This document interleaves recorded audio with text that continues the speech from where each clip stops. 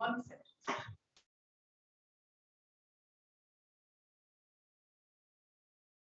Yeah, I think he should be. No, mic is still not. Can you? Oh,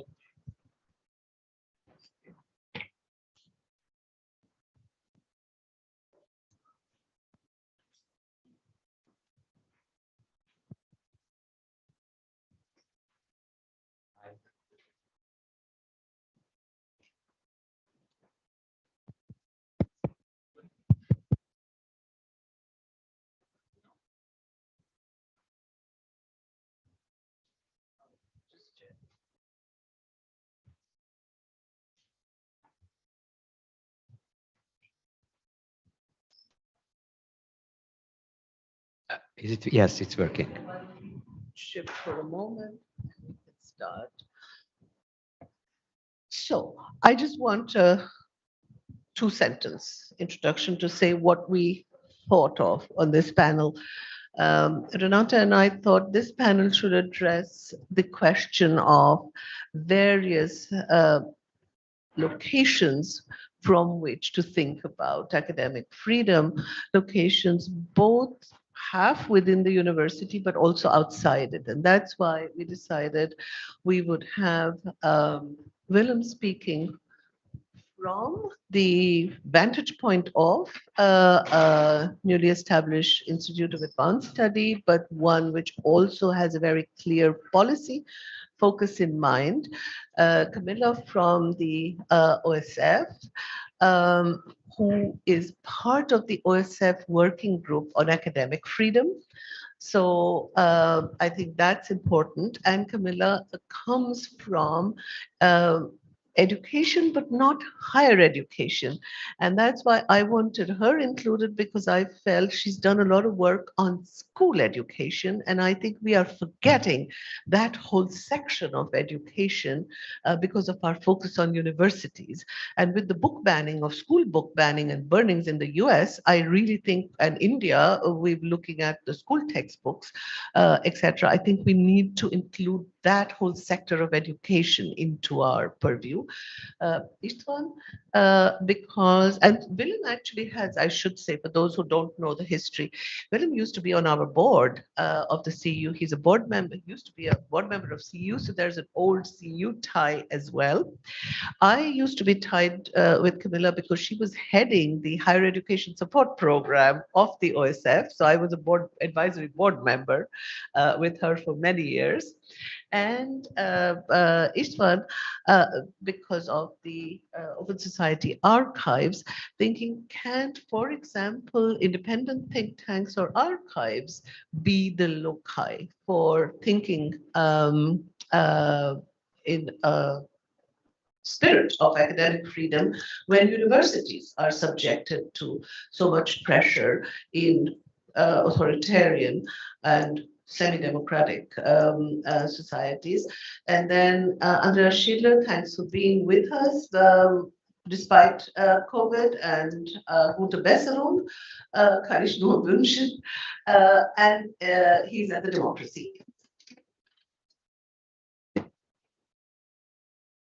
University and partly outside it to the CU. So we thought that is the idea of thinking on this topic in a slightly different optic, shifting the gaze to institutional sites, half within, located with complementary to the university. Ishkan, you have the word. Thank you very much. If you allow me, I would like to make just two remarks reflecting on our discussion yesterday. I had the feeling if somebody from Morse came into the room, she or he or they would have the impression that academic freedom is under unprecedented pressure. And this is an unprecedented movement. To a certain extent, each movement is unprecedented. But I started university as a student and started teaching at the university, at the Karl Marx University of Economics in Budapest. But there was not only no academic freedom whatsoever, but there was no discourse about academic freedom, and almost no possibility to fight for academic freedom. And if you think about the interval years, especially in Italy and Germany, then it's obvious that attack against academic freedom did not start in the past 1 or 2 decades. So this is the first thing I wanted to say. The second remark is related to this one. Fight for academic freedom did not start with the student revolt in May 1968 in Paris. On Ash Wednesday in March 1229, there was a student riot in Paris at the University of Paris against the papal patronage of the university, for the freedom of the university. And it went on and on in the 16th century, in the 18th century, in 1910, all the time. So what I would like to say is that perhaps it would be useful to look at academic freedom in a slightly different way. Instead of thinking about academic freedom that it's there and then we have to try to defend it whenever there is a need for it, we should consider fight for academic freedom as part of academic freedom. We redefine academic freedom every single moment, depending on the new context, the need to fight for it. And our fight for academic freedom is partly defines academic freedom itself. So these were my 2 remarks about our discussion yesterday. Now let me apologize. First, I will not talk about archives because I've read the contribution or the draft of the contribution by our esteemed colleague Maria Kronfeldner, which she sent to us, in which she wrote, I quote her, "The argument from truth defends academic freedom as necessary for the advancement of knowledge. It is a flawed argument," she writes, "a liberal nostalgia." I would like to say that the argument from truth in defense of academic freedom should not necessarily be based on the conviction that truth is necessary for the advancement of knowledge. Although I would not say that such a claim cannot be made. The concept of truth is distinct from, I will try to give a commonsensical justification based on truth for academic freedom. This is what I will try to do, a very simple one. The concept of trust is distinct from the content of truth statements. Humans cannot go on with their lives without the notion of truth, without being aware of the grave consequences of mixing up the true and the false. As we cannot survive without being able to distinguish between true and untrue, without having a concept of truth, we have justifiable need to live in an environment that protects the conditions of having, keeping, and using the concept of truth. Since having and being able to use the concept of truth is essential for survival, for both individual and communal security, citizens have rights based on need to truth.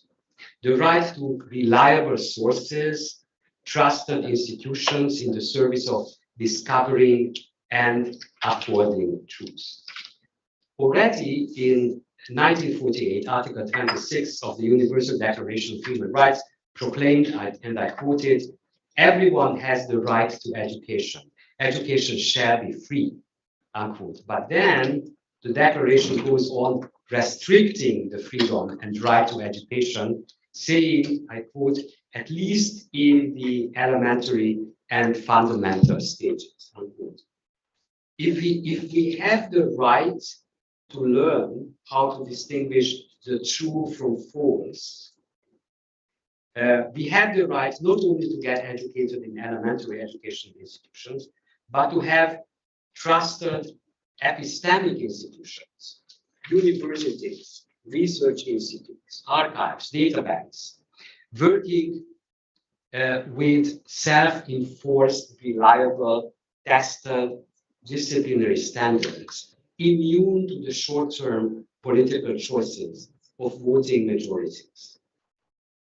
If we have a right to choose, as the protocol of the Geneva Conventions established it in 1977, and as the Inter-American Court of Human Rights in its ruling on the Manfredo Velázquez Rodriguez case upheld in 1988, there should be identifiable duty bearers who are obliged to enforce, uphold, and guarantee the right.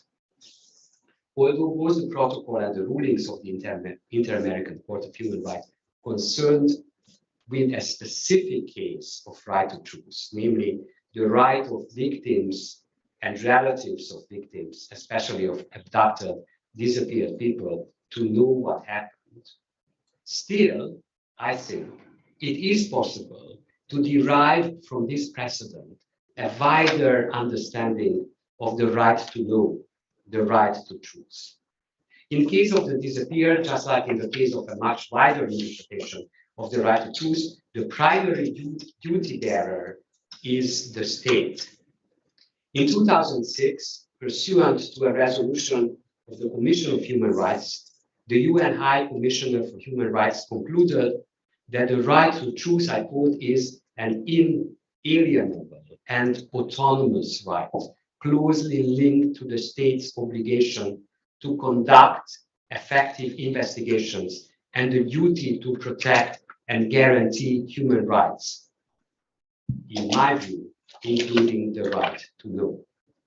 Helping citizens not to be misled, the state has the duty to sustain and protect credible epistemic institutions, to keep, guarantee, and strengthen trust in those institutions, instead of undermining trust in them, to have rules and structures that help citizens to choose and rely on trustworthy and credible institutions, which in turn have the duty, we have the duty, to protect the conditions of credibility by defending the academic freedom, the precondition of knowledge production.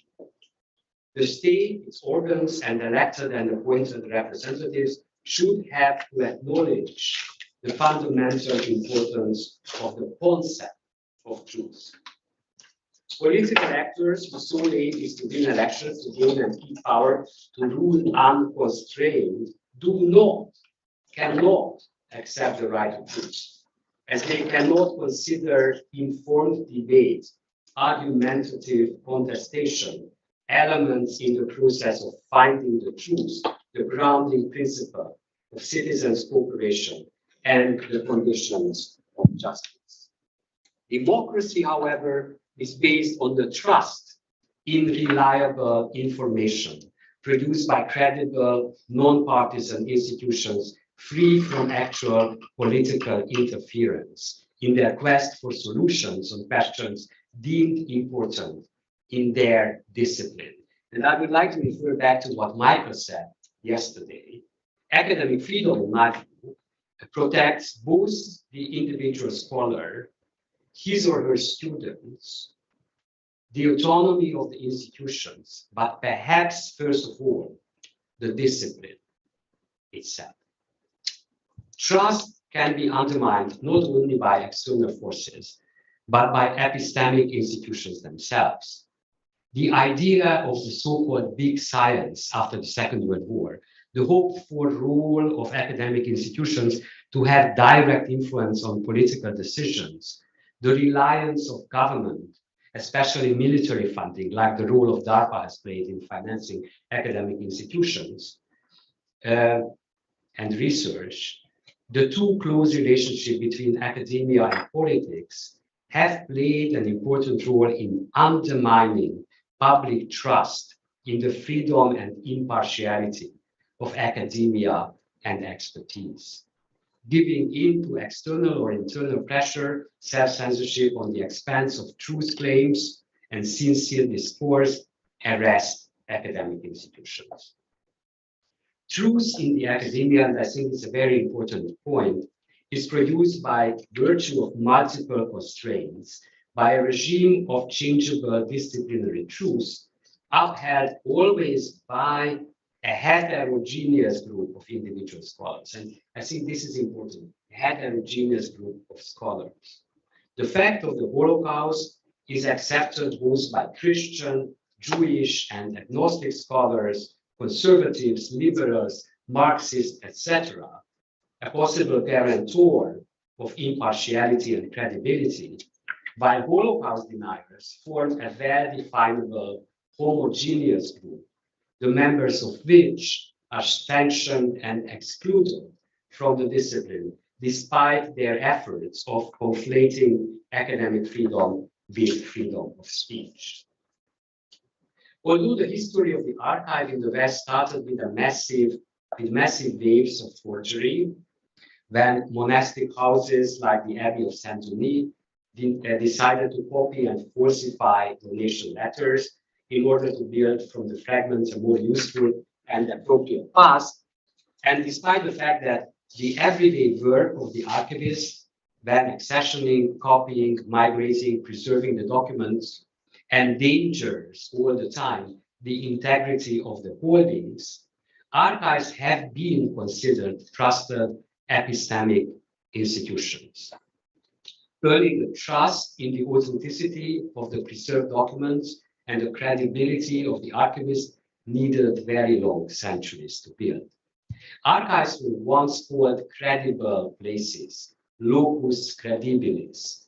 After the 12th century, institutions considered to be the beginnings of archives in Hungary, for example, were called and considered in Hungarian hiteles hely, loca credibilia authentica, ecclesiastical chapters or abbeys entrusted with drawing up and preserve contracts and confessions. Therefore, another version of the name was loca testimonia.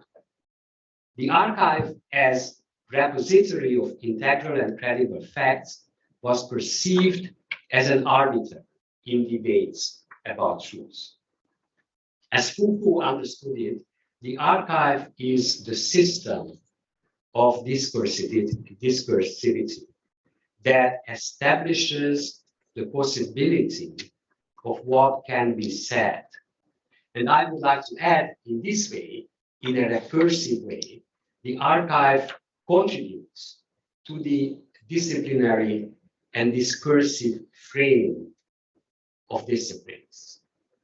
So the archives and what is stored and what is available in the archive has an impact on the development of disciplines. Alatheia, the Greek term of truth, has different connotations. Among them, notion of uncovering.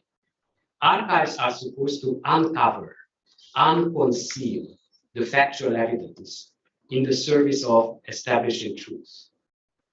When in December 2001, I invited a dozen scholars to a meeting, out of which came the Budapest Open Access Initiative, one of the founding documents of the open access movement, we were convinced that not only scholarly papers, the transactions of learned societies, but also documents stored in the archive should become freely and openly accessible.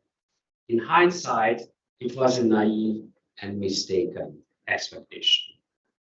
The assumption is that the public has or should have the right to gain access to information contained in documents that are legally no longer constrained by acceptable national security and secrecy provisions and are free of intellectual property or copyright restrictions. However, the presumption that there is a clear, strictly definable distinction between public and private information cannot be made anymore. The relative value of information, its contextual meaning, and sensitivity are perceived differently in the open digital era and can have dramatically different consequences than under a previous information regime. The meaning, value, and significance of the documents in the archive could undergo radical changes depending on the changing historical, political, and cultural context. For instance, until the dawn of the 21st century, one's gender was considered a non-sensitive item of public information contained in every birth certificate. No longer.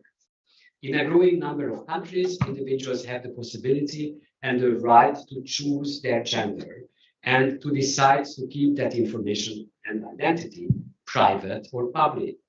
On the other hand, in some countries, one's sexual orientation, once a highly sensitive private item of information, has ceased to be a personal matter anymore. Archives are supposed to be trusted custodians, appointed by the present on behalf of future generations.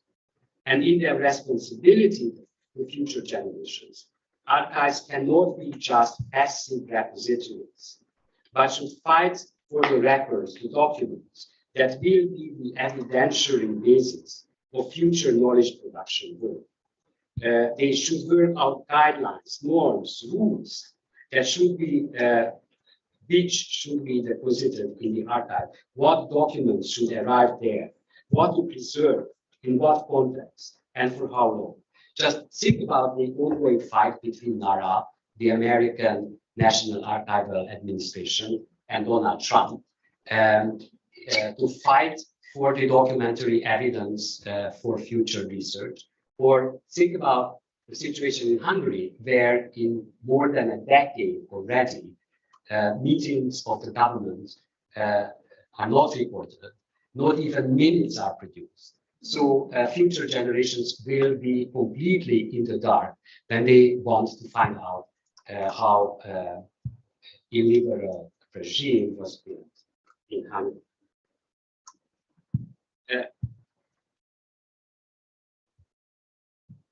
Fulfilling one part of the mandate, protecting privacy, would force the archive to make research difficult or sometimes even impossible in the future.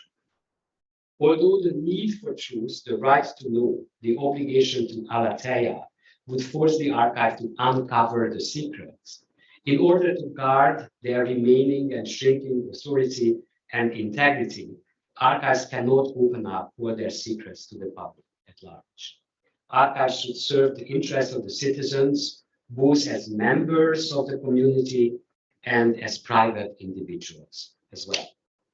Public interest archives are in the business of serving the public, being mindful to the right to know, and protecting informational rights at the same time by sustaining ethical, political, professional, and scholarly principles, even when these principles conflict with each other. Since privacy is a complex, non-private issue, archives should act in a careful, differentiated way, taking the needs of context specificity into consideration before making archival documents openly accessible in the service of the need and right to know.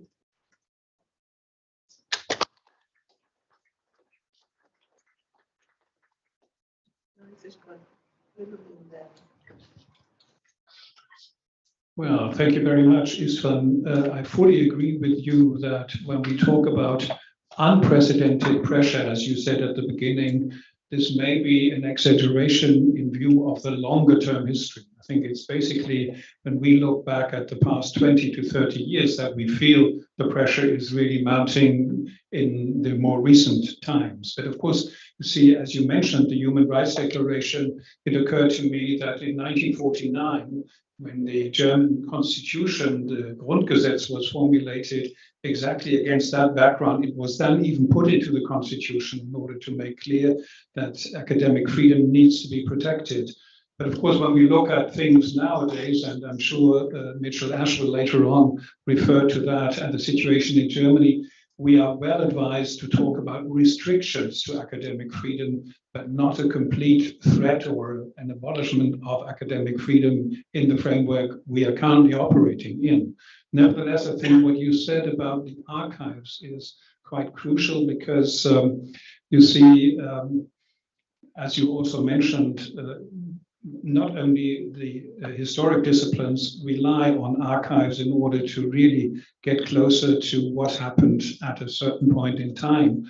And I still remember a debate at the annual meeting of the German Historical Association in the late 1990s when the neurobiologist Wolf Singer was addressing the audience, and there was this hype of oral history. We all believe in doing interviews and then we know what happened. And he made clear that human memory is always reconstituting and reconstructing things in different ways. And that's what even then led one of the historians, Johannes Fried, to say, whatever cannot be proven by documents has to be regarded as false, which I think is an exaggeration as well. But nevertheless, I think in this whole context, also the new institute with this pilot project on voices from the past, lessons for the future, tries to build a bridge between the three elements, so to speak, interviewing people who were change makers at a certain point in time, having them reflect on the present, but also asking them for their ideas for shaping or coming to terms with the huge challenges we are currently confronted with. With respect to the topic of this session, locating academic freedom outside the university, let me start by saying that we would be ill-advised if we try to separate the things. Because you see, most of the institutes of advanced study that have been created over the past 2 decades are university-based institutes of advanced study. And so they are, in a way, complementary institutions to what's going on within, basically, at least as far as Germany is concerned, mass higher education institutions. So they are considered to be part of a kind of compensatory institutional way out of, let's say, this burden of teaching and taking examinations and all the rest of it. But I think it's exactly the plurality and richness of the institutional arrangements we have in many European countries that actually help us to come to terms with several of the challenges. You see, an Institute of Advanced Study, in my view, has really the mission to, first of all, see to it that some more thoroughly rethinking activities can go on, and that they are really, that the researchers are enabled to really take time out of their usual business in order then to also come to terms with some of the major challenges we are confronted with. And I think that's important in order to secure the health of a well-functioning research system overall. Well, in most autocratically governed countries, the universities are, as we have seen yesterday already, the prime target of attacks on academic freedom. And that is precisely, as Eric made clear yesterday, because there is the biggest threat that within the universities, you see, the next generation of leaders, of experts in various domains are educated and trained, and the more narrow technocratically speaking they are educated, the better for an autocratic regime. So if you look at China or look at, let's say, even some of the East European countries, you can easily see that their attempts at attacking academic freedom are all designed to narrow down the scope of thinking within universities. So, for instance, to give you one example from Poland, where the science minister already 4 years ago talked about the need to Polonize the humanities. Polonisierung der Geisteswissenschaften is the German translation. I don't know the Polish language, that's why I can only refer to it like that.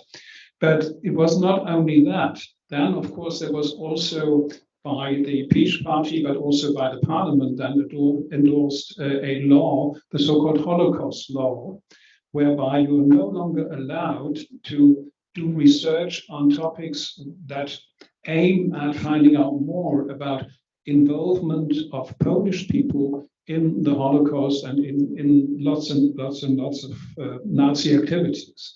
And this law was passed and threatens scholars now with, let's say, being able to put to jail for 2 to 3 years.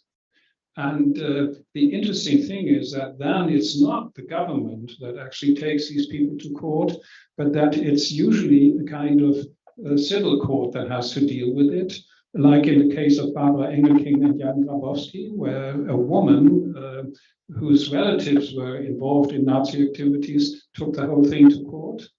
And then, of course, in the first instance, they were threatened to being put to jail. But then, of course, there were lots of protests. So civil society, I think, in that respect, also still plays a major role in order to, let's say, finally protect at least some of the intellectual activities. But I think what we see here is a kind of revival of totalitarian methods. You see, you simply take well, more or less, you are interested in taking thought in speech control, or you could say even in German to erase Denkverbote, so that you're no longer allowed to even utter certain things in this respect. I think in extremely authoritarian regimes, it is, of course, almost impossible for scholars to really continue in their activities within a given country. Right now, of course, the most obvious example is Belarus, but also Turkey. If you look at the many, many people that have been expelled from their universities, and quite a number of them have come to Germany and also to other countries in order to at least continue in the setting of an institute of advanced study, like, for instance, in Germany, the Kulturwissenschaftliches Institut Essen, or also some people now with us at the new institute. So these institutes of advanced study can also be the home of some of those people who are forced into exile. But of course, it's only a temporary kind of thing. So we really have to continue as a scholarly community across borders to really take up the agenda in this case and to really provide, let's say, platforms for discourse, not only, but also provide, let's say, support for people who have actually fought in their home country for all of this. As far as the present situation is concerned, my feeling is that we are, let's say, close to falling victim to linear thinking, assuming that the Ukrainian war and lots of other things leave no way out. And that's a typical thing if you look back that we, for instance, when the financial crisis of 2009 occurred or the refugee crisis of 2015, we were always extrapolating things into the future without anticipating that there is also, may also be opportunities for change, for taking preventive or proactive approaches, if you like. And that's what I see, for instance, for my institute, the new institute in Hamburg, as something where we can make a difference in offering alternative scenarios, in offering new opportunities for rethinking the kind of things we are dealing with. And also in that respect, I see the need to build bridges across national, institutional, and disciplinary boundaries in order to come up with new opportunities for intellectual exchanges that hopefully will then help to develop viable solutions, or at least pathways to viable solutions for our common future. Thank you very much.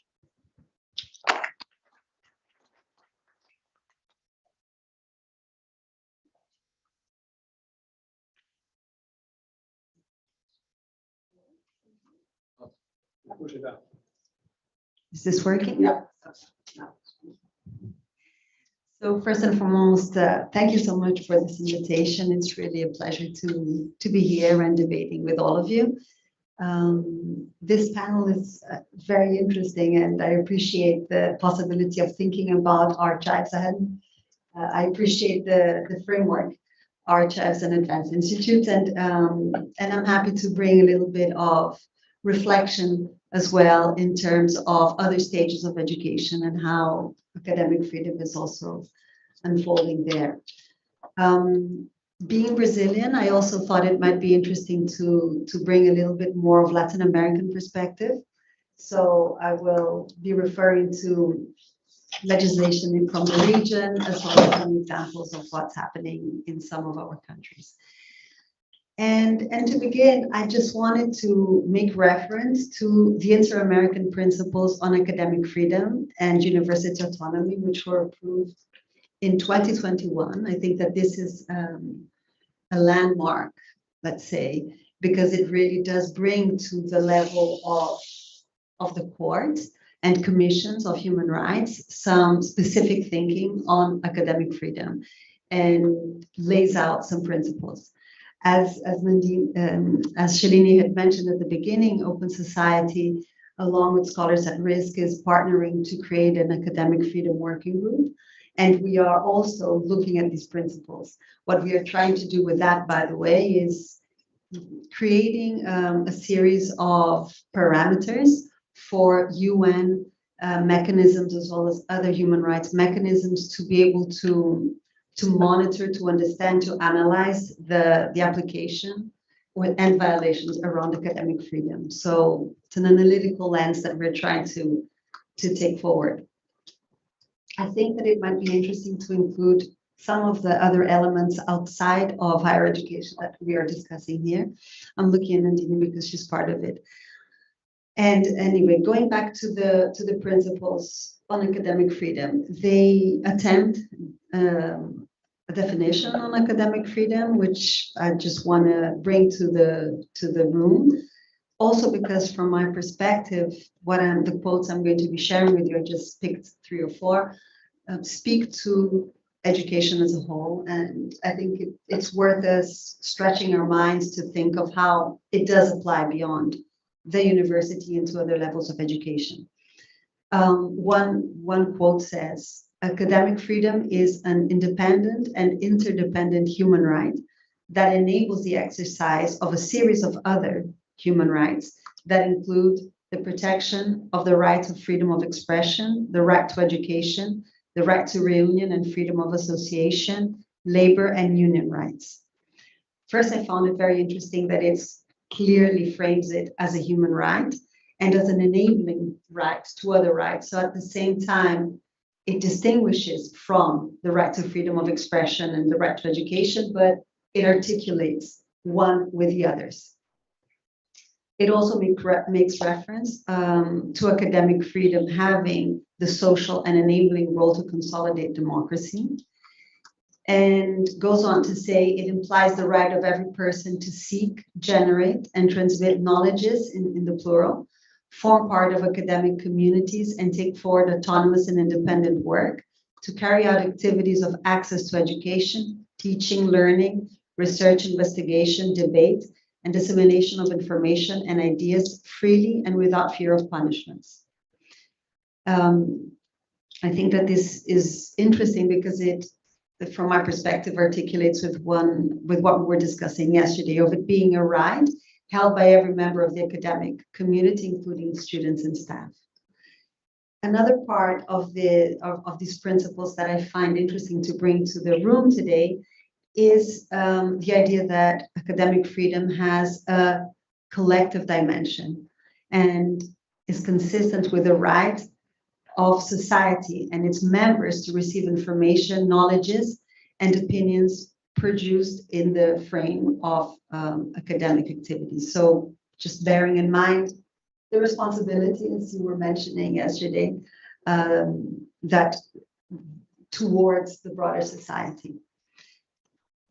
At national level, of course, here I am not able to speak to many national constitutions, but in the same way that we have international frameworks, now a regional framework that I mentioned, and then we have the national constitutions, they also, or at least the case I'm bringing here, which is the Brazilian case, it establishes, the Article 206 establishes a definition that applies to all levels of education. So I just want to bring it to our attention.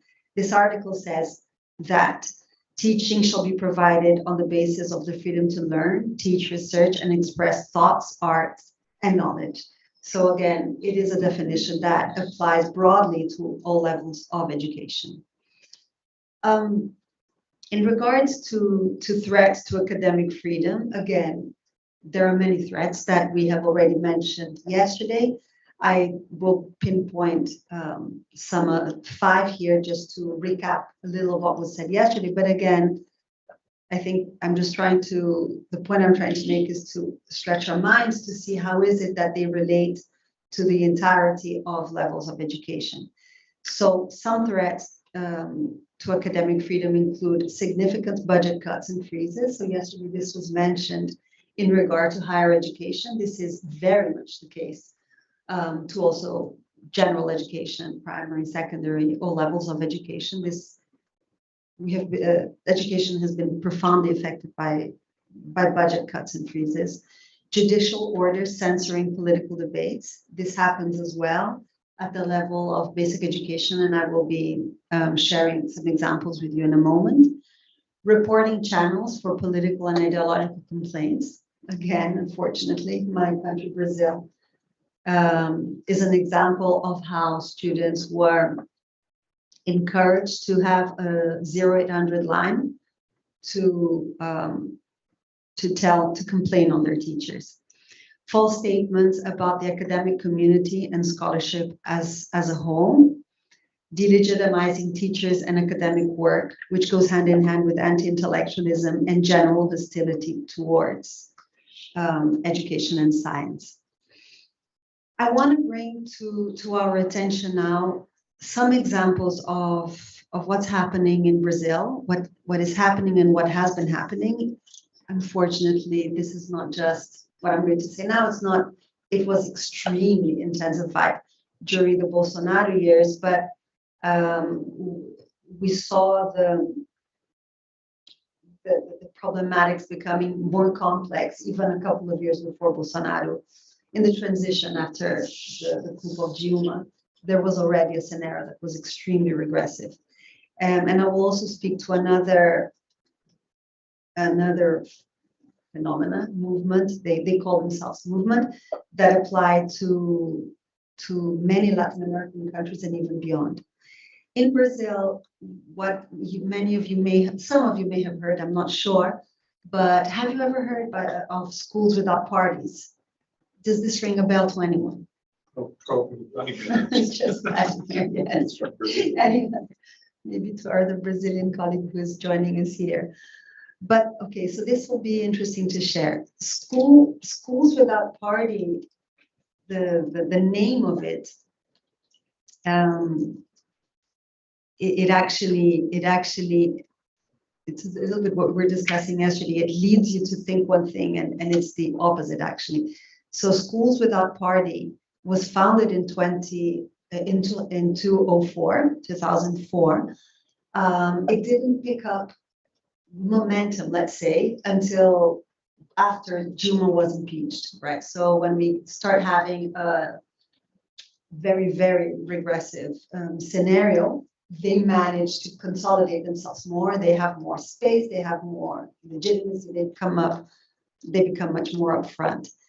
It focuses on primary education and fundamentally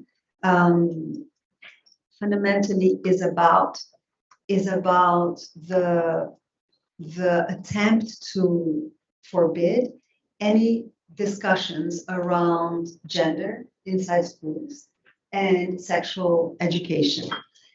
Bolsonaro endorsed the movement's agenda by encouraging students to record and denounce teachers who he refers to as ideological predators.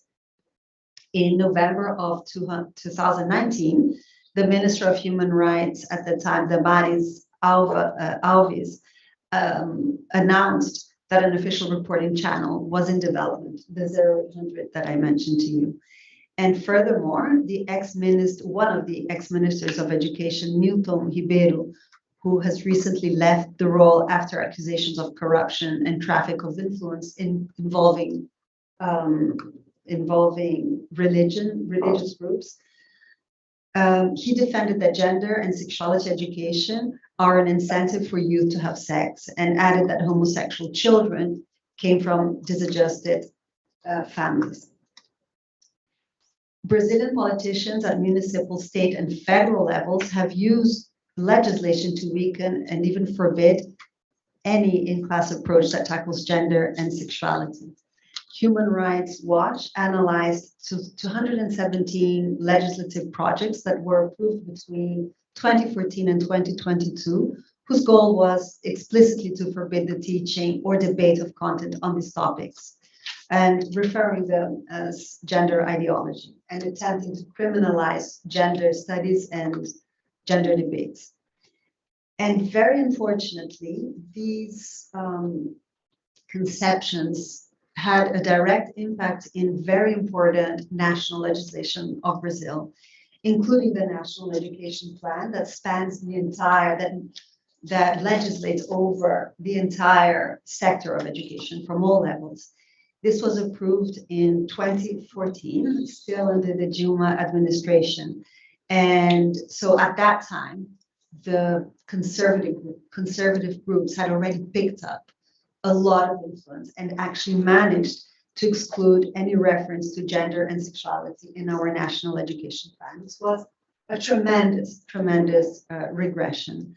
This was due to the pressure of conservative and religious groupings in the parliament. In Brazil, we call them bancadas, like the groups that organize inside the parliament. And then you have various groups, and one of them, very, very strong one, is the religious group inside the parliament. And they claim that these topics would distort the concept of man and woman and destroy the traditional family model. Furthermore, claiming that these are private issues that only parents should have a bearing on. In 2017, these conservative groups also influenced the non-inclusion of gender and sexual education in the national core curriculum of Brazil that was approved. Again, an extremely regressive measure. Thankfully, Brazil is signatory to numerous international human rights treaties, which ensures that teaching of gender and sexuality is legitimate and has legality to pursue these in the classroom. But it has become a legal, very contested legal debate. Teachers fear discussing these themes in the classrooms, and some have reported being threatened, and others are undergoing administrative processes. The Supreme Court of Brazil has played an important role in containing this legislation, managing to take down, for example, in 2020, 8 of these legislations. But this is a very installed topic in Brazil. I wanted to quickly mention another dimension of what is happening, 2 other quickly dimensions happening in Brazil. One is the militarization of public schools. So Bolsonaro initiated a program in 2019, a national program to promote civic military schools.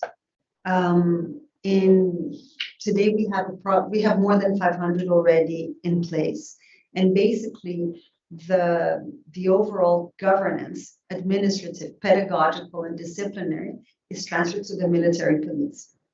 So this implies a military pedagogy in these schools, which includes, amongst other things, the standardization of behavior, rigid discipline, hierarchy, obedience through fear, reproduction of military rituals and commands, not to mention that they come dressed up in military uniforms, and they have to go through all military procedures, let's say, inside the schools.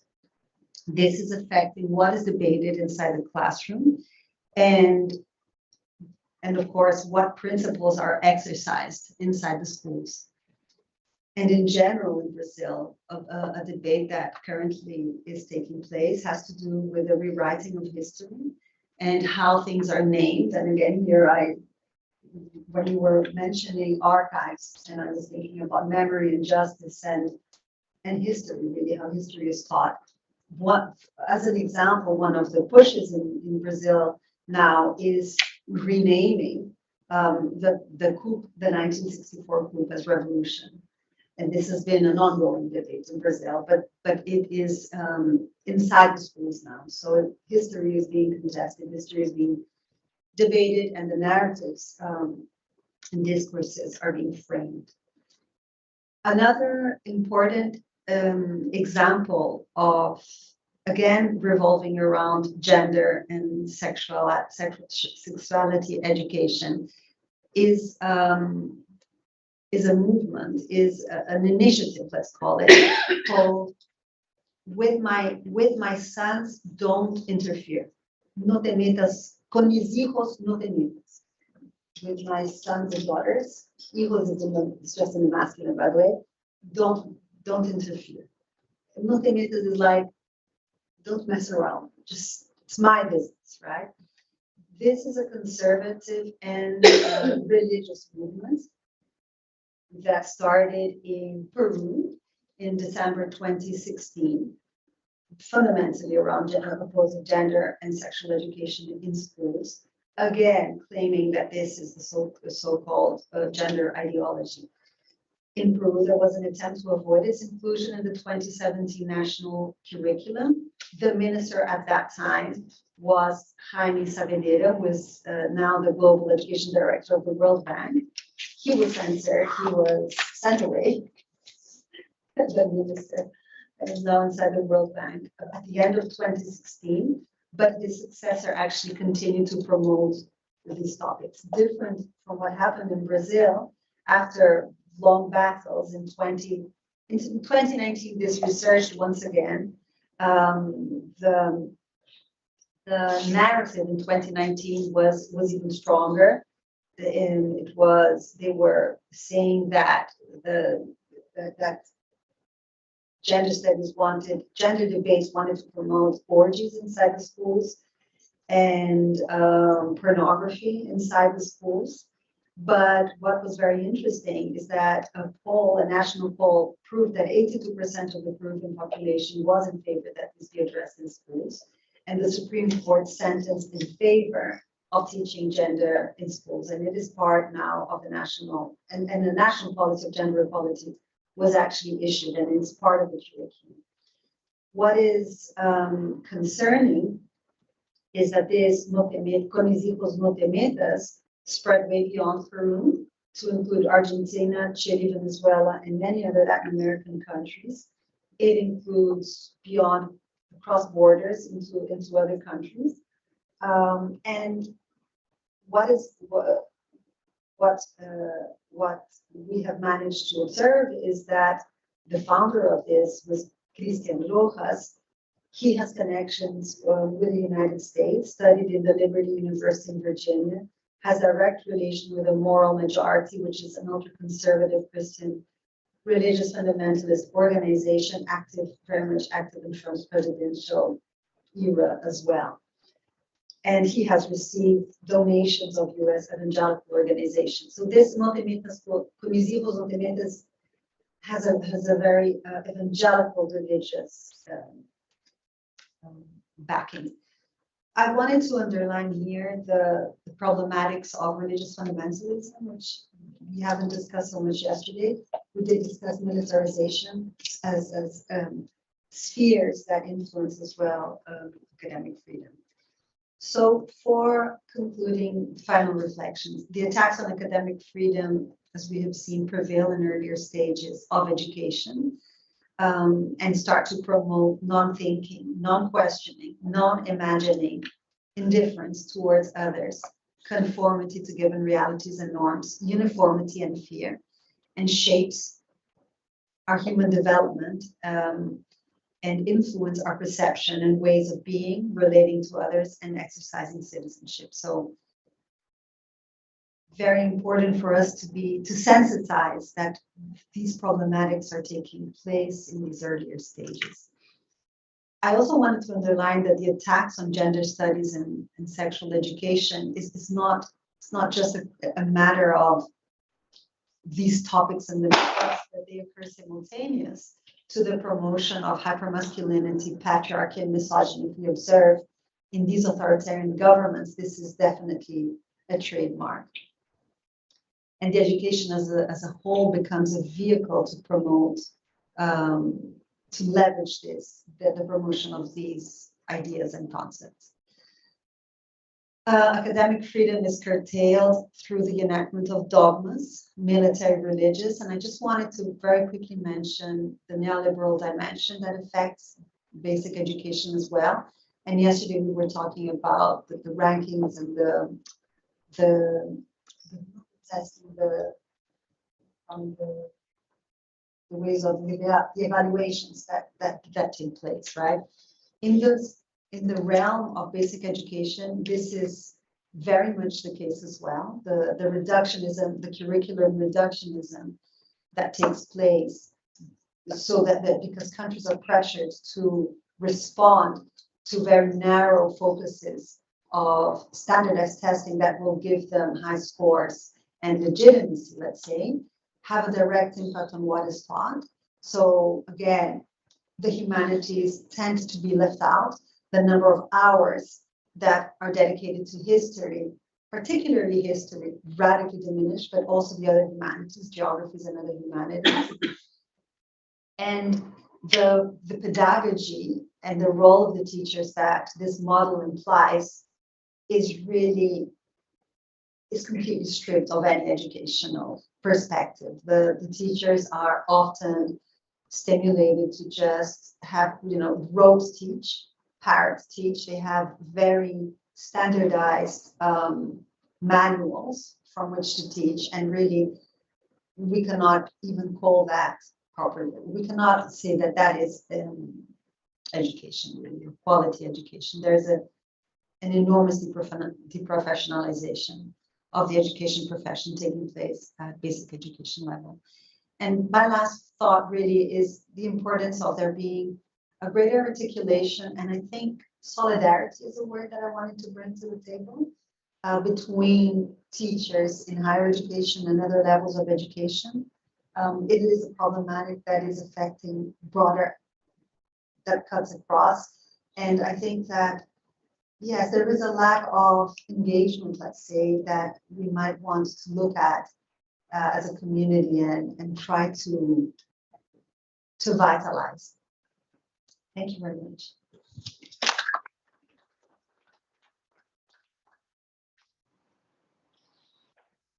Andreas, would you like to conclude with your remarks this session, and then we have time for a quick round of discussion and then a coffee break?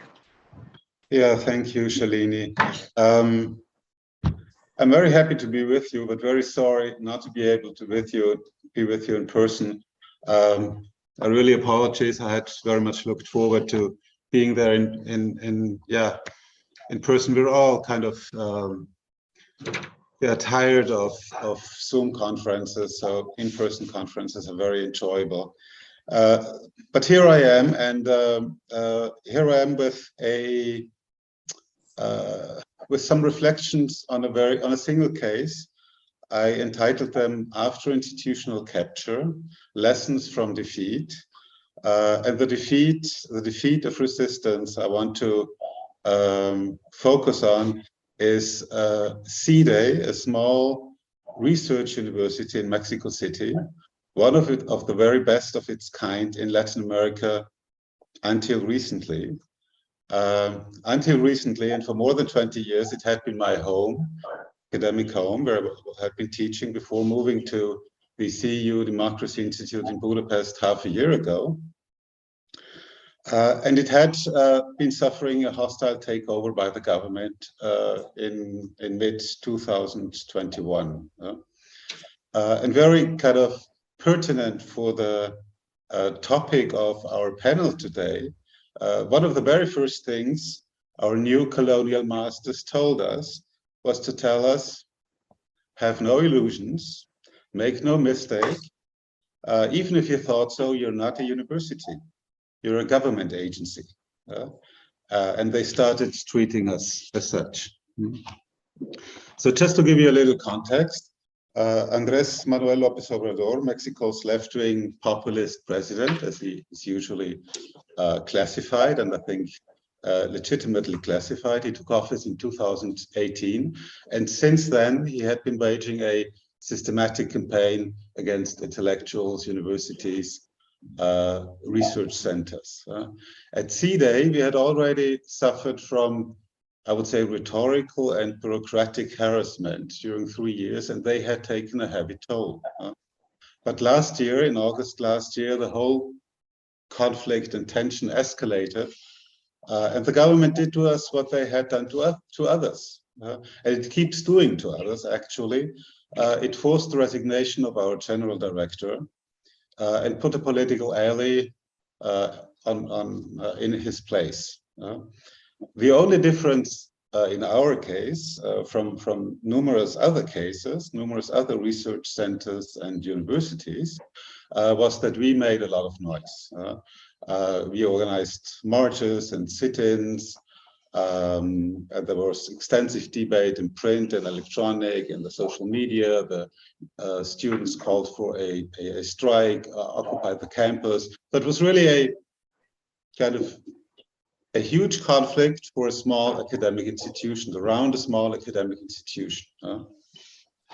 But it was to no avail. We suffered defeat. Our kind of new colonial masters prevailed, and thus my lessons from defeat. About 10 days ago, Oxford historian Timothy Garton-Ash gave a talk at the CEU in Budapest to young democracy activists, and he gave them recommendations for assistance. I wasn't there, but I talked to a student from the audience, and I asked her, well, what were these recommendations about? And she said, well, I don't remember, but the first one was be pessimistic. And that's about the streak of my reflections. They are basically very sober assessments of the correlations of power we found ourselves in. And they're based on the suspicion that these correlations are typical for such types of struggles. And actually, with the background from CEU's expulsion from Budapest, I think you will hear many echoes from these struggles some years ago.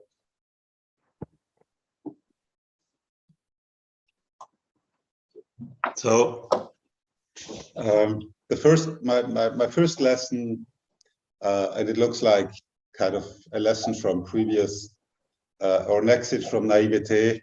We should not overestimate the power of arguments.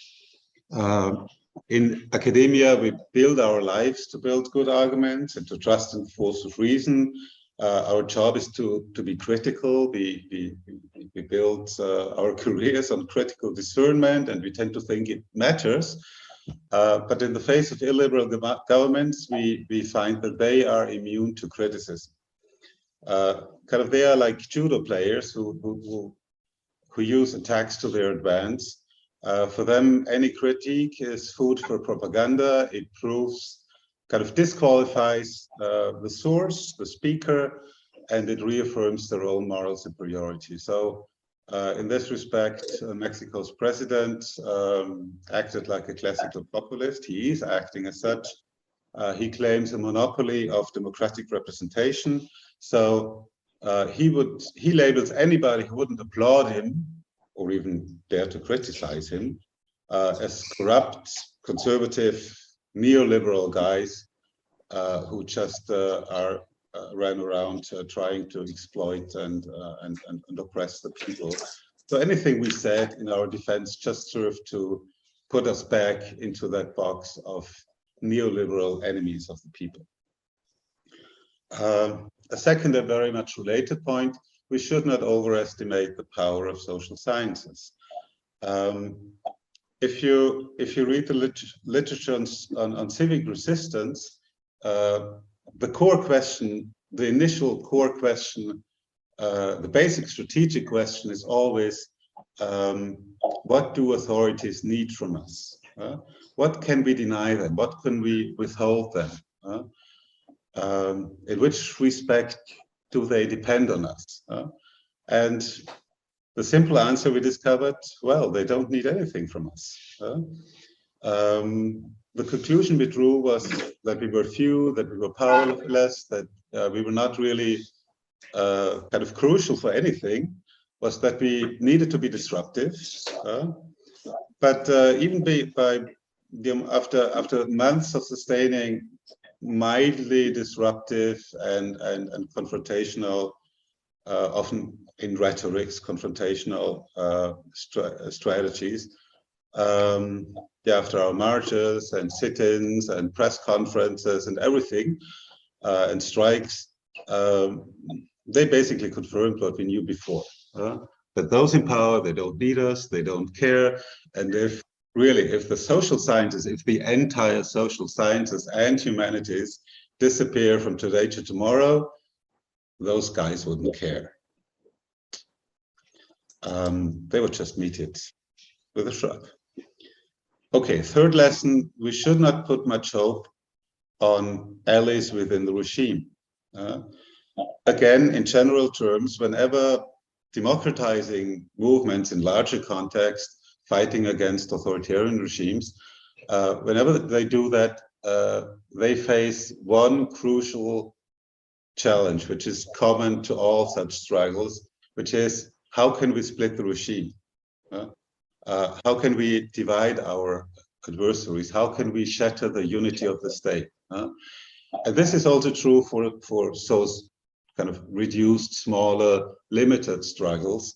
In our situation, the same things seem to be true. Kind of finding allies within the regime might have been our salvation. We thought. But actually, this might have worked, but it's really just only a fantasy in theory, because again, saving a university or a small research center or even the social sciences, as it matters so little to an illiberal government, it also matters very little to any insider who might considering raising its voice. The English have that nice saying, pick your battles. And I'm sure everybody inside such a government knows to pick their battles. They would, no regime minion would risk their career and contradict their superiors in defense of a tiny research center. So misplaced hopes, basically. And in a similar way, we should think about outside allies. We should not put too much hope on the international community. It's a universal temptation to, whenever opposition movements, dissidents face overpowering realities within a country, the natural thing is to turn outside and to mobilize international allies. We did that. We received dozens and dozens of solidarity letters, even from the EU, which were received with gratefulness. But our authorities, as we would formulate in Vienna, they didn't even ignore them. So they were really not impressed by the breadth and depth of international support we received. They could just be indifferent to it. My fifth point, which is a tiny bit more positive or more optimistic, that we should not underestimate the power of our students. All my previous kind of assessments of correlations of power are kind of simple explanations of our failure, why our resistance proved fruitless in a way, in an instrumental way. But if we did not just go under with a whimper, but with a good deal of public fuss, then it was because of our students. When we, their professors, were really already resigned to write a handful of editorials and send a few tweets and a few emails, etc. They called for a strike. They occupied our campus, and they really ignited what then turned out to be quite a sizable public contentious movement. So they really kind of escalated the protest, made it public, made it look forceful, and kept it alive, kept it running, even over Christmas and difficult times, etc. So without their combativeness, without their resolve and creativity, their resilience, our fate would have been very similar with that of numerous other research centers. We would have simply suffered a quiet colonialization instead of a noisy and contentious one. So after kind of enumerating all these false hopes we placed on our own power and the power of potentially internal allies and external friends, etc., my sixth and last lesson might sound a bit paradoxical to you, and it even sounds a bit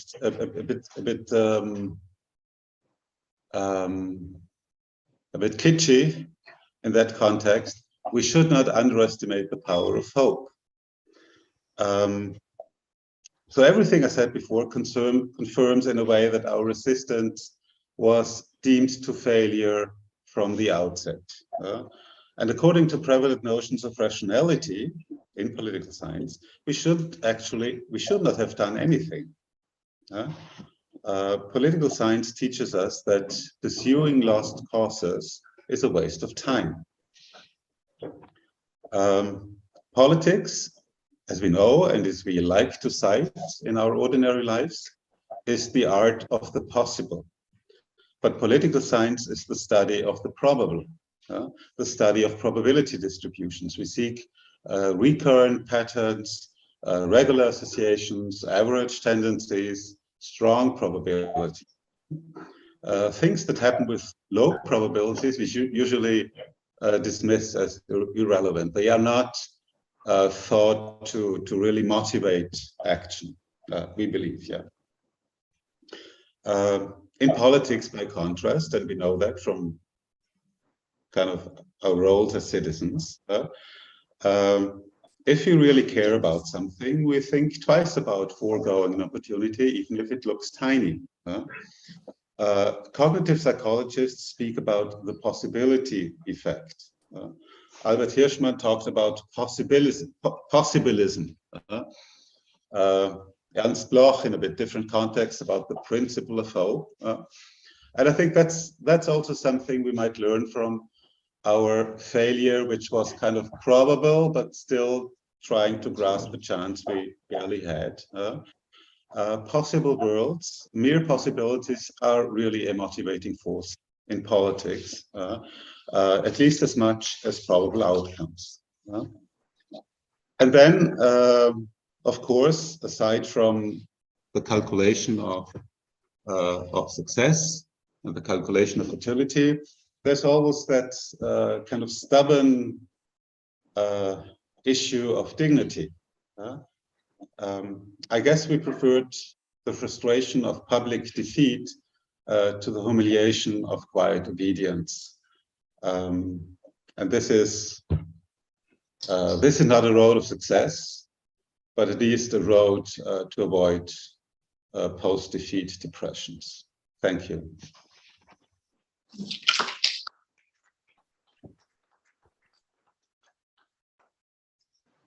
Okay, so we have about a quarter of an hour, 20 minutes. We started late, actually, so we could take up to 20, 25 minutes. Mitch, immediately.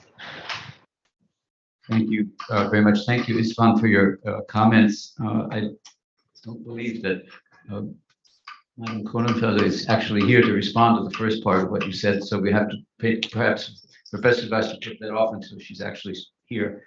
But about the archives, this is a general question, actually. I think you've encouraged me to think about this. what we're also discussing about here is the conditions for the possibility of producing knowledge.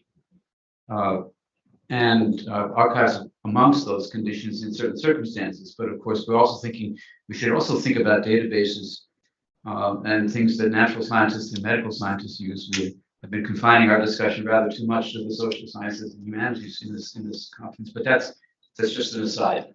The issue is the condition for the possibility of producing knowledge should be thought of as part of academic freedom, and I think we can all agree on that. That's a very good point and a very relevant point. Those who have worked with archives know that even the best archival laws do not guarantee that the materials actually arrive at the archive. Even in states, in countries like Austria or Germany that have good archival laws, maybe some laws better than others, ministries don't always turn over the records. And so you're dependent upon insiders' knowledge about where they might actually be in order to actually get at the information. So perhaps we need to think about the freedom of the distribution, of the availability, not only the dissemination of information in this context. For Camilla, I have a question about, this is perhaps not entirely fair, but it's a question about the historical debates in Brazil, which of course occur in every country. How to name things, whether, how to interpret history, especially contemporary history is never separate from politics in any country, as far as I know. So I guess one of the questions we have to think about is, what is the difference in authoritarian regimes versus in democracies? These debates happen in all regimes. So what is the specific difference? Perhaps one answer would be the government has the authority either to enforce a particular point of view or to ignore it, as we just heard. And that decides things in ways that academic debate cannot. And yet, I do want to add a skeptical note as a historian. Truth is never actually present. It is a goal. No less than Wilhelm von Humboldt said that already in the famous text of his that is always quoted but was never published in his lifetime in 1810, in which he said that in contrast to school knowledge that is taught from textbooks as though it were permanent, research is never ending. I think of that as a pioneer thought of the history of modernity, actually. It's not just about universities. And the danger we have in this context is that particular historical points of view are regarded as canonical. And if they have that much force in the public sphere, then attempts to revise them are always going to be in trouble.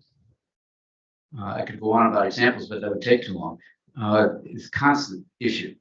And so one of the questions I would want to raise to you is, what if in a democracy, public opinion favors a position that the progressive forces do not agree with? What happens then?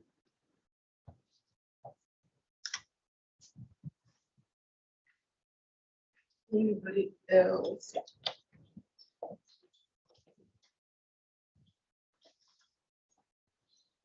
I would like to basically agree with what has just been said about truth being just the goal. And one of the resistances and anti-intellectual attacks against university from illiberal regimes, from authoritarian regimes, often comes because they perceive universities to claim to own the truth, to be the places where the truth is located. And also this truth is not very neutral.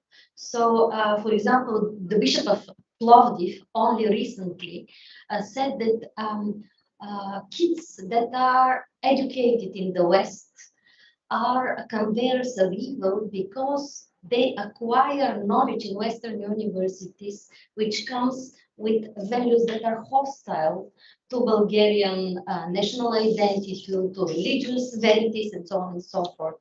So it is, for me, essential that academic freedom is defended to an extent possible, as a value that has appeal not only for liberals, but has a more wider appeal, so that it is not the universities are not attacked necessarily as conveyors of liberal values. What do you think? What are your thoughts about that? Because I think that this is the main point of why universities are attacked, why academic freedom is curtailed.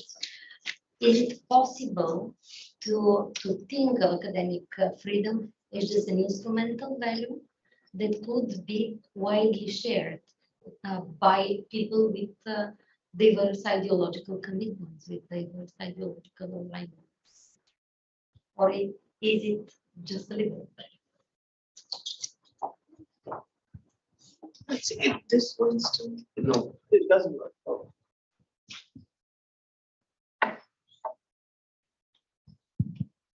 Thanks. Yeah, I was wondering whether here that we sit and discuss, we use academic freedom as an umbrella for like a shared mission, like a political agenda, or as an analytical category. And if the secondary is the idea, I think there would be some important differentiations to make. Like for once, I think it's very important to note that not all authoritarian regimes are anti-intellectuals. We would be very mistaken not to see China as a meritocracy, where actually academic thought is being furnished. I had the big luck to study half a year in Beijing. I talked to the PhD students there at the history department. They read Foucault, they read Deleuze, they even read Rancière. They know these authors. It's not they're not aware or whatever. So I think we should differentiate here. Not all authoritarian regimes are anti-intellectuals, the state against the reason. That was the word yesterday. Secondly, I think another differentiation of importance is, was there such a thing as a tradition, as a culture of academic freedom beforehand? Like, it's a difference if we have de-democratizing regimes or something where something like this is just coming into being. So the Hungarian case is a case of where we are surprised that something that we took for granted is being taken away again. And that is something different than developing countries just experiences first steps getting into a culture of academic freedom. All these things, I think, are now a little bit mixed together when we discuss it, which I understand if what we do here is a political coalition building. But if we want to do research on it, maybe we should start differentiating a little bit more. Thanks.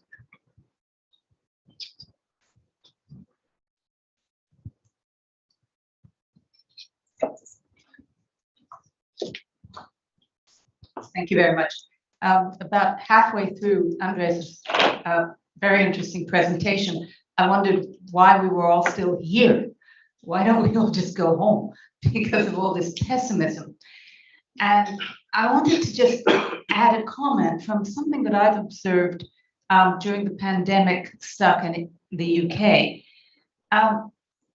I saw in the media, all of the media, a sudden respect for some entity called a behavioral scientist. Now, this was unusual because in such a situation, everybody was depending on the medical people to give the government advice, and it was the government's fault for not doing things quickly enough, or the right things or the wrong things. But behavioral scientists that came to the fore were all academics. They were all people from the social sciences, and mainly social scientists, who were really adding to the discussion of what we should be doing. And I feel there's an opening here. There's an opening for more respect for our discipline, because people were listening. And hopefully next time around, when there's another pandemic, they'll be listened to a little bit more, because much of what they were saying has proven to be correct. Just a small little contribution there. I'm so glad you actually ended with the spirit of hope, because I'm with you there.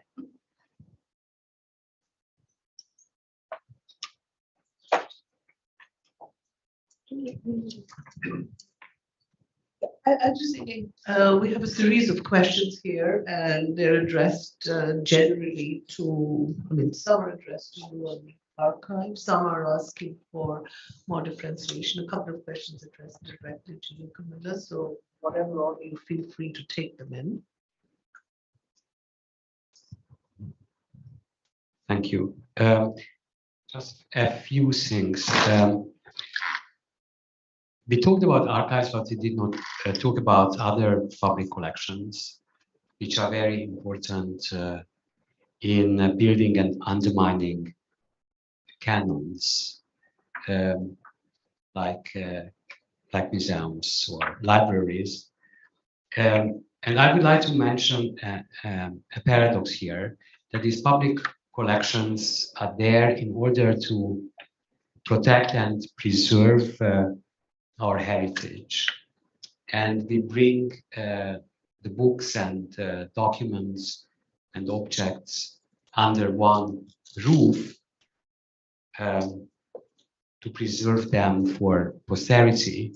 And by bringing them under one roof, we endanger them, because then comes the flood, the fire, the mice, the worms, the bombings, the revolutions, the regime change, and then what we try to protect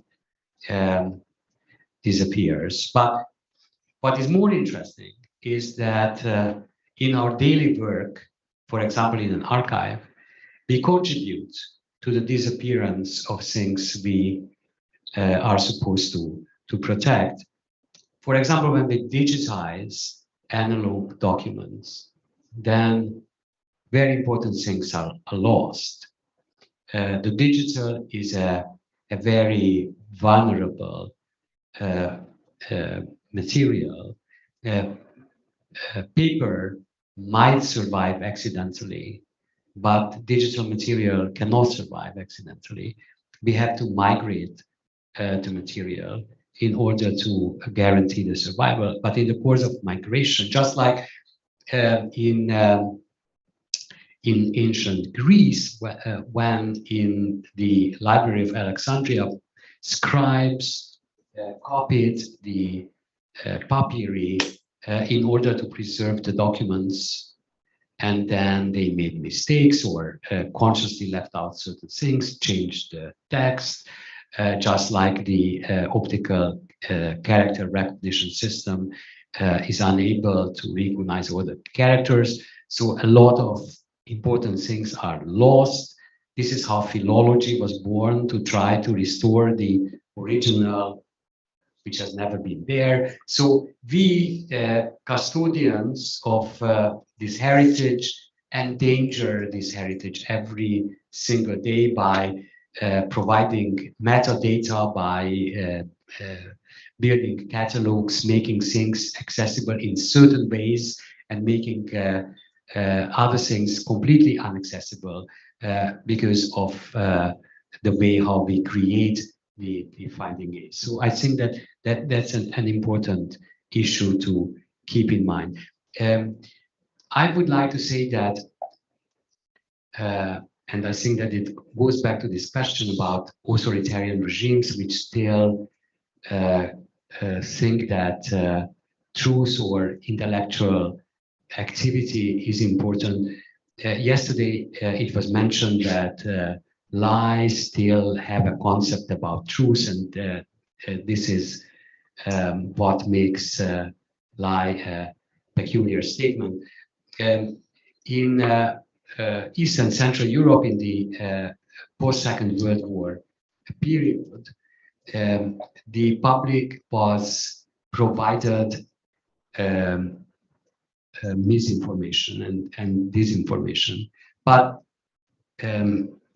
with propaganda all the time. But the regimes did not consider these propaganda lies. For them, it was a conscious way of intervening in the world by mobilizing and motivating people by the help of these this misinformation in order to do something and to bring into life something which is not there, but what propaganda pretends to be there. It was a very important political tool, which was completely different from lies in a traditional sense. But what is happening today in some of these illiberal countries, that the sphere of politics has no concept of truth whatsoever. And statements are just tools in the political sphere without any relevance to epistemological concerns. One more thing. Historical laws also have a very, very long history. Already in ancient Rome, there were historical laws. They were called damnatio memoriae, erasure of memory. When a new emperor came into power, then he tried to erase the memory of a previous emperor. But perhaps the first modern history law was presented in the Reichstag in, if I remember, in 1932, in order to protect the heroism and memory of the soldiers from in the First World War. According to the proposed law, people could be sentenced even to death by questioning the heroism of the German army during the First World War. It was introduced by the Nazi Party in Parliament. Yeah, of course, I fully agree with those who think that in acute crises, you cannot really rely on the academic forceful arguments on whatever you have at your fingertips.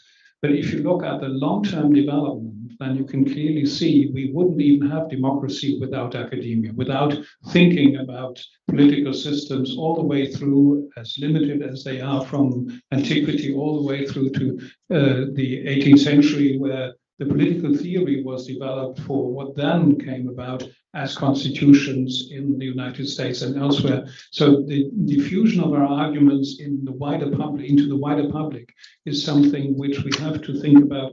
And that's what I meant when I said proactively, we have to prepare for future crises well in advance and not to wait until finally the closing of an institution or anything like that matters or happens. Of course, the power of hope is one thing, but hope always relies on other actors, on circumstances. It's beyond the individual. That's why I always prefer to talk about confidence and self-empowerment, because I think that's essential in order then also to activate not only ourselves, but also our allies. And if we do that well in advance of these kind of crises, do we have an opportunity to actually convert things in a different direction. But that takes from us a very much more future-oriented approach in order to also come to terms with those developments which are already on the horizon, but which are not yet materializing in these kind of strict policies like in Hungary or other countries. So that's why I think for Germany, we started this working group, for instance, at the Berlin Brandenburg Academy of Sciences, precisely because of what we saw in other countries. And that's why we felt these now already visible restrictions also in some parts of Germany and some universities, etc., were the alarming signs for us to also counteract at this early point in time. And I think that's something which we can take away from this session as well, that there is maybe hope, but hope always requires also activating people well in advance. Thank you. Can I say something? Just one minute. That besides hope, there is fight. And I don't want to say that fighting for academic freedom is a substitute for academic freedom. But You mentioned Albert Hirschman, so let me mention him as well. He said once that the next best thing after having something is to fight for it. And you fight for it not in the hope in order to gain it or to have it, but because that's the only decent thing one can do. And as I mentioned at the beginning, I think that academic freedom is partly the fight for academic freedom. This is what partly defines the notion itself. And I think that this is another reason why fight is important, even in lack of any hope. So, yeah, so I wanted to come back to your point of history and also what happens if in a democracy the majority has progressive perspectives. Well, I think that for sure history is always contested. It's not something particular of authoritarian regimes, but under authoritarian regimes that use their power and their machinery to push for certain perspectives, that comes with a strength that, let's say, makes it much more difficult to contest. So I think that this, and I don't think it's the case in Brazil now, by the way. I don't think that there's an enforcement of a certain vision, but it's certainly being strongly disputed, not just through education and what's happening inside education, but also, for example, the 1964 coups are being celebrated in the Bolsonaro government yearly as something to be celebrated. So it's this imaginary, again, that goes beyond the classroom, that gets naturalized and that gets pushed without the possibility of debate, without the possibility of reflection, without the possibility of contestation, of awareness, right? So I think that for me, this is a fundamental difference where you have or do not have the possibility to contest, to push for other ideas, which in a democracy you would hope to have. I want to cite Paulo Freire again, taking the opportunity of my being Brazilian and representing, just bringing him to the table, to the space as well. And I just wanted to reflect on your idea of what happens if the majority has regressive perspectives. I think that we have to. It is a matter of principle to promote awareness raising and to promote debate and to promote reflection. And what results from that, we do hope that is progressive. We do hope that the human inside of us and coming together in a collective debate and being able to push aside indifference, to come together and identify and have compassion and have further sensitivity to the other, that would result in an increased collective sensitivity. Paulo Freire one of his ideas, of course, was dialogue, fundamental dialogue as a core dimension of democracy, horizontality and dialogue, non-stop dialogue, and reflexivity and awareness raising. And he promoted this, he put forward this very nice idea of circles of culture. As, of course, he's an educationist, he thought of formal education, but he also thought of non-formal education and the importance of these debates being all over the place, So I think that is what we are counting on. As a matter of principle, we promote debates and awareness raising. Yeah, and I just wanted to end, I think that, to your point, I think that being here for me represents that we are full of hope, that we are fighting. I think fighting is directly correlated with hope. If you don't hope, you don't fight, right? And I think that is the challenge that we have of not falling into conformity, not falling into anesthesia, indifference, or passivity. All of these elements, passivity, indifference, they are static, aren't they? They are non-action. You don't want to do anything. Whereas fighting a good fight is full of hope, right? And I understand that this is the spirit that prevails here. our realism does not strip us of hope and belief in the future. So yeah, I also want to end on a hopeful note. On a hopeful note.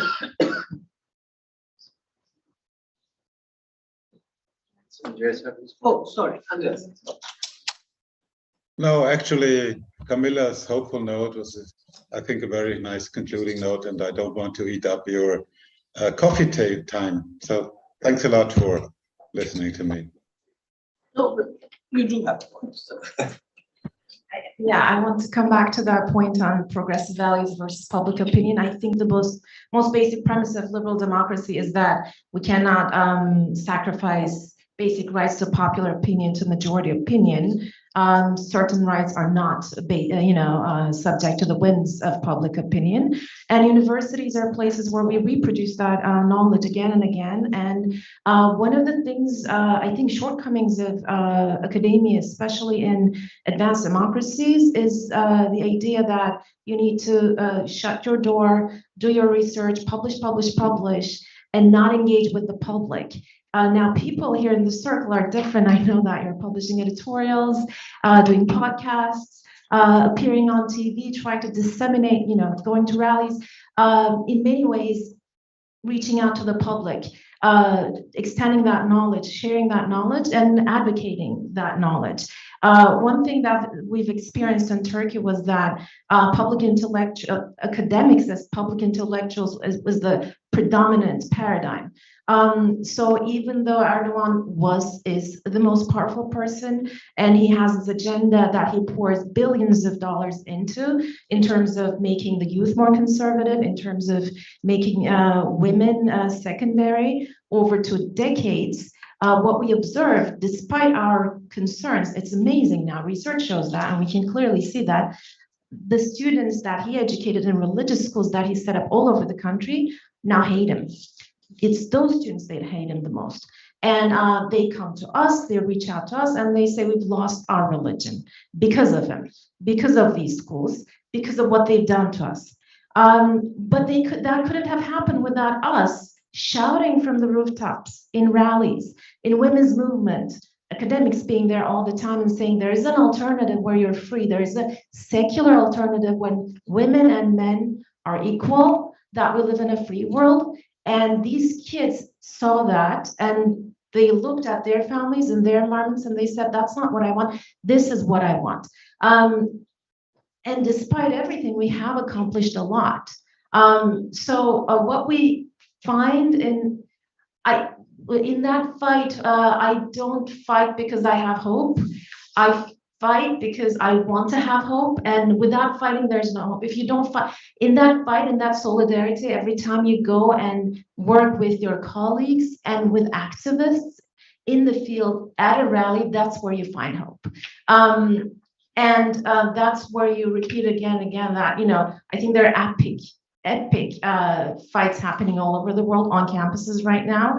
And in the long term, we do stand quite a bit of chance, because I see our, students, they come to us with their purple hair and they say, I rejected my conservative family. And that is something because they want to be free. So that's all I'm going to say on a hopeful note. Yeah, let me end up there. It was a good publication you made, right? I'm often called naive, so it's really wonderful to hear this. I think on a hopeful note, we can have some coffee. Thanks. Thank you. Yeah. Andreas, thanks for joining despite your COVID. Thank you. Mm-hmm. Thank you for joining. Yes, thank you. Your question is answered. Yeah, it's all about advocacy. Try to use yeah, but I think maybe it's really not a choice. I hope it's possible, because successful advocacy presupposes accurate. Yeah, that's part of the actual kind of help us started in life or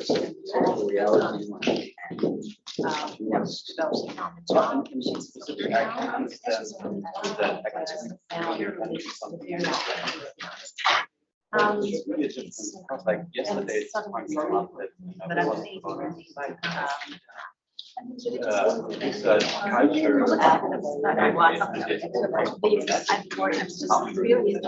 that research culture.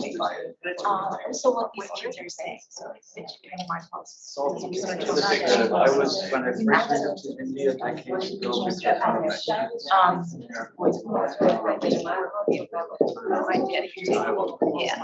Already back then.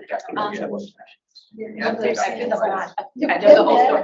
Organizations. I mean, in addition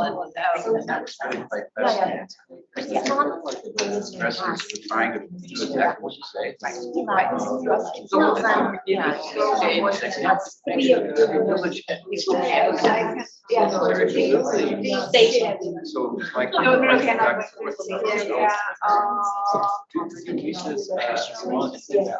it's like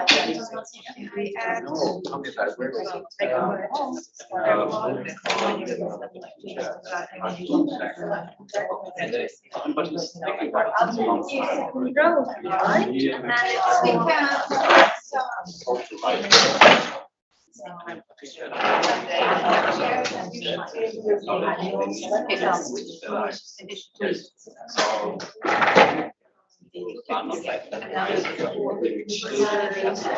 So if you can see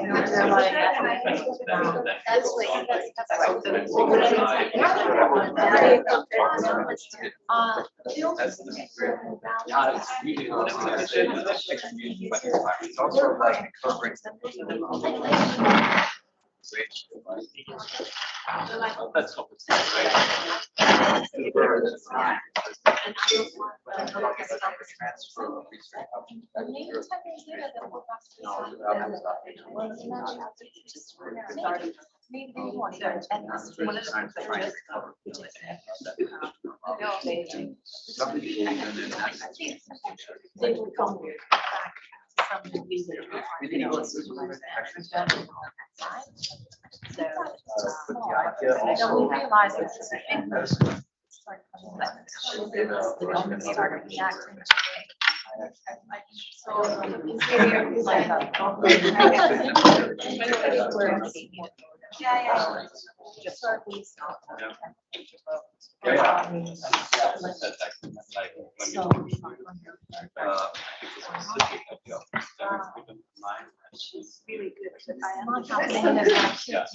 now will he go?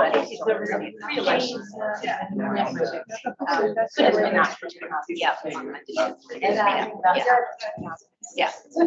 I even those elections. Yeah, they were good in many different ways. They would have seriously. that's what I'm saying. I was thinking from outside And then they produce where it's like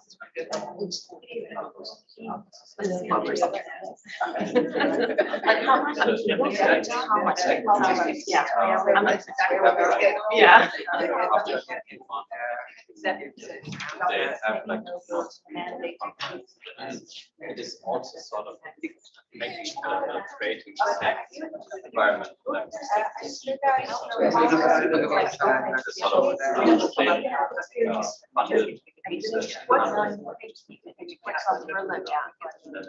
What is it take?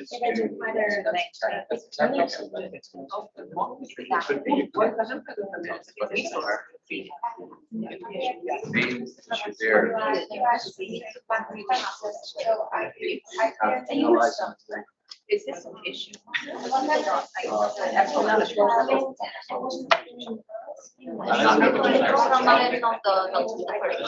Let me That, of course, got to be a little more subtle than Carlo was. I don't mean.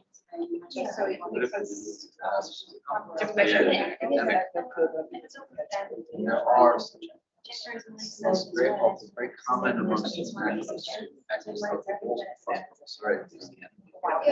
That's something. Yeah. It's been hard back. I love you go first. Or me. That's I will go up and then you're gonna say.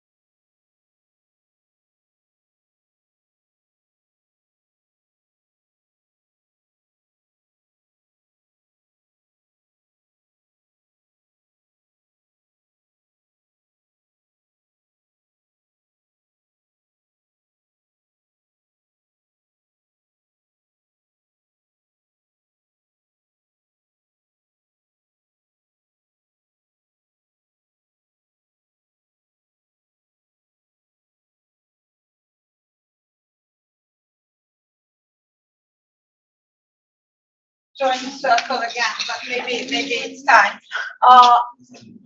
So after talking infrastructure, we thought that we should also address the elephant in the room. The elephant in the room being the culture wars and the impact of the culture wars on the university. And when we were thinking about who would be the right people to invite for this panel, we thought to create a composite picture. So we thought to have 4 contributions that will complement each other from different angles, drawing on the prior and ongoing work of the really wonderful people who agreed to do this. And the idea was to really get a deeper appreciation of how corrosive the effect of this phenomenon is on the university and ultimately on democracy.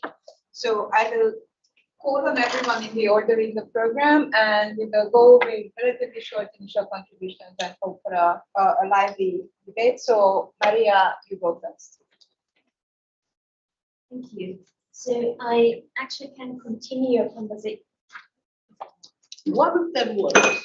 It should work now. Thank you. So I'd like to continue the conversation on truth that we had in the previous session and add, how can I say, philosophical complexity and diversity. And the first thing I'd like to mention is that I think we have more diversity with respect to illiberal systems than what Istvan, what you, for instance, claimed. I think there are systems where truth is used as a concept in order to defend what that system wants to defend, and there are others. One example where truth is still used is kind of sometimes used when it's useful, and not if it's not used. Trump with his social media initiative Truth Social, which is kind of really ironic that he's using that label. So I think there's a lot of strategic use of epistemological concept in such systems, but that also holds for democratic systems. So there's quite a diversity on how reference to truth is used contemporarily. And it was also mentioned that we need to go more global in the sense that the discourse on academic freedom is probably still very European and American dominated in our imaginations of how academic freedom can look in the 21st century.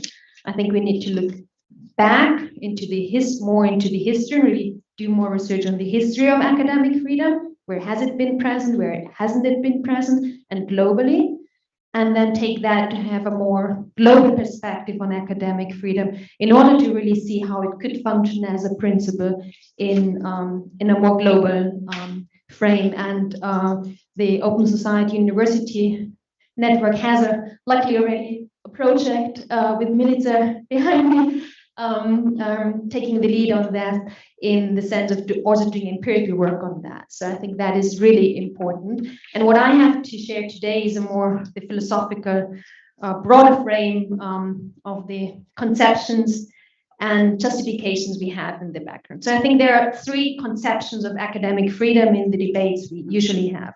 There's an individual right conception of academic freedom, which is easy to globalize, right? As part of human rights initiatives. And I think, Renata, that is probably something that you're familiar with, and at least many others. And there's also a very dominant conception that I call the professional role conception of academic freedom, where academic freedom is defended for academic personnel specifically because of the role they play in democracy or in another political system. And there is what I call a liberal market of ideas conception of academic freedom, and that is more an epistemological defense. Now, the individual right conception of academic freedom goes with what is often called the argument from autonomy, right? It refers to individual autonomy, very deep. The professional role conception refers to an argument from democracy. And the liberal market of ideas conception refers to the argument from truth, that we need academic freedom because it's necessary for the advancement of knowledge. And that is repeated on almost in every speech on academic freedom. And the problem is, illiberal systems can so easily abuse the concept of progress and truth to bend the academic system to the progress they are interested in. And we have seen that in Hungary, in particular with respect to gender studies, where I tried to show how they use the concept of progress and truth in order to show knowledge that refers to gender, sex, and sexuality rather than to families is not something that the Hungarian people would benefit from. So we always have to ask whose knowledge, whose benefits, whose progress, whose truth. And there are just thousands of truths out there. The number of truths are so unlimited that we all limit the kinds of truth that we are investigating. We have to. So there are significant truths. And what is significant is determined by certain influences. And I think it was mentioned in the morning as well that there are influences all the time on the academic system because science is part of society. So my first point is reference to progress can be abused in order to limit academic freedom. Therefore, the argument from truth, the liberal, the specifically liberal conception of academic freedom is not good to protect ourselves from illiberal attacks. And the deeper reason why that is possible is that they're epistemologically viewed, there can be epistemic progress without academic freedom. And that is an argument against John Stuart Mill. So people repeat John Stuart Mill's argument actually without looking into the epistemology that he used. And empirically, it's just the fact, and I leave it to your imagination to think about the examples, that their science as part of a war economy or a war-related social system was often very productive. Military-funded research, far from free, was often very productive. And you have now go through the history of science and you find examples where it's not the case that academic freedom was necessary for progress. It's just empirically wrong. And now I could add all kinds of reflections on that and how to beat Mill on his very abstract argumentations, but I think that's behind the point. And I will end with one note. If progress and truth if reference to progress and truth is a liberal nostalgic vision that we need, it's not nostalgic to refer to it because it can't protect us, even though we would like it to protect us. We need to find something else that we can use. And I think the concept of objectivity is a very important one because objectivity can be very emancipatory and it connects. The very concept of objectivity connects to diversity and democracy more than truth does. It's a more intimate connection that this concept uses. And feminist epistemologists have, in a way, dealt with that. They have criticized objectivity as a value in society and science, but have found new ways of conceptualizing objectivity in order to do that. Whether that works, I don't know, but progress and truth might not be a secure foundation for us for the future. Thank you. Thank you very much, Nadia, for that. Let's go to Vladimir from here, staying with the philosophers in the room. Okay, well, first of all,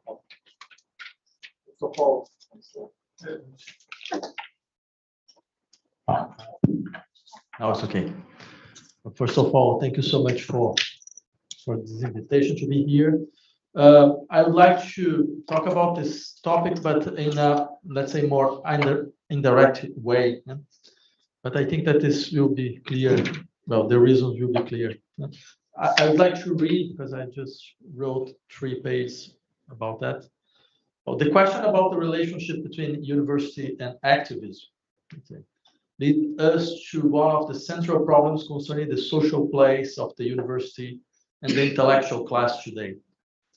For it's the question of how much the intellectual class is willing and able to use its critical capacity as a political force.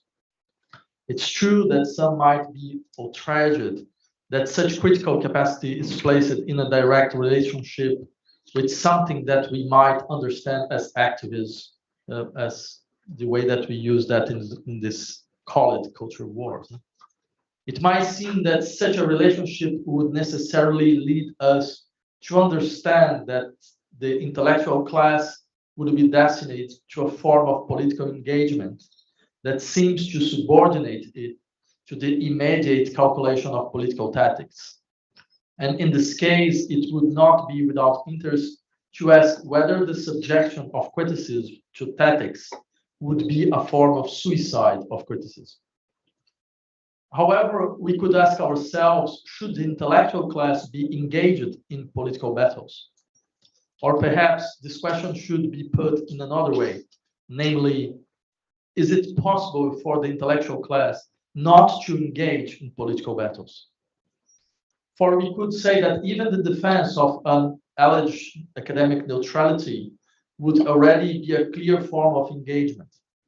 It's already the defense that critical knowledge can circulate today without calling into question the forms of social and economic organization of our societies, without necessarily motivating the action toward the transformation of the current socio-economic order. That is, this neutrality is already a form of engagement, an engagement that aims to defend the current modes of material reproduction of life. If engagement cannot be refused, then it would be the case to ask against whom would the university be engaged? Because engagement is not only a practice done in favor of something, but it's a practice also done against something. And I would like to argue that the political engagement of the university takes place at the same time and in a dramatic way for the university and against itself.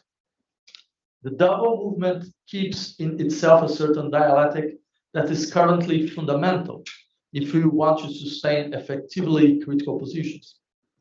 And I would insist on the need for the university to be, at the same time, its most strong defender and its most terrible enemy.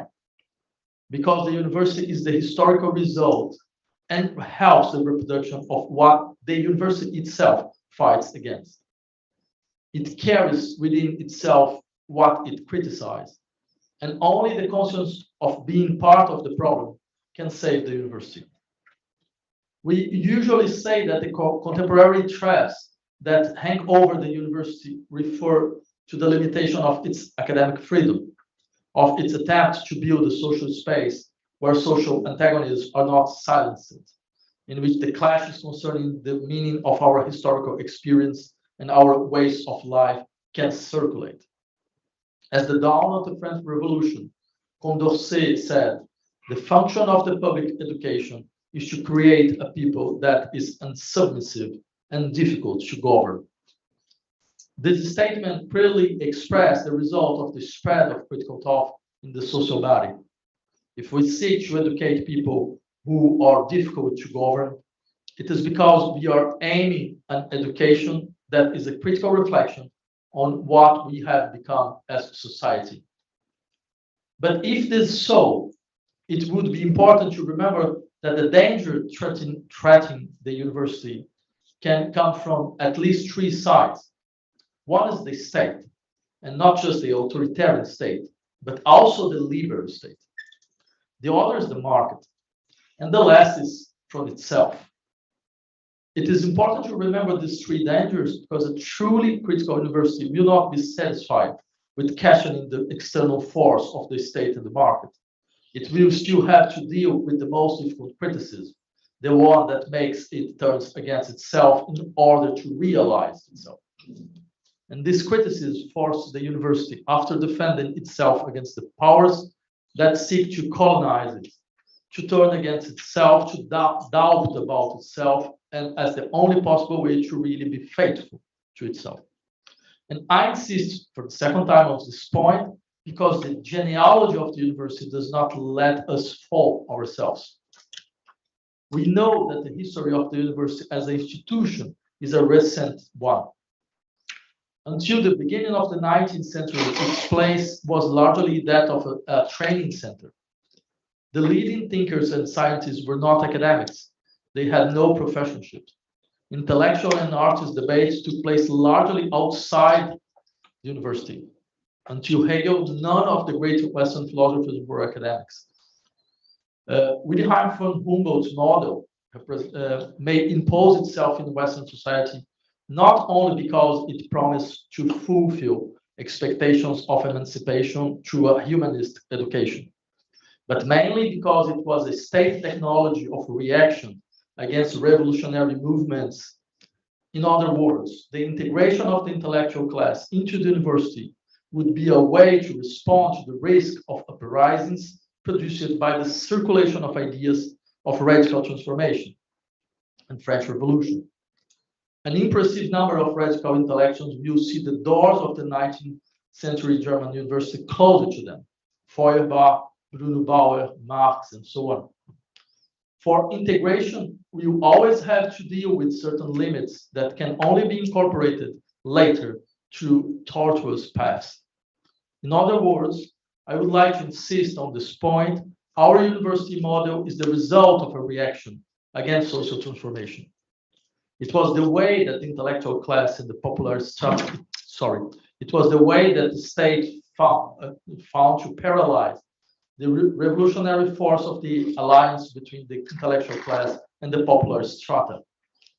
Already Edmund Burke complained about how the abstract ideas of the philosophers had reached the masses and created every form of political violence. When exported to colonized countries, this model will be confronted with its double paradoxical character. We can speak of paradox because we will be faced with a process of emancipation and a process of silencing. For example, the first university in Latin America, San Marco in Peru, dates from the 16th century. It was established in the middle of a colonial war against a people with tremendous technological knowledge and a complex cosmovision, namely the Incas. One of the functions of the university was to impose a cultural and epistemic silencing that will last in a way until today. If you allow me a personal story that has a pedagogical value, I remember when I was a philosophy student at the University of São Paulo, asking a professor in a seminar, why we don't study Chinese and African philosophy? And the answer was because it doesn't exist. However, it would be incorrect to reduce the university to this horizon of silence and cooptation. Its cooptation will be unstable, even more so when it becomes a mass university, integrating a working class that had its own experience of social struggles and knowledge. The integration of new social classes into the university was also an opening for the circulation of experience and knowledge. We could say that this process culminated in May '68, where for the first time, the possibility of an alliance between the intellectual class and the dispossessed sectors of the capitalist society was a real possibility. In other words, the revolts of May '68 showed the limits of state capitalist promise of integration and well-being. The next management model in capitalist society, if they wanted to have real strong efficacy, should operate differently. And I will just finish by that. In this sense, we could understand the consolidation of the neoliberal university as a kind of counter-insurgent operation. The state has several ways to try to prevent the critical development of the university. One of them, proper to liberal states, is by subjecting the university to a logic proper to economic rationality and its process of value production. This means not only making the university dependent of economic force, but also make it acting as a business. That is, it must not only be attractive to investors, raise funds, but function like a business, opening branches, evaluating its professors as we evaluated CAOs, evaluating academic production as we evaluated products in the marketplace, competing internationally as if we were business competing for the world academic market. There are always for authoritarian governments, there are ways for authoritarian governments to silence universities. We know these tensions of this nature in Brazil, as Camila had shown to us. We currently have classes being invaded by members of extreme right. We have financial strangulation of universities, threats to professors who perform public functions, among many other things. But there are also ways for democratic governments to control the university. It's enough to rebuild it on the model of an enterprise and treat knowledge as if we were a product whose value is measured through its impact. Thus, if on the one hand, the university has often been a part of hegemonic forms of oppression, of colonization, and silence of social struggles, on the other hand, it can also be a part of an economic order that generalizes economic rationality as a form of social existence. We must remember this when we see our own academics seeking to question our universities. But the fact that I am saying this in a university does not escape me. Maybe this demonstrates how certain institutions in our society carry the germ of their slow and necessary overcoming. Thank you.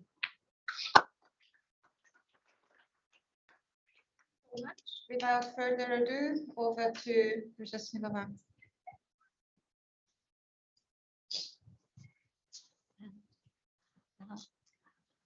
It's a great pleasure for me to be back in my alma mater after many years, after graduating here in the political science department, doing my PhD here, and it's an emotional return for me, though in a different setting with partly new people, which is always a welcome development.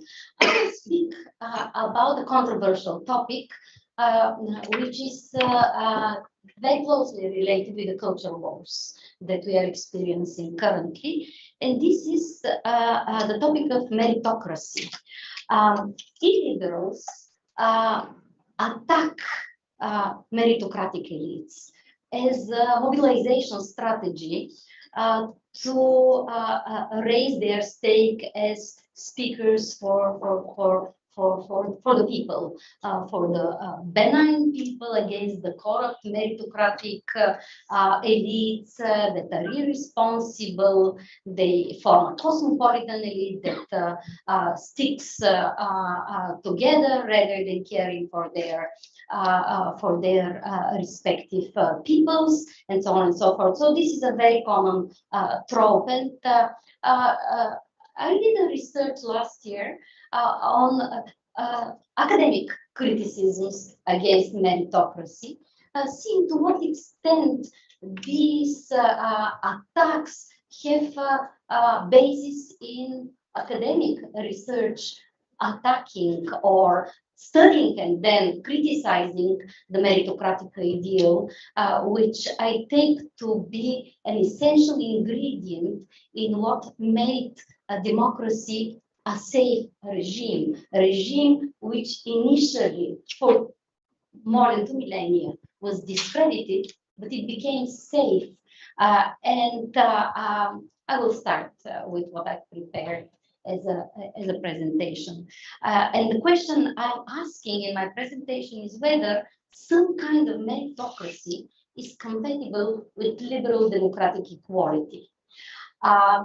Competent rule by the brightest, the winners of free and fair competition open to all for the top positions in society, in the best interest of all, has been a central liberal promise. It made democracy safe. The regime, which for over 2 millennia had a bad name, lost its pariah status to become the political regime without attractive alternatives. Everyone is for democracy now. Even autocrats try to hide under a democratic cloak. The meritocratic ideal that one's success in society should depend solely on one's personal merits, one's talent and efforts, was arguably behind the unprecedented human development the last century brought about. unleashing human talent was also behind the triumph of liberalism as the victorious ideology of the 20th century. As the place to select and breed talent and indeed to raise its elite, the university has become a central locus in Western democratic societies. To be compatible with the egalitarian normative presuppositions of democracy, however, the elites it breeds should be truly meritocratic. At least ex ante, each citizen should have an equal chance to make it there. And indeed, in many democratic societies today, vast majorities believe they live in a meritocracy. Studies show that in the US, for example, over 90% of people believe they live in a meritocracy. The high rates of believers in meritocracy notwithstanding, a growing number of critics are blaming the meritocratic ideal for the ills affecting many contemporary democracies. Not only meritocracy is only a myth, because people that make it to the top do so more because of their circumstances rather than as a result of their own personal talent, choice, and effort, but it is also a pernicious myth. It justifies and does not only perpetuate, but also deepens existing inequalities. Growing inequalities threaten the social cohesion without which democracy cannot work. It also accounts for the meritocratic hubris, to use Michael Sandel's label of the elites. Today's winners are raised to believe they had made it to the top solely because of their own merits, and hence they believe they do not owe anything to anybody else. Meritocratic elites turn into no loyalty elites, this is Ivan Krasn's phrase.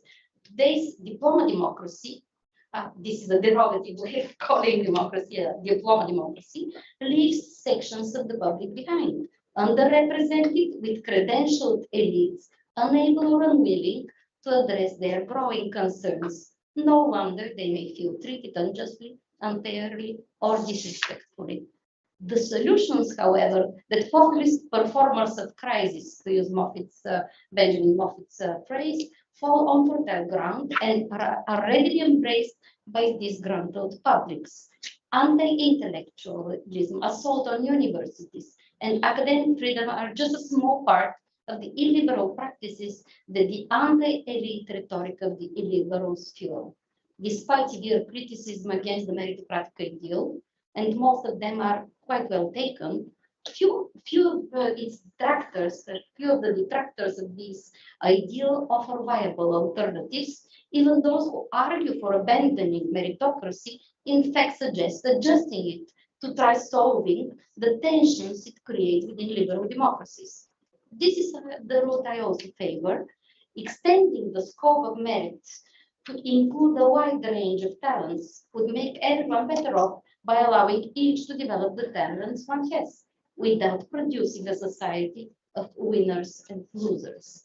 Key aspects in all attempts to transform the ideal is to not forget that fair equality of opportunity must be realized to the highest degree possible. It makes sure, this ideal makes sure that each person, and this is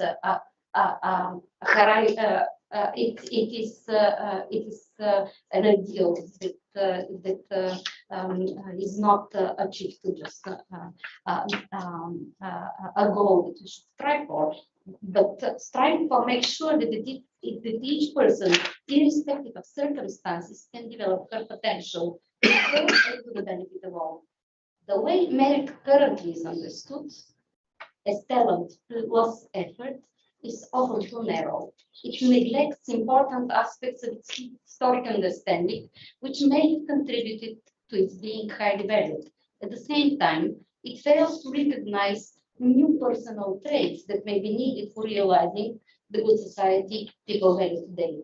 Thus, our current version of merit neglects the essential, the socially valued, actual deeds and character, crucially, the moral character and civic virtues which have been considered key for governing elites to be trusted to serve the common good have been dropped from the list of merits. Meritocrats today forget that the Jeffersonian natural aristocracy was crucially based on achievements and civic virtues rather than on promise and cognitive aptitude. Further narrowing the definition of merit, that today is exclusively understood as cognitive capacity rather than the capacity to acquire socially useful knowledge. Lastly, our current understanding omits the role of luck in success and in generating inequality. Today, winners by luck take it all. For a viable and attractive version of meritocracy compatible with a democratic society guaranteeing equal status to its citizens, widening the definition of merit is a must. I suggest here, following Elizabeth Anderson's, the American philosopher, approach in a series of articles from the late 90s, early 2000s, she has made a lasting contribution to moral and political philosophy as a critic of the dominant trend in the debate on the currency of equality. She was a vocal critic of what is known in the literature as luck egalitarianism. The alternative she suggested and developed in her work, the so-called relational egalitarian, was made influential by her theory of democratic equality. She proposed a way to respond to the growing polarization in unequal societies driven by the segregation between governing elites and the ordinary citizens. I take her suggestion also as a way to reinterpret meritocracy. She envisages an inclusive democratic society in which, and I quote, all its members stand in relations of equality to one another in the major institutions of civil society, in which each enjoys equal standing in relation to others. To come close to a society which believes people value, she proposes to substantially increase the representation of all, including underprivileged groups in governing elites. This could be achieved by sending a substantial number of people, representative of all diversity in society, to selective colleges to study together with the high achievers from the recipient. But this is not all. To secure the equality of citizens, everyone must be entitled to a fair chance at being successful in the competition for fulfilling well-paying jobs. Each must be given fair opportunities for the development of merit. This is a quote from her. What an integrated democratic society would define as merit would be also instrumental for sustaining a democratic culture, which provides the conditions of our collective democratic life.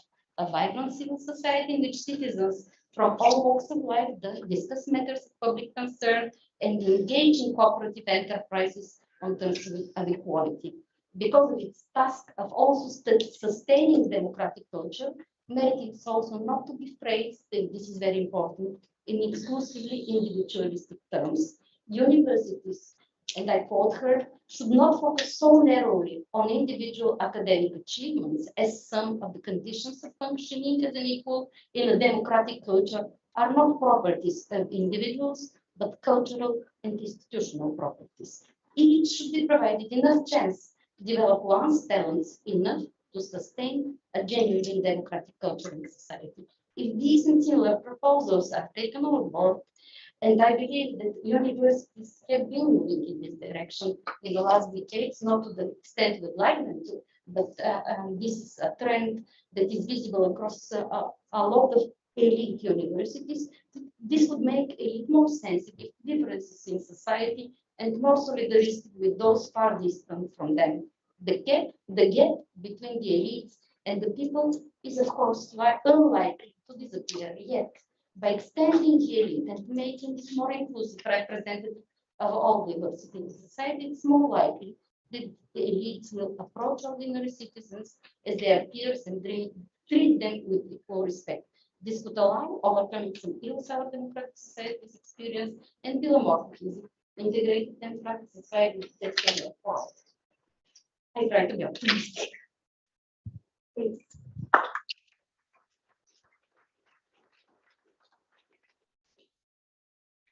Eva for the last but not least. Thank you. Thank you. And thank you for the previous presentations. Mine is quite different. Renata asked me to talk about gender. And clearly gender has a place in discussions of academic freedom, but the connections are sometimes clear, sometimes not so clear. There are at least two ways in which gender can be related to academic freedom. First of all, the concept of gender itself, which has been questioned by illiberal rulers all over the place, and we heard examples of that, and I'll talk about that too. But there's another way, and that is the question of gender inequality in academia and the connection between gender inequality, illiberalism, and academic freedom.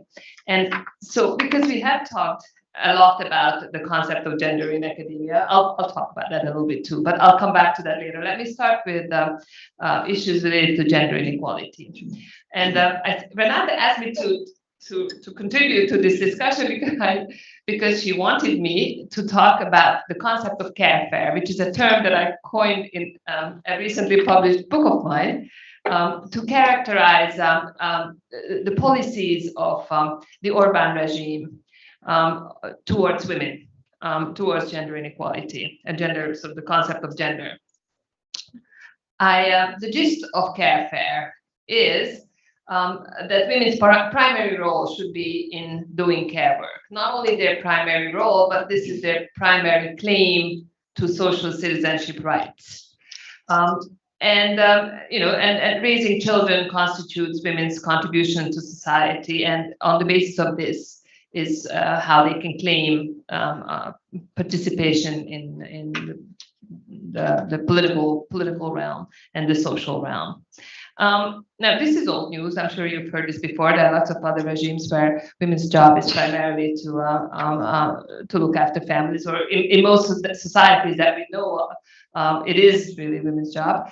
But in Orbán's regime, in this specific Hungarian form of illiberalism, this is coupled with another requirement of women, and that is, and not just women, but men, this one goes to men as well, that they should be involved in the paid labor market.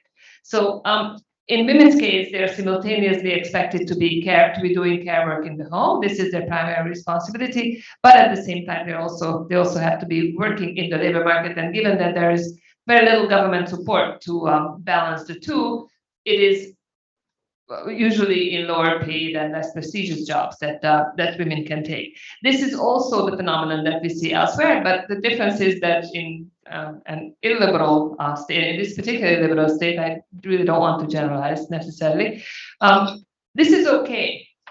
So while a lot of countries there's gender inequality, there's a degree of unhappiness about gender inequality. This is not so under Orbán's regime. This is the way things are supposed to be.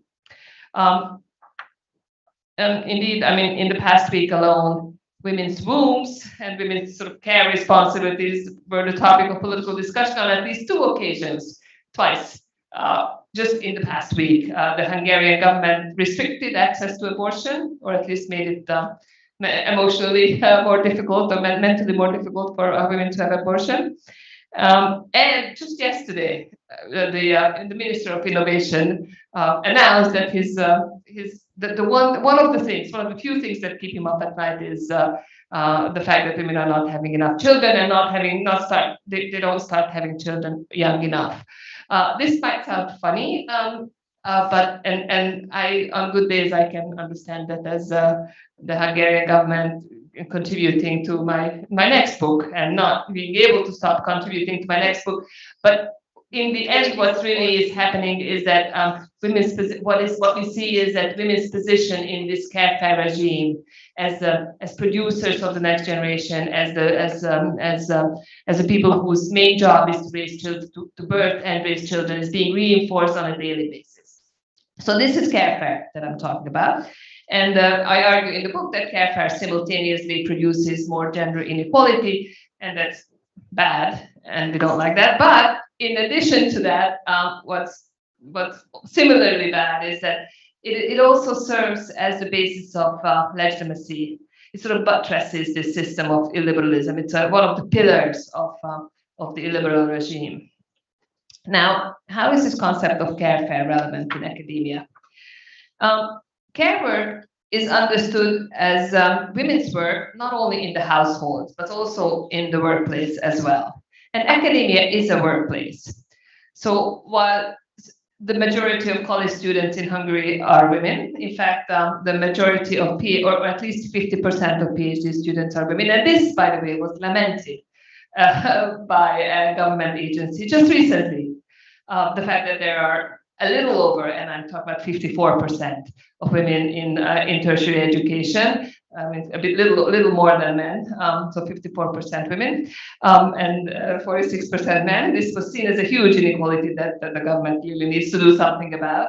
But in any case, the point is that there are more women in education and in higher education, but there's a really strong glass ceiling effect in Hungary, which has not been going away. As you go higher up in the academic hierarchy, you see fewer and fewer women.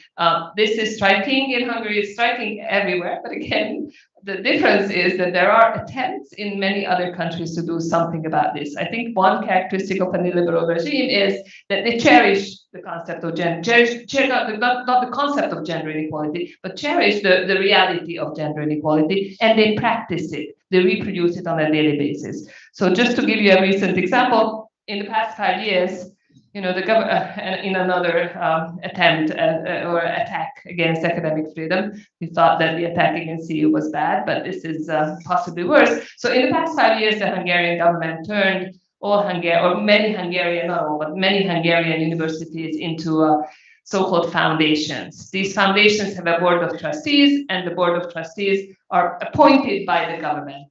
So the universities are, in essence, governed by a government-appointed board of trustees and not a self-elected senate. So this happened in the past few years in Hungary after the CU attack. Actually, fewer than 5 years. Now, through a cursory look at these boards, I found 21 of them in 2021. Each one has about 5 members.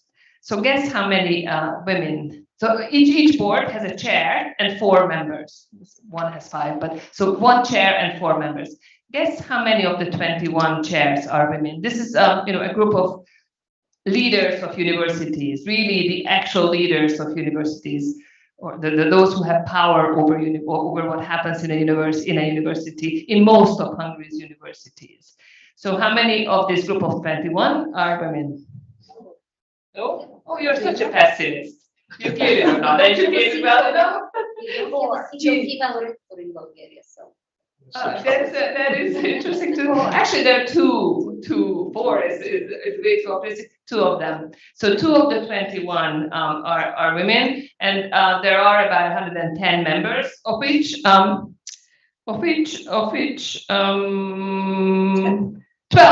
are women.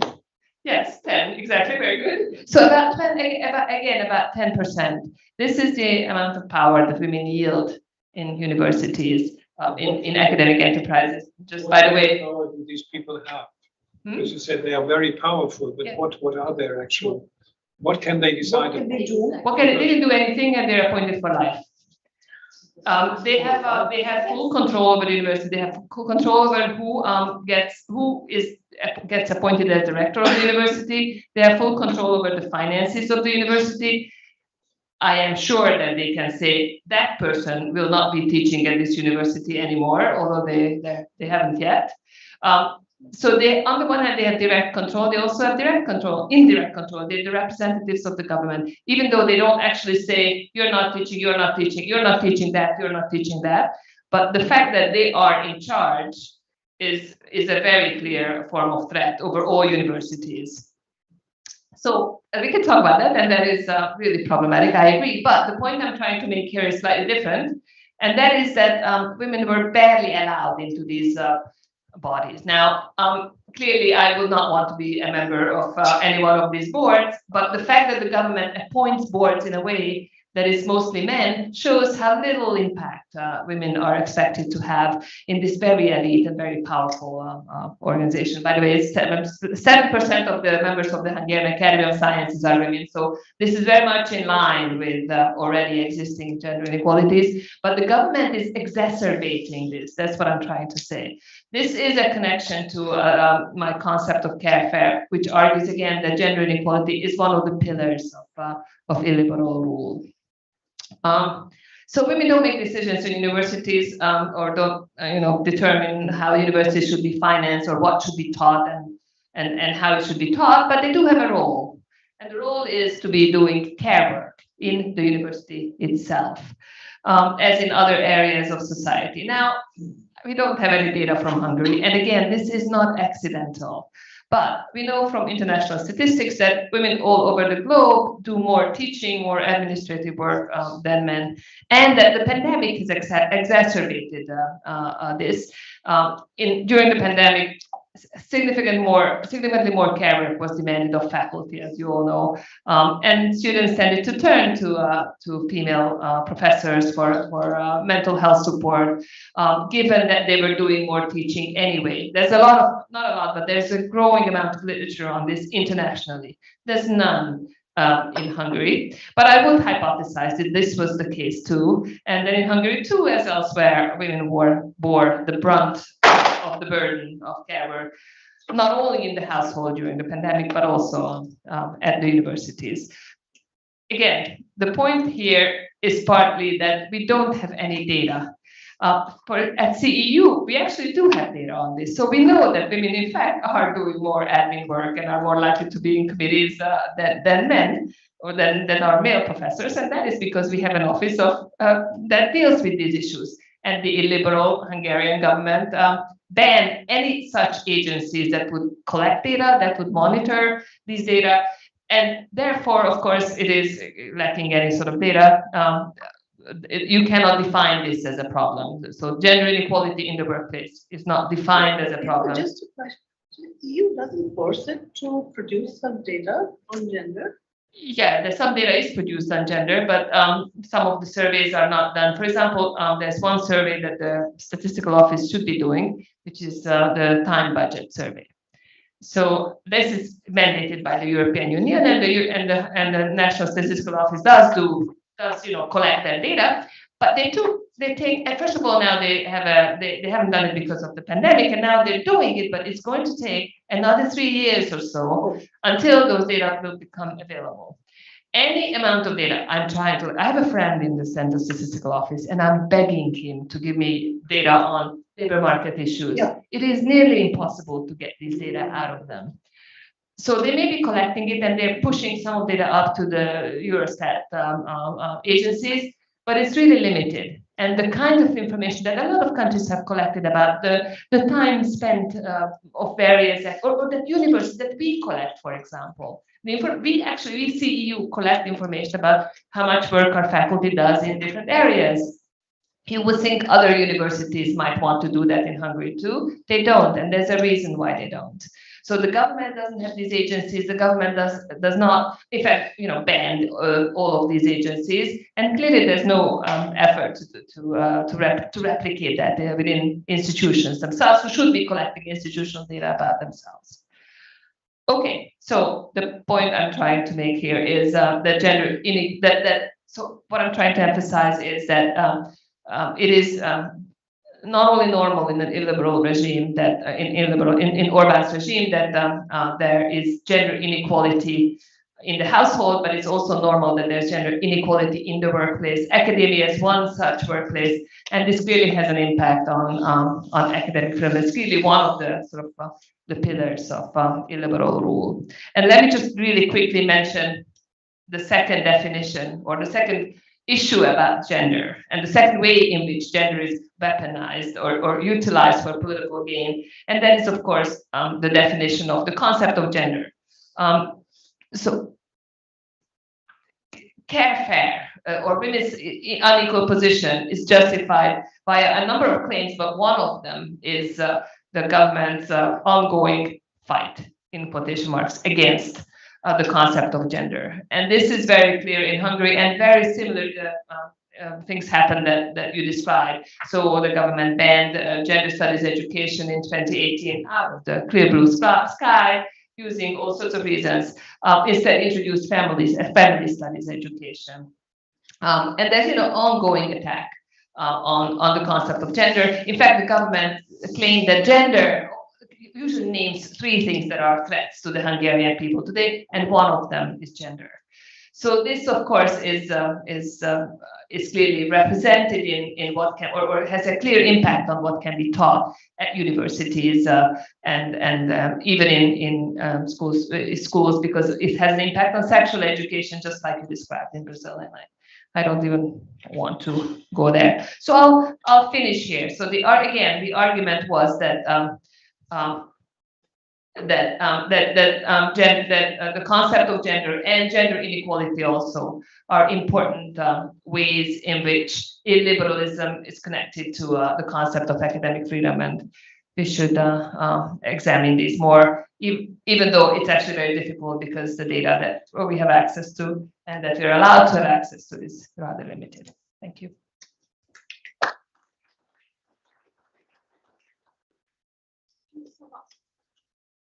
Thanks a lot. And let me see who is up for questions, comments.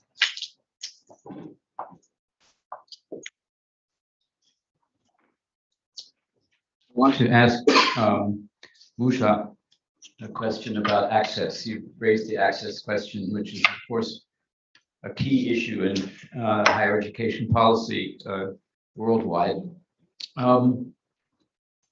There are multiple ways of achieving the level of equal access that you have stated correctly, in my view, as to be an ideal.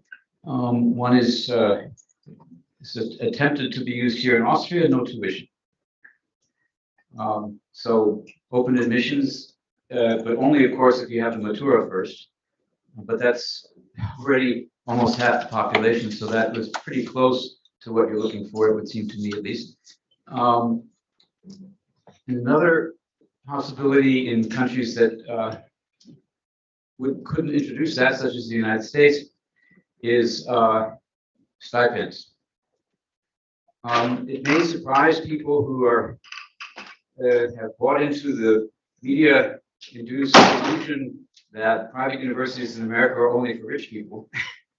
That is simply not the case. There are many private universities that are much more accessible than Harvard, to start with. Just as a whole level of a whole hierarchy of private universities, just as much as there is a hierarchy of public universities in the United States. But more important to me, in this case, is the move in some of the top-ranked elite schools, like Amherst College, for example, to state that anyone who is admitted can come. That is to say, not to make it dependent on your financial status anymore. They have the money to finance this. So the richer schools can actually take measures to do this. It is often not reported that Harvard also has something like 40% scholarship students. So there are a lot of stereotypes circulating about this issue. I wonder how that affects your argument. Is there any way of, Bulgaria, of course, has almost entirely public institutions, I guess, not as many private ones as other places, but I'm just wondering how that would affect your argument.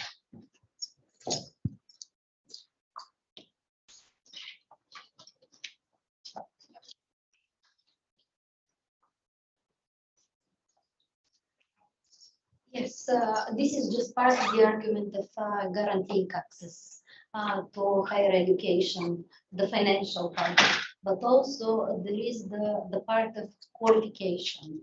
Who has the qualification to get there?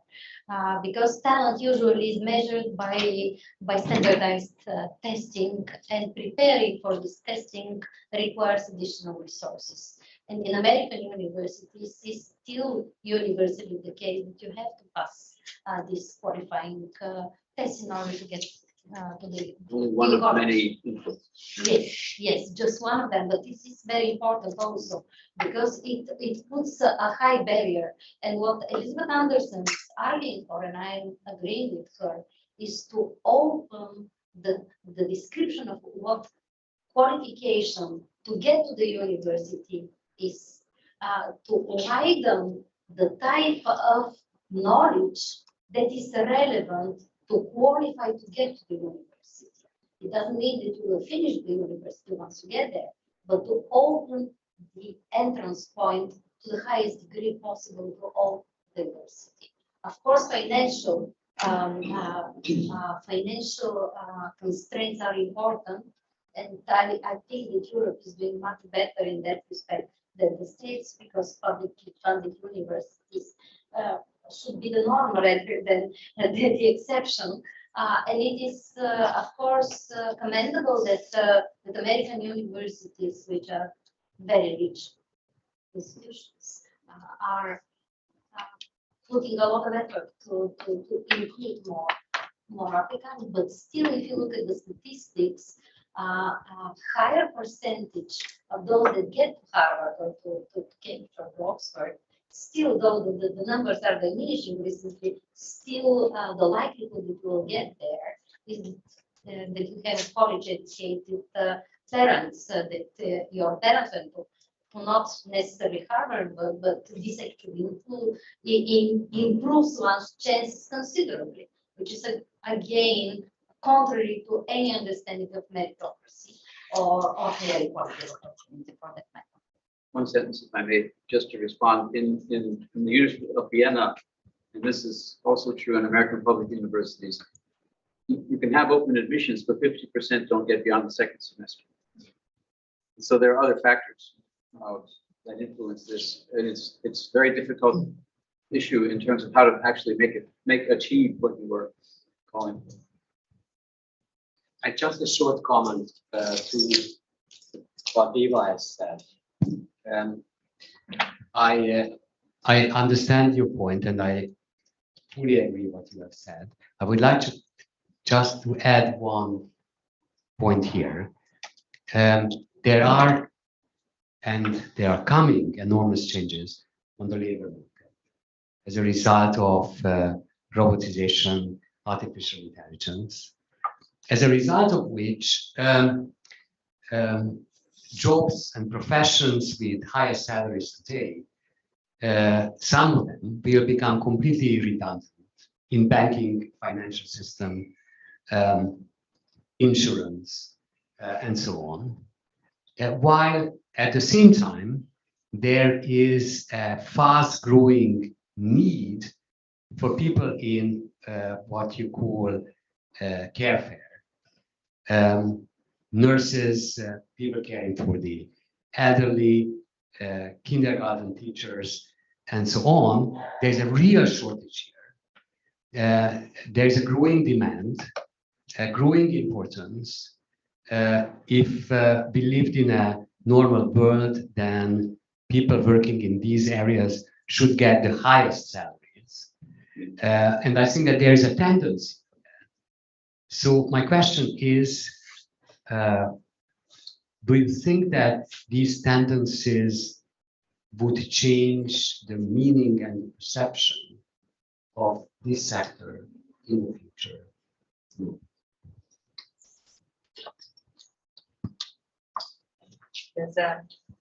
This may not be on. Is it on? Is it on? Is it on? So this has a huge literature that I just started working on. So it is unclear. So the predictions and hypotheses concerning digitalization and its impact on gender equality in the labor market goes both ways. So some people make the argument that you're making. Others are making the argument that historically jobs that became well paid tended to go to men. So there could be a reorganization of the labor market, such as that men still retain the best positions by moving into them, and then we change our conception of what is women's work and what is men's work. So this can go both ways, absolutely. At this point, also even within these care occupations, and care work is underpaid everywhere, but even within these care occupations, there's a hierarchy that when men enter these occupations, they typically get better paid jobs. There's even a term called the class escalator. So when men enter into these positions, whoops, they go up to the top. So it maybe, let's this is the wishful thinking. We hope that this could lead to a re-evaluation of these positions, and therefore better wages for those who are doing them already. But it is also possible that it will lead to our societal redefinition of what's women's work, what's men's work, and also sort of a changing composition of these occupations, as we have already seen. So teaching, for example, was a male occupation, and then it became women's job as it got devalued. And there are examples of things going in the opposite direction as well. You have got a second, but I'm not sure. So Maria first, and then. It actually relates to, by now, because some things have been clarified in the meantime, to the connection between meritocracy and cosmopolitanism. Sorry, I can't say that word today. And how that connects to academic freedom. Because, and Angelini raised the issue, doesn't the European Union force the Hungarian government to produce certain data? I think one of the issues that we had in Hungary as CEU was that we didn't have international protection, right? Not as a university. And that is a chronic problem. And that is a chronic problem since so many hundreds of years, that higher education is still a national business. And so I'm not surprised that thinking internationally, what science does, what the academy does, the way we work is international, right? And we are luckily also a university where that is visible clearly in the diversity of the student body, strongly. But nonetheless, the legal schemes and the structures of the societies don't protect that cosmopolitan spirit of higher academy, right? With or without meritocracy, right? So there's a connection, but I think the maybe meritocracy is attacked only because it's so connected to cosmopolitical thinking. It's attacked maybe for other reasons as well, but I think an international frame of protecting academic freedom is so important, and I don't see any changes in the last years, and historically, maybe at Galileo's time in Padua, there was more international protection of academic freedom than we have now. Because in Padua, he was protected, not once he moved out, right? This is the Venetian Republic. Yes, yeah, you see? There was. Which state? Might have protected us, but we were in Hungary, not in the Venetian Republic. So that's just a comment, or maybe it's a question to you. Do you agree?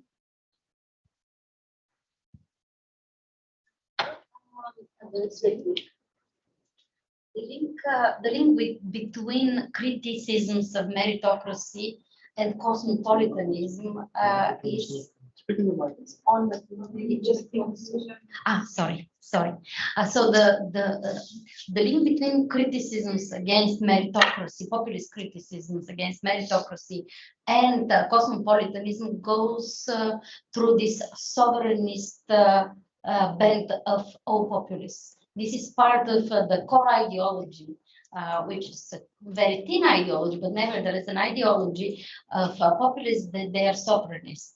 And the way they portray meritocratic elites as being without a nation, as being disloyal to the nation, as being part of a cream of global society, not caring about their connationals, is part of the illiberal trope, which is very, very common. It is spread globally, and it is shared both by left-wing populists and right-wing populists. It's a common threat. It is captured very well, this sentiment, by the term Michael Sandel coined, meritocratic hubris. Because elites are raised to believe that they made it on their own, they are not loyal to the societies in which they were raised. They believe that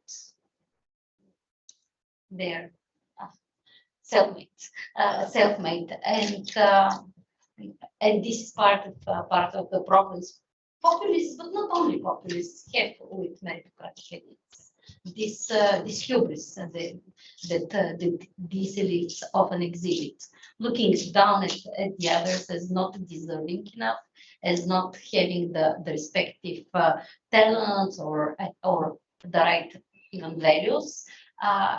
This fuels populist anger, and it is quite good mobilizing to basically mobilize this anger against elites, portraying them as disloyal to the nation, disloyal to their citizens, and so on and so forth. Which brings in the forms of betrayal, right? Because that's what they're also pretend to fight, which is an issue in many countries. It is an issue in smaller countries, but not only. Here in the region, well, not here, but in Central and Eastern Europe, it has been a considerable concern. After joining the EU, demographically, the countries shrank. We experienced a lot of brain drain, and this, of course, fueled again sentiments, sovereignist sentiments that we want, nationally responsible elites. Could I make two quick comments? I'm using the microphone, and then I promise to go to that showing partly partly. Be closer to. So partly to link the discussion on meritocracy and the point of meritocracy which Daniel raised before, because it seems that we reached a point of competing meritocracy. So on the one hand, there is the evil of the cosmopolitan meritocracy. And then what Daniel was saying, I think, is equally important, that China is competing with developing a national meritocratic system that invites international talent and that engages with cosmopolitan, liberal, whatever ideas on its own terms. So I'm wondering whether we could work a little bit with this clash, because Carl Schmitt has a massive revival both in China and in Russia. There is a reception that also feeds understandings of how the state should work and serve societies in a new world order. And just to because I think one point that Maria raised, and this is going to be totally unrelated to the meritocracy bit.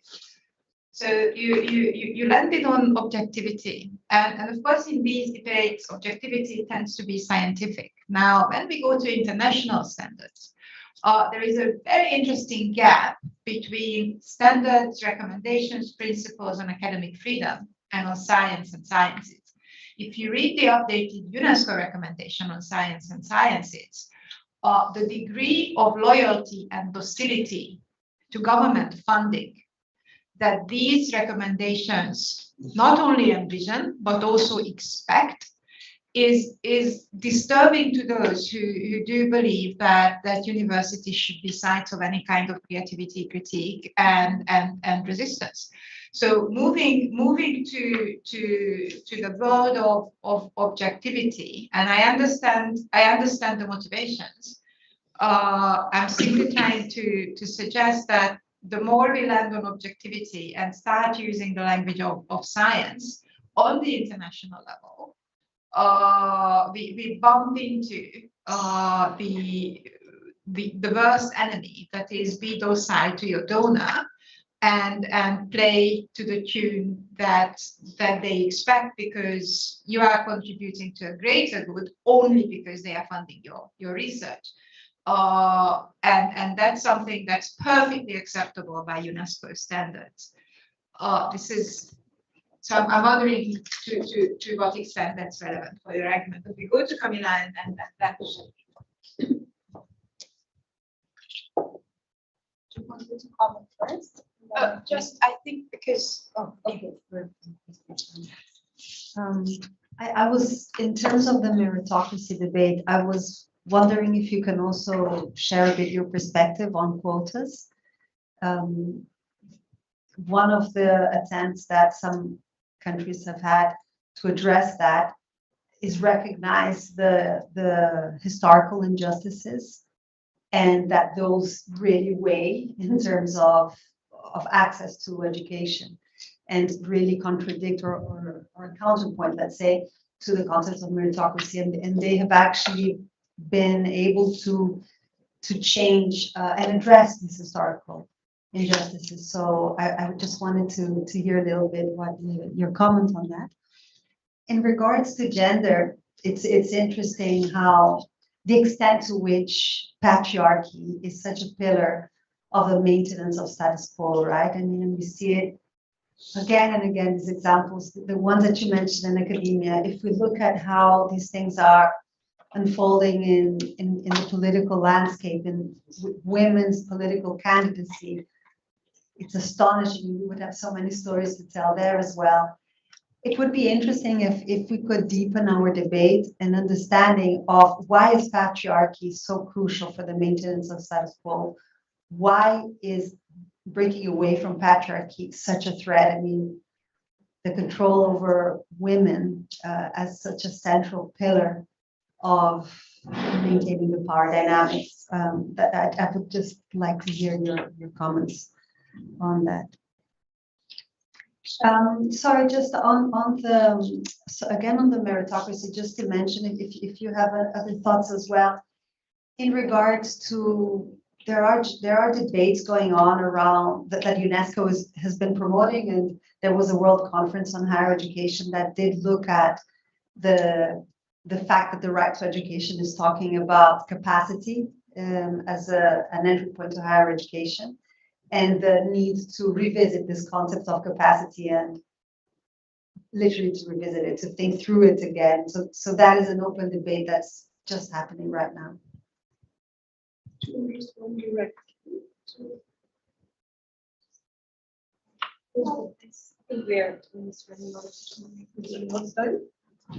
think maybe you also put your contribution and then they have. So I'll be very quick. I have one point which is unrelated. I mean, it's related, but not directly. I think there's one aspect of things which needs to be introduced. The other is on quotas, of course. In India, we have a whole story to tell about political quotas and educational quotas for those groups which have suffered a historical injustice. And why it's a sort of double-edged sword which can backfire very easily because you can get a huge political backlash. And on the political quotas, we also have an interesting story to tell because interestingly, a lot of the people who get into parliament or legislative bodies stop representing the communities because they feel beholden to the political parties rather than to the community. So it can also work both ways. So it's a complicated story on which there's a lot of work, and actually we can put in a lot of empirical evidence on how quotas work or not. What I wanted to do is to complicate the story on gender with one thing, because I think what we are seeing is a larger problem of illiberalism, which is everywhere. There's a huge backlash on not just women's rights, but reproductive rights. And that is tied into two things, I think. One, because all of these regimes are ethno-nationalist, so they want to reproduce a pure nation. And so it's very much about ethnic purity or religious purity in the Indian case. And then it's a question of who belongs and whose bodies belong and who reproduces a pure nation or not. And therefore, I think the major two things we need to think about is migration and ethno-nationalism, because the impurity of the nation is the migrant and the asylum seeker. And if they reproduce, they are going to cause what is all over Eastern Europe now a discourse of demographic insecurity, demographic security. It's a securitization of the demographic discourse and the panic that it's creating. So none of them want to talk about the brain drain or out-migration. They're all talking about falling fertility rates. And the question is, therefore, ban abortion, therefore, LGBT rights, rights are such a problem because they don't reproduce the nation. And we are seeing this in India in the sense of, trying to ban interreligious marriages in some Indian states, into Muslim marriages. So the citizenship bill is another way. So it's basically about a question of citizenship defined as ethnic belonging. And that's why I think reproductive rights are so crucial to the politics of illiberalism of this particular kind. And that's why I think gender is so crucial to all of them. And so I think there's a more complex story to be told there. And the Orban case is an interesting one because CU was part of the reason why we could not have the access programs for refugees at CU. We had to sequester them out. Was it would be a criminal offense where the government could go against you for having these programs as part of your teaching activities. So, there is another attack, which is a related attack on you should not be integrating these people into the educational system. So that's a general point. Allow me one sentence of appreciation that we don't have the time to discuss, but I think that the presentation about the reactionary roots and potentials of university, that's a very important thought, especially for us who are so proud of belonging to academia. And I think that it will be very, very important to discuss this as well. Thank you very, very much. So what I thought was to ask Vladimir in particular to see how the reactionary roots discussion fits into reproducing patriarchy, and much of the gender comments that were directed at in the discussion about at Eva, if you could come back to that, that would be great. And so let me just following up on Istvan's invitation. So let me turn to each one of you in the order of the program. You get to choose, pick and choose, and craft your responses. And then we will go to lunch. So that's the disciplining factor into how you pick, choose, and how long you go. Maria first then. So the social kind of correlate to objectivity is certainly diversity, and that connects it to democracy and meritocracy as well. And funder bias is a big issue that speaks against objectivity. And I think the solution is neither being, you can't be independent of government funding, you can't be independent of donors, you can't be independent of all kinds of pressures, the public discourse, whatever. But as long as there's diversity at that level as well, you're not depending only on some donors or on the government. The diversity at that level of funding dependency can guarantee again a certain level of objectivity, so that your worry is matched. But to be continued, because I think the concept of diversity and how it connects to objectivity, and if there is something like truth, certainly needs to be continued.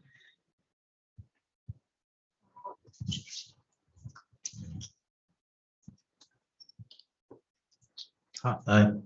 So thank you for the question. If I understood well, I think that the question of gender at university is a very good example of, let's say, how rich is the discussion inside of universities, because at least in our country, Brazil, these discussions enter in the society by the university.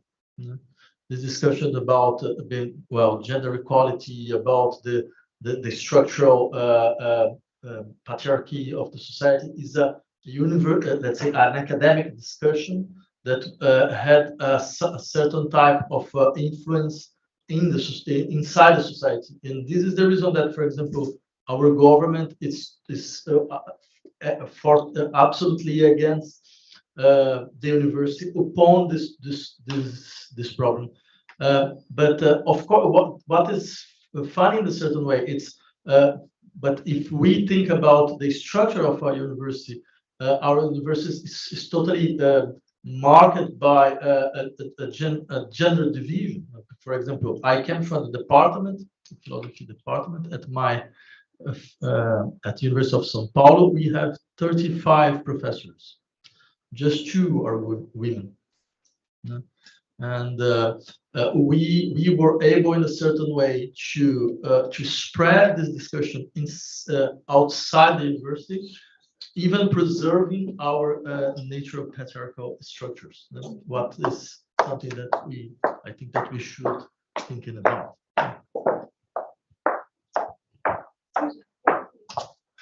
Okay, to your question, Renata, on meritocracy in China. Of course. That's Daniel's question, actually. I'm just putting it to you directly to make it rolling. Well, it is clearly the case that meritocracy is not only part of the liberal democratic imagination and historically has been part of Chinese culture. So if we speak today of meritocracy, it is China more than in the West. But this doesn't mean that the meritocratic ideal has no place in liberal democracies. On the other hand, it is just the opposite. So it is not intimately linked either to democracy or to liberalism. It could be used as the idea of fair equality of opportunity is intimately linked to the meritocratic ideal. But the way elites are selected from all could be top down, or it could be competitive, entirely open competition rather than top down selection, which is the case in China. And this is the democratic part of the meritocratic ideal interpretation. The liberal democratic interpretation is this open competition and not selection top down. So there are some structural differences in the way we understand meritocracy and the Chinese understand meritocracy. Concerning the quotas, it is a very often used argument against quotas to say that it's not meritocratic and so on and so forth. But this is a misunderstanding of the basic value behind meritocracy, which is fair equality of opportunity. To guarantee fair equality of opportunity, quotas may be appropriate, and it is, of course, it could produce political backlash. It has produced political backlash, but it is a responsibility of intellectuals to clarify ideals, and I think that the meritocratic ideal is intimately linked to the idea of fair equality of opportunity. So I would say that the more basic ideal is fair equality of opportunity, and this ideal doesn't fight against quotas. On the contrary, it relies on quotas to level the playing field and allow more people to enter competition. So, may I just add one thing to the meritocracy debate? There is no universally agreed definition of meritocracy, which everyone knows. But there are a lot of psychological experiments. Nobody has a single definition of meritocracy. The way you frame the question changes people's definition of meritocracy in 30 seconds. They completely shift their understanding of meritocracy just by, you just create a different scenario, and all of their principles are thrown out of the window. So when we debate meritocracy, when we're hiring, for example, if you ask people what they actually mean by merit, you get a lot of confused responses. I just recommend that you do that, actually, that you clarify what you mean, how you're hiring or how you're selecting any single person. It creates to a very productive confusion, but it's necessary. I'll go for lunch. Because Shalini answered the one question, I was going to say exactly the same, so that it has nationalist tendencies. But this is very visible in the Hungarian government, which really clearly juxtaposes family protection, birth rate policies, and migration, and argues that the government is against migration and for family protection, which is increasing the size of the nation. So with that, but she just said it better. I'll stop here, and maybe we can go for lunch. No? Thank you to the panel. Here, just behind you. Thank you to the panel. You've been all wonderful. Lunch is there. everyone is welcome. So please.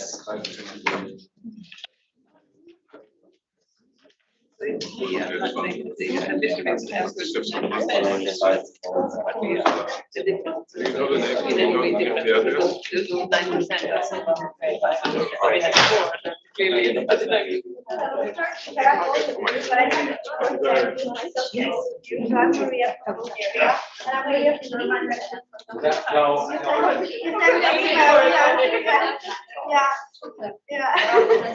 Well, I was just political science. Yeah,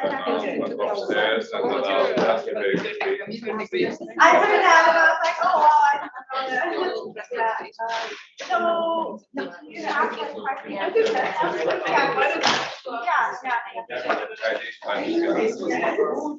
I saw your name. I was like, okay, that's a secret. That's a name.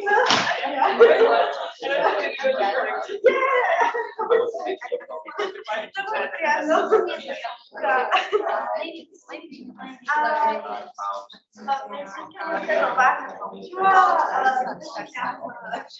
Someone boy.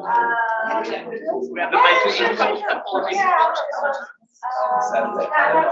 you want to have an idea.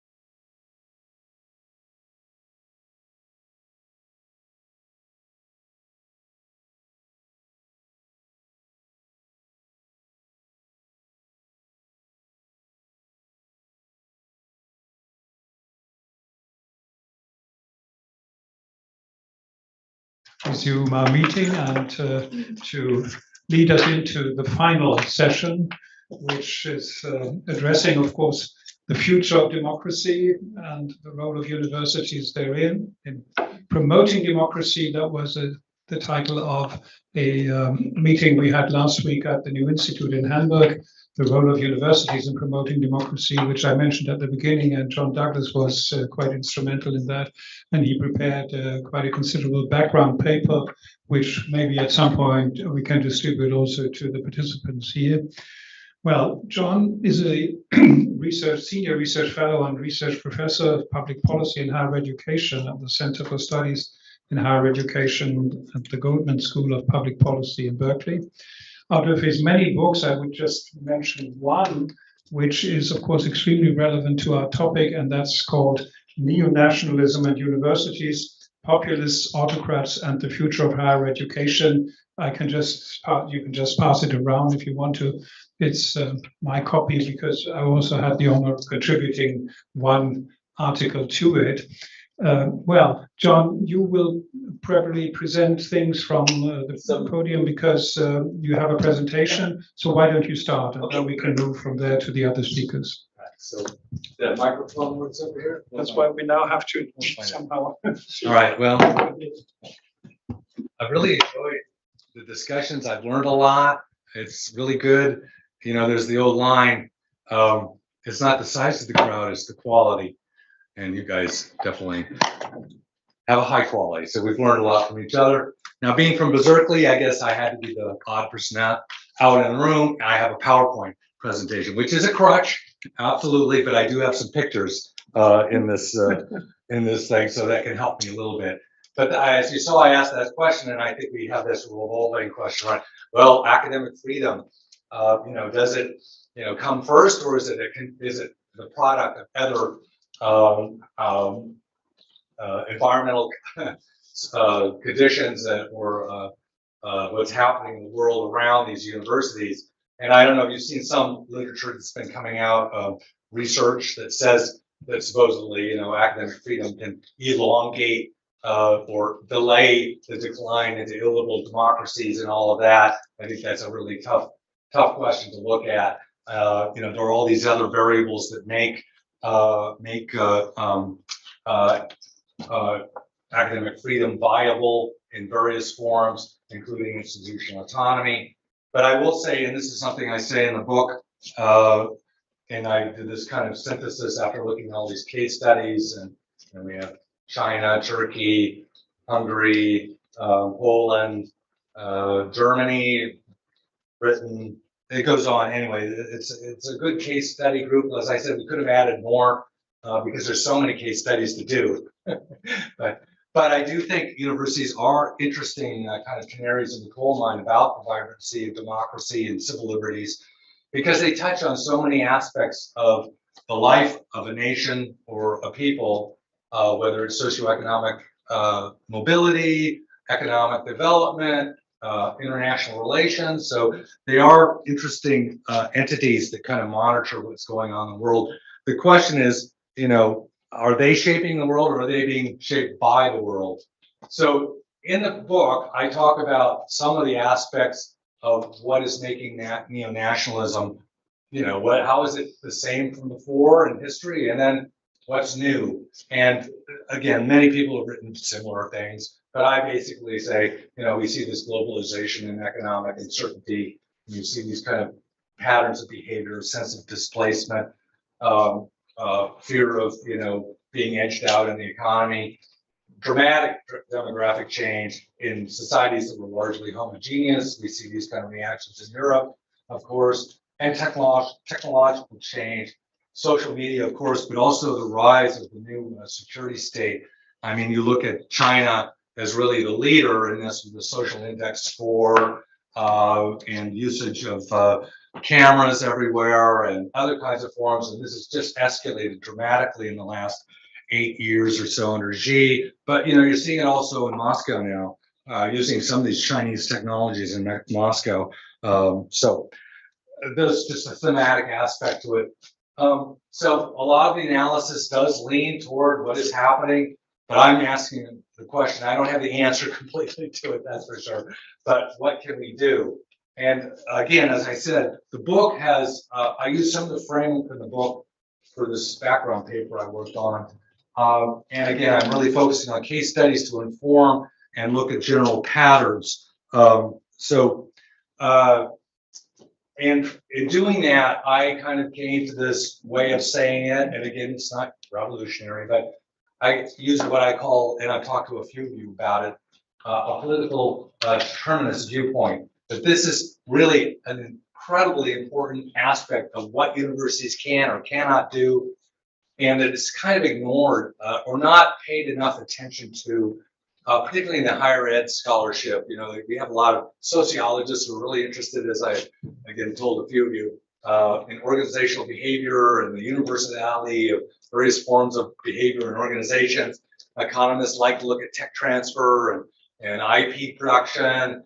So I think it's an area that we just need to kind of realize and explore more. And I think obviously I'm speaking to a crowd who's very versed in that reality. But believe you me, some people working in higher ed are not so much looking at that. And so one of the things I do is a very simple thing. I said, I struggle. I was like, how can I look at a series of, you know, some kind of way or window to look at what's going on in the world?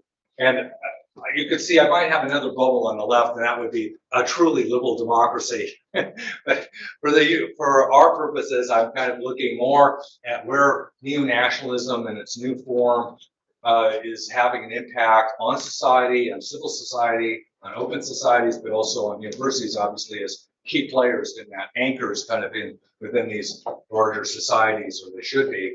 So as you can see, it's a very logical. The distances are not based on any scientific calculation. It's just kind of a general way of looking at it. And you're all familiar with these terms, so I don't have to really say about them. And then there's a little picture that says, well, where do people sit in this? And I talk about that to some degree. Now, this book came out a year ago, before the Ukrainian invasion, but it was near the kind of middle, I think, or a little beginning of the COVID.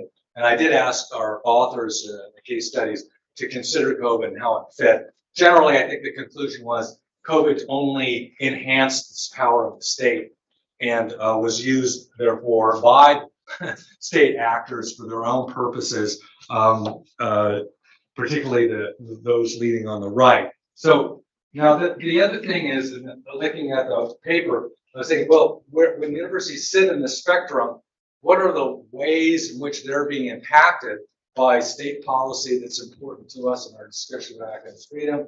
And like, where can they have a positive effect, perhaps, in promoting democracy, preserving democracy? You know, we haven't used this term, but there's a lot of discussion about a democratic recession. We haven't used that word. That connotes the concept that we'll get over it. I'm not absolutely sure about that, but I just kind of, this is very subjective to just say, oh, well, there's kind of a tipping point where universities can make a difference and have enough autonomy or structures that support academic freedom that they can be effective institutions in promoting democracy. But once they get kind of past this point, it's not possible to do a lot of things. But I have some ideas related to that, and I'm hoping that we can discuss it a little bit if we have time. So in the book, again, I kind of went through, it's not exact, but I kind of said, well, what are these kind of behaviors that we see within these different realms of state governments? Again, trying to collect information from these various case studies and then what we're seeing out there. And I'm not going to go through them all, and they're not necessarily, they're not distinct dividing lines, but they tend to add up to the right. So over here, even past this is North Korea, for example. Okay, so another thing that I do in the book, which I'll only partially explain, but then use this as a tool to discuss what universities can or cannot do, is I said, well, when are universities leaders, or when are they followers, or when are they kind of something in between? And this is also subjective. but it's kind of saying that there are basic functions that you will see in an autocratic world. Let's put China, which is, close to an autocracy or whatever you want to say. Where are they, functioning at a high level for a major university? And obviously tier 1 and tier 2, I thought that was interesting, a top discussion about mobility in China, because it's definitely a component of what they're doing and changing their society. But they're not doing these higher order aspects as much, although public engagement can be done in various ways that are not necessarily promoting democracy, but are more involved in the community. I know that Nanjing has been a leader in doing that, in Zhejiang University as well, because there's a high tech sector there. So anyway, I've just used these kind of tiers and say, of course, now this could be accused of having a very Western viewpoint, that the highest level of impact on society and role mission of the university is to offer critical analysis. And sometimes I use the word constructive analysis. Destructive analysis, well, we could discuss what that is, but generally saying that there are these kind of borders, and it does seem to resonate with a number of people that are interested in these kinds of issues. It has flaws, but it's a way of thinking. So one other thing I want to note before saying, well, what can universities do, or a shopping list, is there are various themes in the book. One of the themes that's clear, and I think you all kind of know it because you're engrossed in this issue, is that there's a kind of a autocratics playbook. And, I'm talking about, to some degree, we had the hope of greater liberal democracy or forms of civil liberties in Russia and in China, and that we've seen a significant shift away from that. I mean, again, also looking at what's happening in Hong Kong, a clear pattern of moving towards greater state control. So these are the kind of things you just see, directly, indirectly choosing rectors, reformulation of their of the governing board, eventually sometimes not directly at first. I mean, there's always had some control over faculty hires. This is the bread and butter of universities. Who are you hiring? Who are you advancing? Who are you retaining? Is just a fundamental component of what universities do and how they can perform. So you'll see this, Russia is a great example, because there was a feeling of some greater liberties in Russia in the last 10 years in academia, and of course there's issues of corruption and all kinds of problems. There are legacies of the Soviet era. But, the rectors had become chosen internally by the institutions. Well, Vladimir Putin finished that off, and now he directly, through the Kremlin, appoints all rectors or presidents, as they use that term occasionally, and fired like 100 or so rectors, and reorganized aspects. And I've said this to a few of you, but this is more of an extreme example. But the FSB is now involved in faculty hiring and advancement and admissions policies, at least in the Moscow universities, from what I understand, but I think it's much broader in the federal universities there too. So this is a general pattern that's being seen throughout. So this is a theme that I think is interesting, and it does kind of look at the number of case examples. So how might universities innovate and become more systematic in their efforts to promote democracy? Not an easy question. Okay, not an easy question. So first, though, as I said, there's kind of a larger range of things that universities can do in liberal democracies, and where universities are leaders or kind of going through that spectrum, intermediates of some sort, but in a favorable way. So I'm not going to give a long list of, I gave a long list in this paper of things that universities can do. The basic conceptual idea is that, yes, they need to pay attention to their core research and activities, and to some degree their traditional forms of teaching, but they really need to be more engaged in society broadly if they're going to have a larger impact on society. And it's a complicated story, but in conclusion, these are some of my little summaries. Really, if we look directly at it, universities have few direct and immediate paths for promoting democracy. broadly defined. We can argue about what is a democracy or not. We spend a lot of time on that kind of thing. But it's you have to recognize that it's not a short-term or immediate kind of impact that needs to be holistic and thought of over a long period and as an investment. And so that's, you know, an important aspect of really thinking about what universities can or cannot do. And then I kind of have this grouping of observations that to think about, well, where are universities? Where can they be more engaged with society? And again, these are the broad areas. And then I have a listing of various ways I could talk about them, but my time is limited. The broad goal of developing an internal culture organization that seeks greater engagement. And I think this is a struggle for many universities in Europe. They're learning, they call it the third mission, like they just added it on and, oh, now we're doing the third mission, as opposed to being an integral part of their mission. So on this area, my favorite area of talking about, and I do offer very explicit ideas as to how one would, you know, structure this, is the faculty hiring and promotion process. If it doesn't integrate expectations, or at least the value of various forms of engagement in society. And so one area that people talk about is the scholarship of engagement. I don't know if you've heard this term, but its criteria, it says it's rigorous. You know, it's based on the discipline and usage of discipline, but then it's used in various forms to have greater social impact on society, and that there's a value to that, even if it doesn't lead to an international journal publication for the citations. Now there's tension there because many of the European universities or the German universities are in competition for ERC grants. And they need to boost their rankings and all that. So, but I'm saying you could still, my little joke is, you can walk and chew gum at the same time. I don't know if you've ever heard that. It's an American saying. Now, universities are capable of doing more things. They really are. There's danger to it. It costs money. You need to be strategic about it. But okay, so the other part is, as I just said, strategic efforts and engagement. So that's, you know, ways to expand your footprint. So let's give you an example.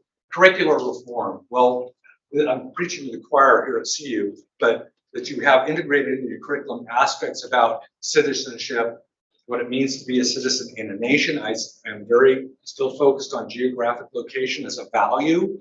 You know, you're here in Vienna, and you're here in Budapest too. But you have to have your foot in the reality of that. It's great international globalization. This is an example. Is all fantastic. We could do that and think of other ways to engage. So one of the areas, things like service learning, integrating service learning more directly into academic programming. This is a relatively new idea in Europe, as far as I can tell. I think in England they're doing more of this. Other kinds of forms of outreach, for example, cooperative extension is a US idea of having academics aligned directly with various private sector businesses. It usually was integrated with agriculture. But so I'll keep going. Efforts to increase credibility of universities as sources of factual research and information. Some of the research in this area is showing, you know, I think it's not completely tested, that expertise at a university that's localized, and that person goes and tells them, well, climate change is a big deal here in Vienna, and you're going to have to think about these things. That local person who lives there, is part of the community, is seen as a more valid and credible voice than bringing in a professor from Hamburg or the US or Berkeley or something like that. And there are various concepts of strategic communication that I don't think have been thought out well. So one of the areas that relates to all of this is, who are your stakeholders? What analysis are you doing to say, what are my communities and where's my priority? And to know more about them. I think universities often and academics don't have training or sources to help them understand how to communicate better. So there's a series of things related to that. And then seeking targeted approaches to promoting democracy. This is much more limited, and there are dangers in this, because I think we discussed before, it is essential that universities are seen as open places for debate and that they're nonpartisan. So that's waters to be navigated carefully. You don't want to start looking like you're aligned with a particular party And so this is a conceptual idea that's also important to academic freedom. But I do show in the paper, I'm building examples of what are they doing here or there. Michigan, the University of Michigan has, and Berkeley has something similar, a student-run organization to get out the vote, not just for students, but local communities. So there are areas. Another area is data collection that's useful for local government. Okay, so I'm near the end here. I know I've got to keep going. So where are they? What are some of the things we could talk about universities can do in this other spectrum, the one that's kind of scary, illiberal democracies and autocracies? And so here's a listing, and I did learn, and I shaped it a little bit after some of our discussion. I had some of it, but to tell you the truth, it's really difficult. I had a discussion with a former colleague, I should say, who's a former professor in Moscow and is basically in exile now. And I asked him, well, what can we do? How can we help Russian universities and academics? And, he said, well, one of the most important things, and this comes out in analysis, that really helped Russian universities in the period after the fall of the wall was more international engagement, more access to journals and other kinds of access of this sort, and just having visitors come and give talks that they could say things that as a Russian you could not say. And we're back in that Soviet structure and style once again. So keep maintaining, but this is a tough one because as I was saying, what about Russia? Should we be in a kind of a period of a cold period, and then we'll look, depending on what happens in Ukraine and where politics go and what happens to Mr. Putin is, followed by some other relaxation. I don't know the answer to that, but I think most Europeans, at least my impression is, it's a Cold War for a period at least in relationship to interactions and funding and these things. So seek international benchmarks for data, keep them involved in that kind of world, maintain access to academic journals. I don't know what's happening in that, but that was definitely a feature of the Soviet period. And I know it's starting to happen in China. They're starting to exclude books. They've done it in Hong Kong that are thought to be subversive or Western. I think it's not a serious problem yet, but it could become one. Documentation of archival materials. This is a kind of a long haul approach. What is happening at the time, not useful at the moment. Curricular management, that's tough as well, because in the most extreme examples, the state is becoming extremely invasive. So we've discussed some of them. If you're probably aware, in China, they used to have like 2 courses that had to be taught about Maoist thought for every undergraduate, right? And this is like students in engineering. It's now, I think, up to 4, including 2 courses on Xi thought. So this crowds out curricular aspects and tells you a lot about academic freedom in China. But in any case, that's a tough one, how to manage that. Seek informal forms of resistance. I put that in because I was hearing this discussion. I don't know quite how that bets out, but greater socioeconomic engagement. So similar to what I was talking about other universities, how can universities also gain more credibility in the long haul? And lobby lawmakers, the list could go on probably, but not a lot. And then what can we do as an international community?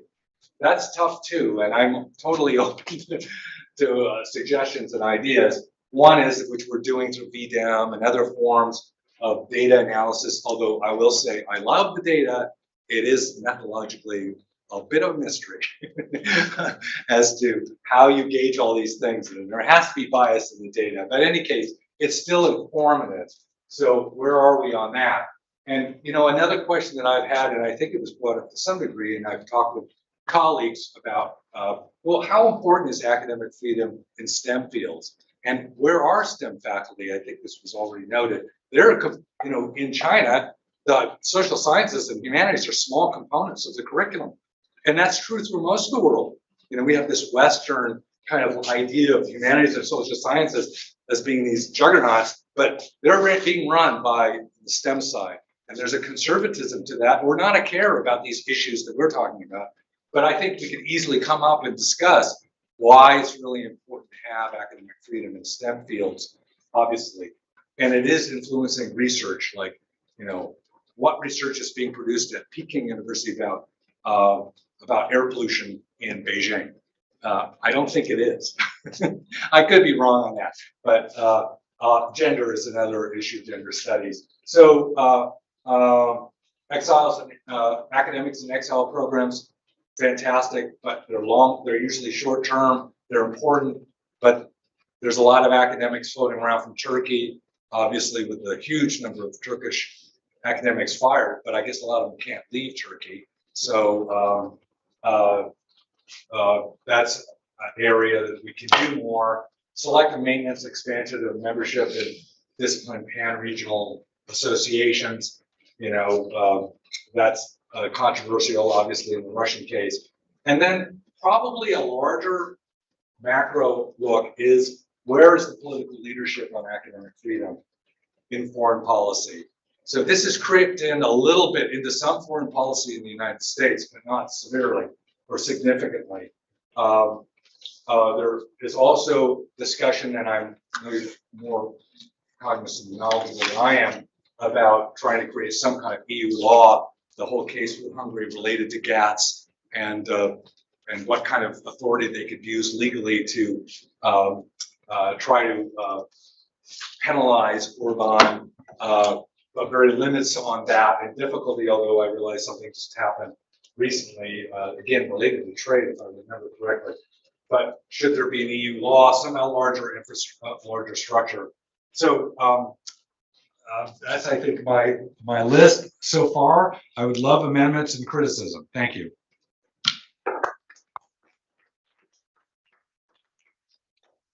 Very much, John.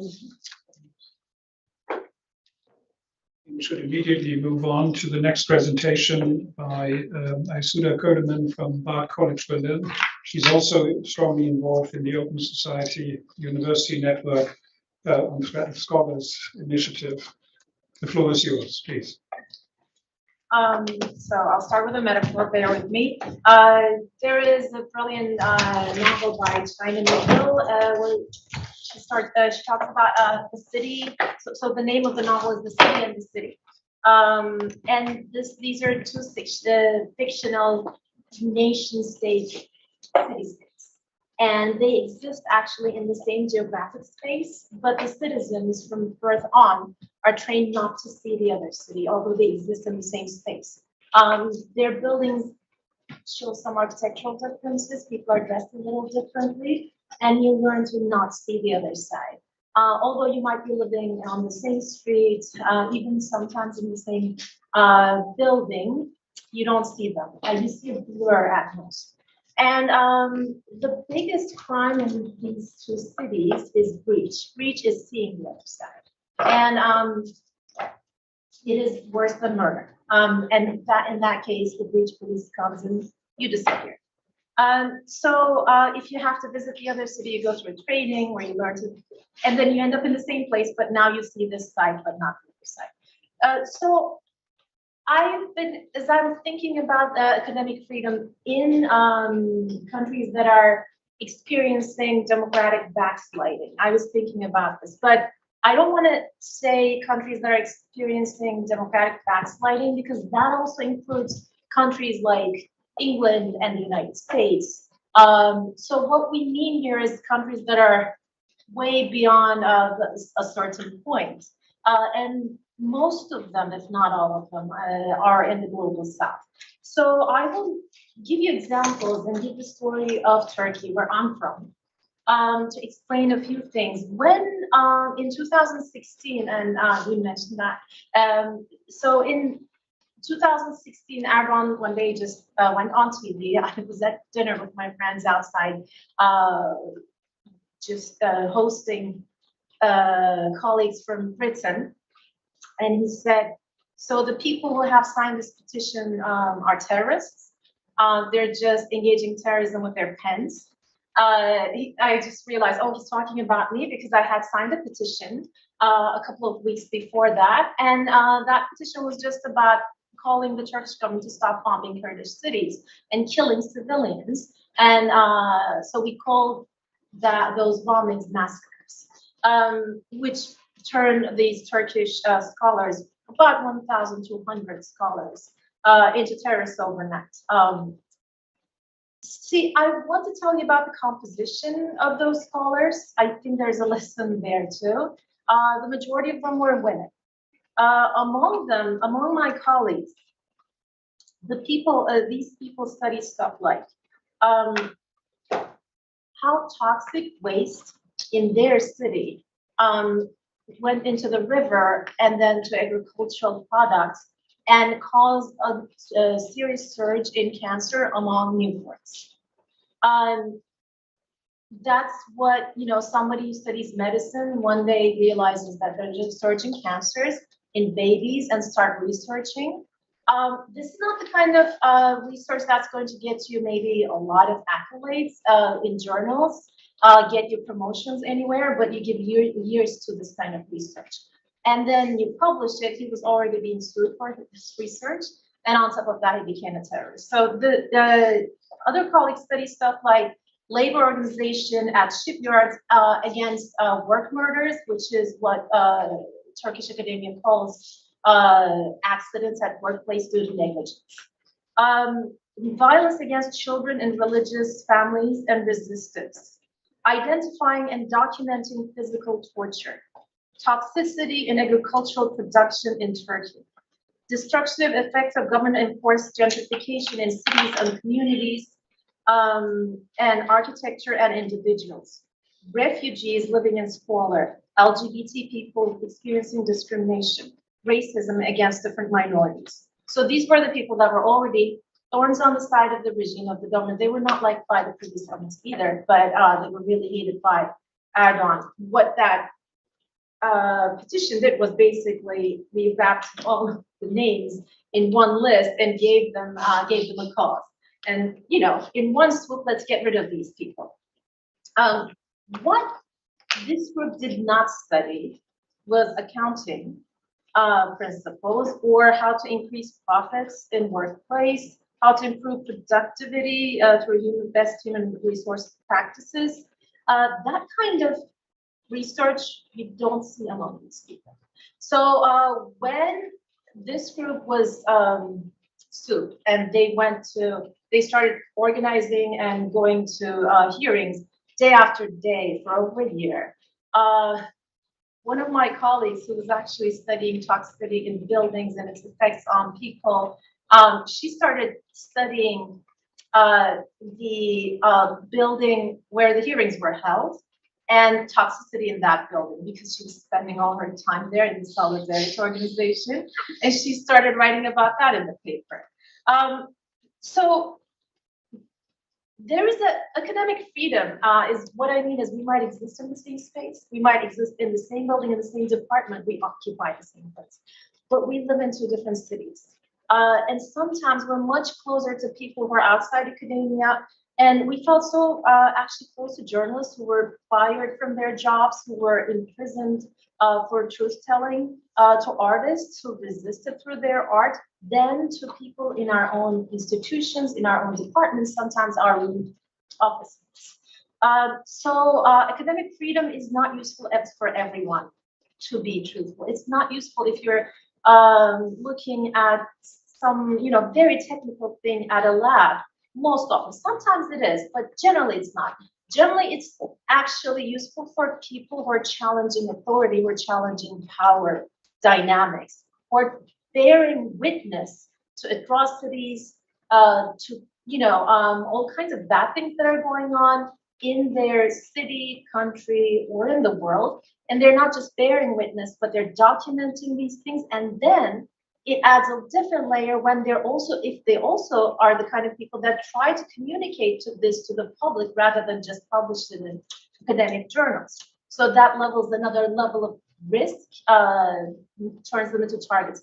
These people are the people that require the most academic freedom, and they are the most outspoken people when illiberal democracy starts. I hate the word illiberal democracy, I shouldn't use it. There's no such thing as illiberal democracy. Illiberal regimes start knocking on the door. So, and I'm guessing Caltech is not organizing a lot of academic freedom conferences, or so we see something. Humanities are under attack, social sciences are under attack, and you're right. I mean, I just read a graphic the other day, and it said that the number of computer science majors in the United States outnumbered is more than students, all of humanities students, and this is in the States. So there's this movement to STEM, and this is not completely unrelated from generally governmental distaste for humanities, because whether you're in Turkey, India, Brazil, Hungary, United States, Germany, humanities and social sciences are the ones that bear witness to all the troublesome things. So what happens then, it's so easy to recognize that when you're looking from a distance, when you look at a distant country and you're saying, oh, look at those people, you can label them as troublemakers, you can label them as heroes, you can label them as victims. And God knows we've been labeled all kinds of things by all kinds of people, but it's easy to see them. It's easy to see the troublemakers, it's easy to see that they're in trouble. And then a lot of people, not the people in this room, but a lot of people start thinking of academic freedom as a binary. There's either academic freedom, and there's none in Turkey, or there's academic freedom in Germany, where I am right now. But the truth is, it's not like that. It exists on a spectrum. It also exists on multiple dimensions, academic freedom and unfreedom. Do you have the capability to exercise the formal freedoms that you have is a serious issue. And that brings me to the second type of city, the city in the city and reaching right here on campuses. In the West, in so-called democratic countries with academic freedom in the Constitution, academic freedom is something that is always being, paid lip service to. So in any given context, who sees the problems in the country in that environment? The people that are denied power, the people who are excluded from decision-making mechanisms, those are the people that are most likely to cause trouble, to see the problems, to realize that there are unfreedoms in a given institution or context.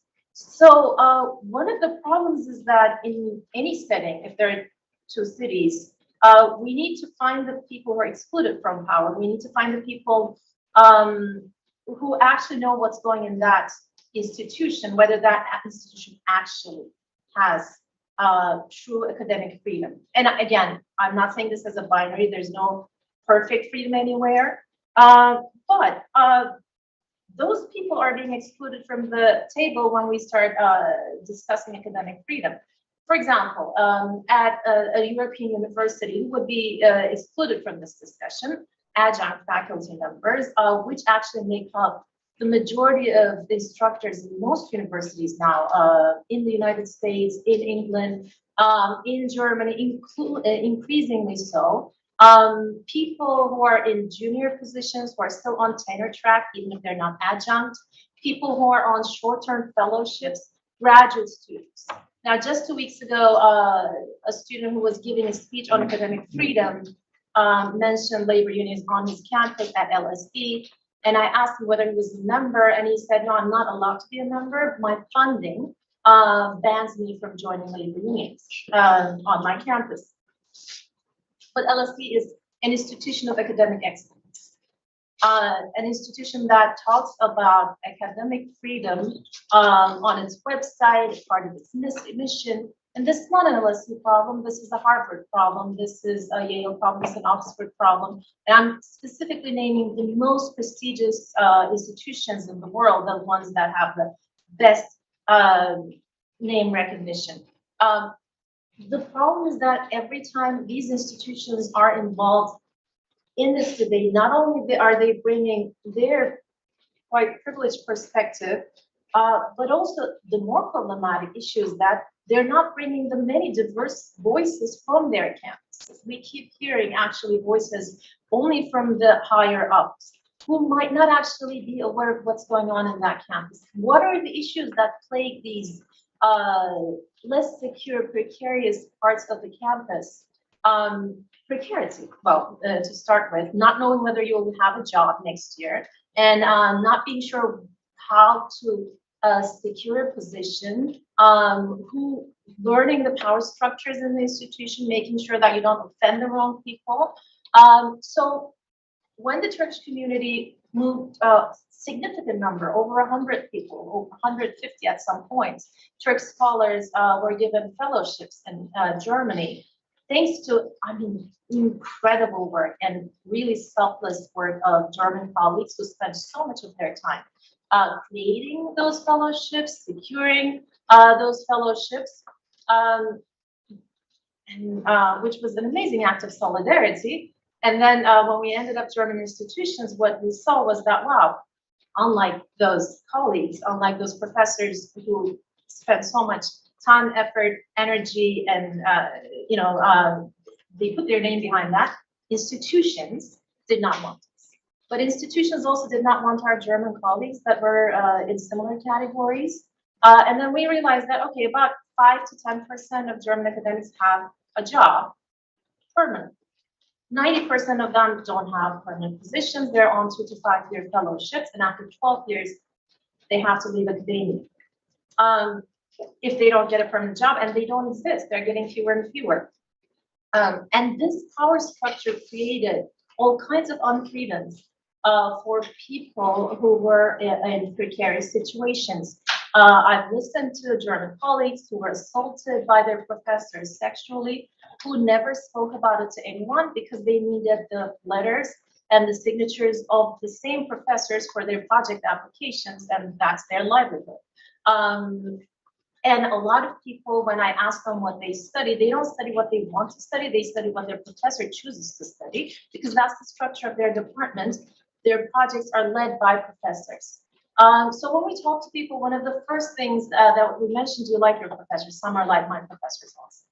Great, I'm working with a great person, we're doing great research. And others are like, oh no, it's the worst.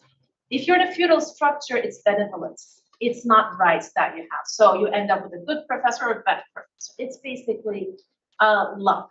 I just noticed is the same that you said about faculty driving graduate student research is definitely true in China. In the social sciences camps, I see it all the time. We're being driven by what the faculty. Yeah, I think that's also traditionally true.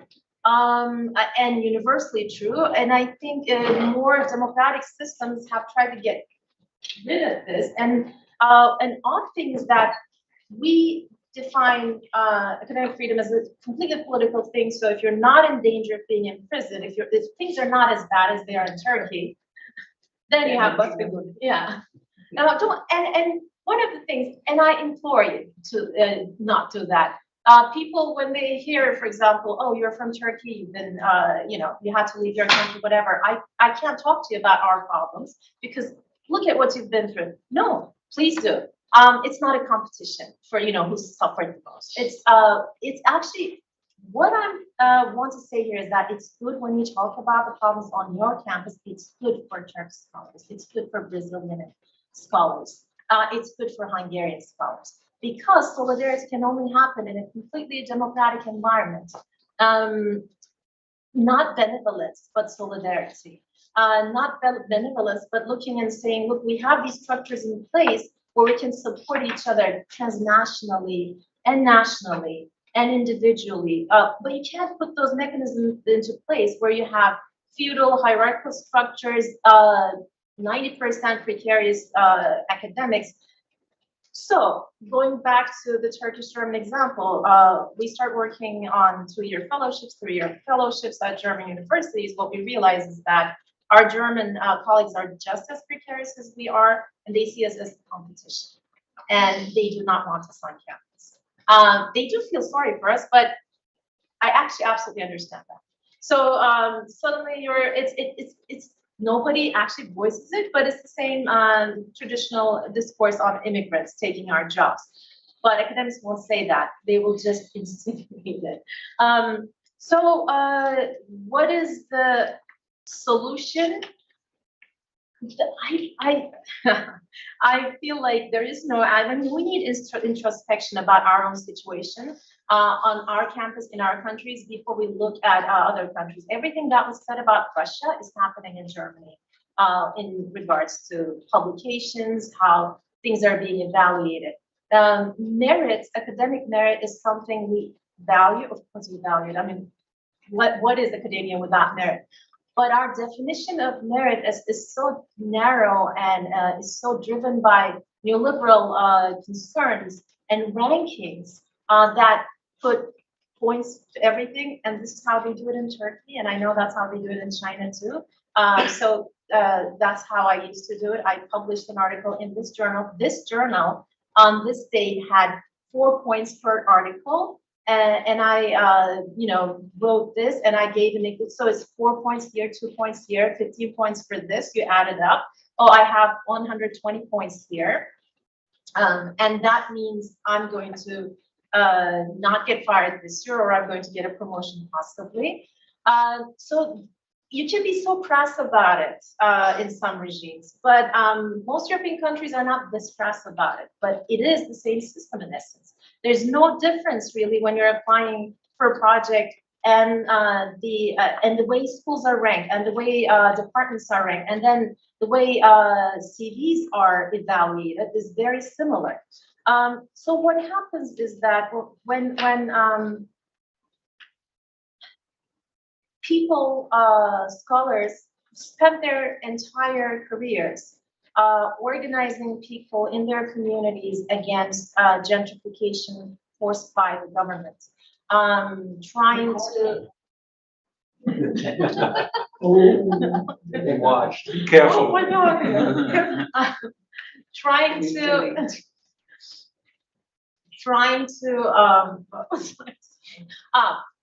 to document cancer cases among newborns, and suddenly they find themselves at risk, and they turn to their colleagues or Western universities, and now they have to be evaluated by different criteria, and suddenly their CVs are meaningless, their activities are meaningless, the things that got them into trouble, the things that made them democratic heroes, that made them celebrate in the West, that made them problem children in Turkey, are meaningless because on paper, that publication is local, that publication is in Turkish, or that publication is in a lesser journal, and they come from lesser universities, and these prestigious institutions do not want them.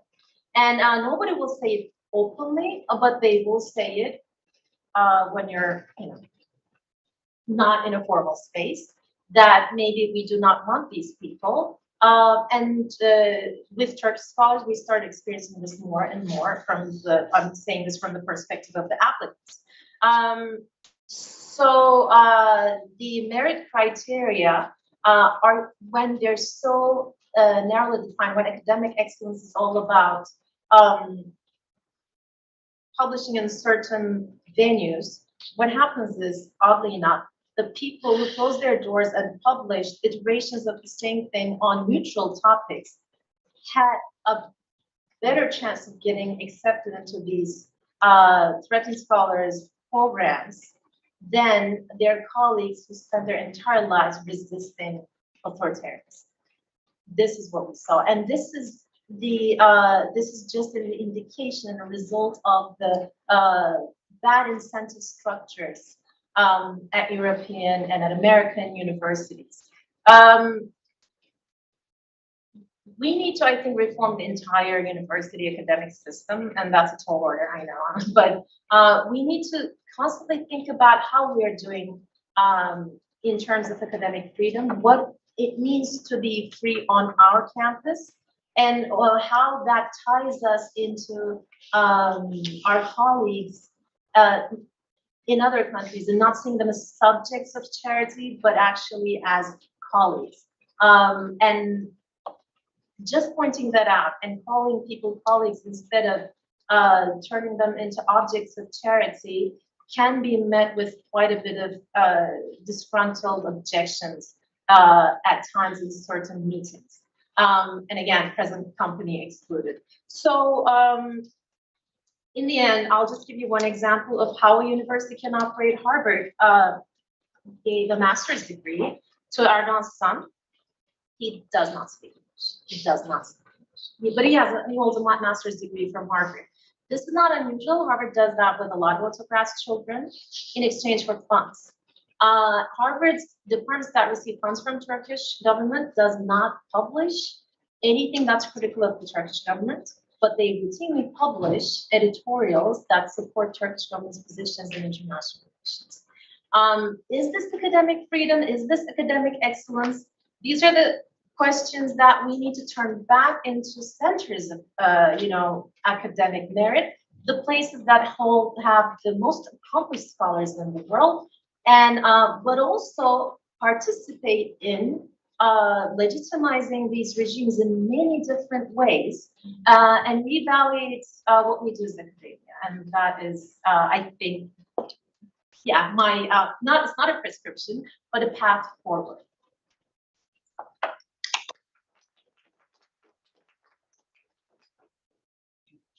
Thank you very much. Almost feel like I should directly comment on some of your points, but maybe we can come back to that later on. But we'll, in some respects, continue with some issues also related to the German scene. Mitchell Ash is next. He's a professor emeritus here from the University of Vienna. He's also a member of the working group I mentioned at the beginning at the Berlin-Brandenburg Academy of Sciences, and he will address three areas related to academic freedom: discourse control, academic politics, and administrative, what he called reason or unreason. Mitch, the floor is yours. Yes, thank you. After that tour de force, it's going to be kind of difficult. You're a difficult act to follow, it's fair to say. But you will find that I, in some cases at least, found abstract ways of expressing the things that you have said very clearly. The destruction of academic freedom in authoritarian regimes, past and present, is real. We've heard about that. And not only my predecessor, but others at this conference have spoken eloquently about this issue. Genuine threats to academic freedom, however, also exist in democratic societies. And I want to elucidate three of them that Wilhelm Pohl has just named, in which such threats are possible now and in the future. The first is, and best known area of threat, is the struggle for discourse control, both inside and outside academic institutions. And what I mean by that goes beyond what we discussed already in the session on cultural books. It's broader, I think. I mean both challenges to established ideas of what university science and scholarship are and do at all. Are universities bastions of free inquiry, or are they agents of capitalist domination or socialist indoctrination? Question mark. As well as the passionate public debates about scientific and scholarly concepts like sex and gender. Just a scandal erupted just this past spring about a biology student who wanted to insist upon this distinction and was attacked as transphobic as a result, including really vicious emails. I'll come back to that in a second. Or colonialism and decolonization. Terms like these, who has the right to define them? So it's both, so not just the concept, but who uses it and why. In both cases, two fundamental rights are often confused with one another. I've heard this point was already made by predecessors. I just want to re-emphasize it. The right of freedom of speech and expression, including the free expression of political, artistic, and any other opinions within limits established by law and academic freedom, which means, or should mean, the right to choose teaching and research topics, to teach and publish research results without restriction, and to choose the venue. Whether those freedoms exist or not is an issue, a really powerful and important issue. I'll come back to this in my third point, but it's not the same as freedom of expression.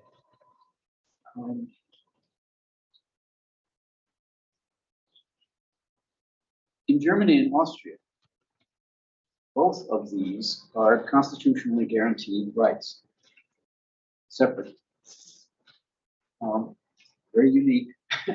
No other countries besides the German-speaking ones that I know of, except perhaps some provisions of the French Constitution, make this distinction.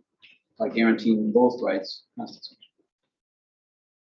In the United States and many other countries, academic freedom is treated in the courts and often also in the media as a subset of freedom of expression. But academic freedom, in its true sense, is not the same as the freedom of academics to say what they please. That is something that all of us have or should have, whether we're academics or not. Unfortunately, this confusing mixing of rights often occurs in the German-speaking media as well. This is one of the findings of our working group. Even though journalists in these countries ought to know that. I joined earlier speakers in suggesting that it would be helpful if we could avoid confusing these two basic rights while advocating both of them vigorously. Max Weber did this 100 years ago in the famous essay, Politics as a Vocation, when he said that, of course, university teachers have the right to freedom of expression, but argued that scientists and scholars should express their political opinions in the public sphere and not in the classroom. Max Weber's dead. And so it would seem is his proposal to keep science and politics separate. Perhaps it was an impossible dream. But I think it should be clear that the struggle for discourse control is unavoidable and maybe unwinnable in any free society that deserves them. In other words, political debate in democracy is part of the game. One of the greatest threats to free expression in the public sphere today is the increasing resort to mobbing, personal denunciation, and outright hate speech in social media, or rather, I like to call them asocial or antisocial media. I don't use this term social media anymore. This is a threat to academic freedom to the extent that discourages academic teachers or students from participating in public political or policy debates. And that has been documented. That there is an anxiety about that due to the mobbing and stuff that sometimes happens. The trashing or doxing of academic participants in open discussions to try to maintain a civil tone and mutual respect, and even to make room for dissenting views, leaves the space of public discourse and debate to purveyors of ideology and emotion, and encourages a kind of cynical approach to participation in the public sphere, at least for some people. And this brings me to the second area of concern, which I term academic politics. By this I mean the struggle for predominance within academic institutions. Here again, the issue has two aspects. Sometimes student activists and political allies from outside the institution mobilize the media, often quite successfully, in support of attacks on professors or academic power structures for multiple reasons. Following John Scott, we can speak here of using weapons of the weak in order to try to equalize the playing field, level the playing field, equalize the power structure. In other cases, the idea of academic freedom is mobilized to support arguments, for example, for gender quotas or for decolonizing the university, to challenge what other academics believe to be central to higher education itself: scientific objectivity and autonomy, including free choice of colleagues by autonomous faculties and departments, whatever we may think of the term autonomy in this context. Contrary to popular belief, these conflicts cannot be reduced to progressive versus reactionary divides. Reactionaries can mobilize academic freedom for their position as well. In the US, at least, it's currently conservatives and reactionaries who claim to be on the outside looking in, and who use the media as tools to get attention for their attacks on what they call left-wing establishment. Here, too, it might be helpful to recognize, this is now where we meet, that academic institutions are not and never have been the neutral ground to be the playing field, but are in fact and have always been hierarchically organized loci of complex power relations. Whether recently expressed demands for safe spaces in which groups who are or think themselves to be marginalized can articulate their positions openly and share experiences of oppression with one another can actually be achieved in such institutions. And whether doing so would actually lead to significant change, either inside the academic political arena or in the rest of the world, remains to be seen. One way or the other, claims for academic freedom can be and have been and surely will be in the future also mobilized in many ways to gain advantage in academic policy. This brings me to the third field of controversy, and this is one in which the working group that Wilhelm has mentioned has really focused a lot of attention. It's rather different from the first two. Here I speak of administrative unreason. Again, at least two aspects can be distinguished. One is the increasing predominance of quantitative over qualitative standards for deciding academic excellence. We heard about the impact factor. A trend that is not limited to the sciences and medicine, although it began. Along with closely related increase in the role of third-party funding as a standard of quality, also a quantitative standard.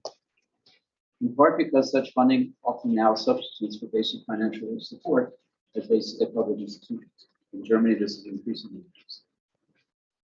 increasing. This leads to what has been called perverse incentives to produce work on current topics in proper forms.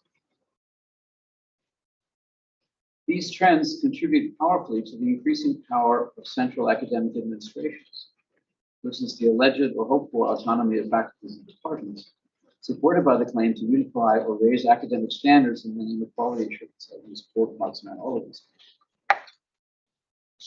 It's actually quality control. We're talking about quality assurance. These trends may not in themselves be intended as threats to academic freedom as I defined it above, at least their purveyors don't think that they are. But the influence of such forces on choices of research topics and methods, as well as publication venues, is undeniable and it's already very, very eloquent sense. How that works, especially amongst junior academics. But I can assure you that it's not true only with academics with contemporary context. Professoriate is affected by these things also. Professors who refuse to participate in the rush for third-party funding have much worse standing in their departments. And that's completely independent of the disciplinary connection than the others. Don't get appointments with the president. There are things that make it really clear that there's a difference in standing. This is well documented anecdotally, but we don't have really good quantitative research on this subject. I'm just talking from experience.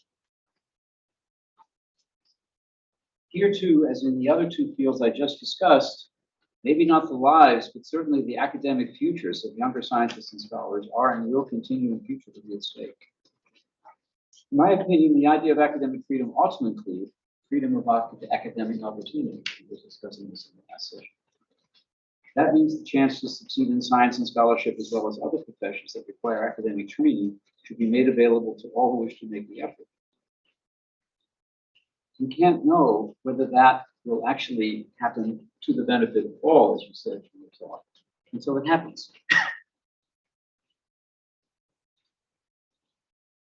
This brings us back to academic politics, since the issue here, of course, is who decides what academic standards are and how such standards are established and justified. But of course, this is also an issue of general politics. Are the state or private donors actually willing and able to provide the support needed to ensure that freedom of academic opportunity becomes not something nice to have, if you can afford it, but a social reality?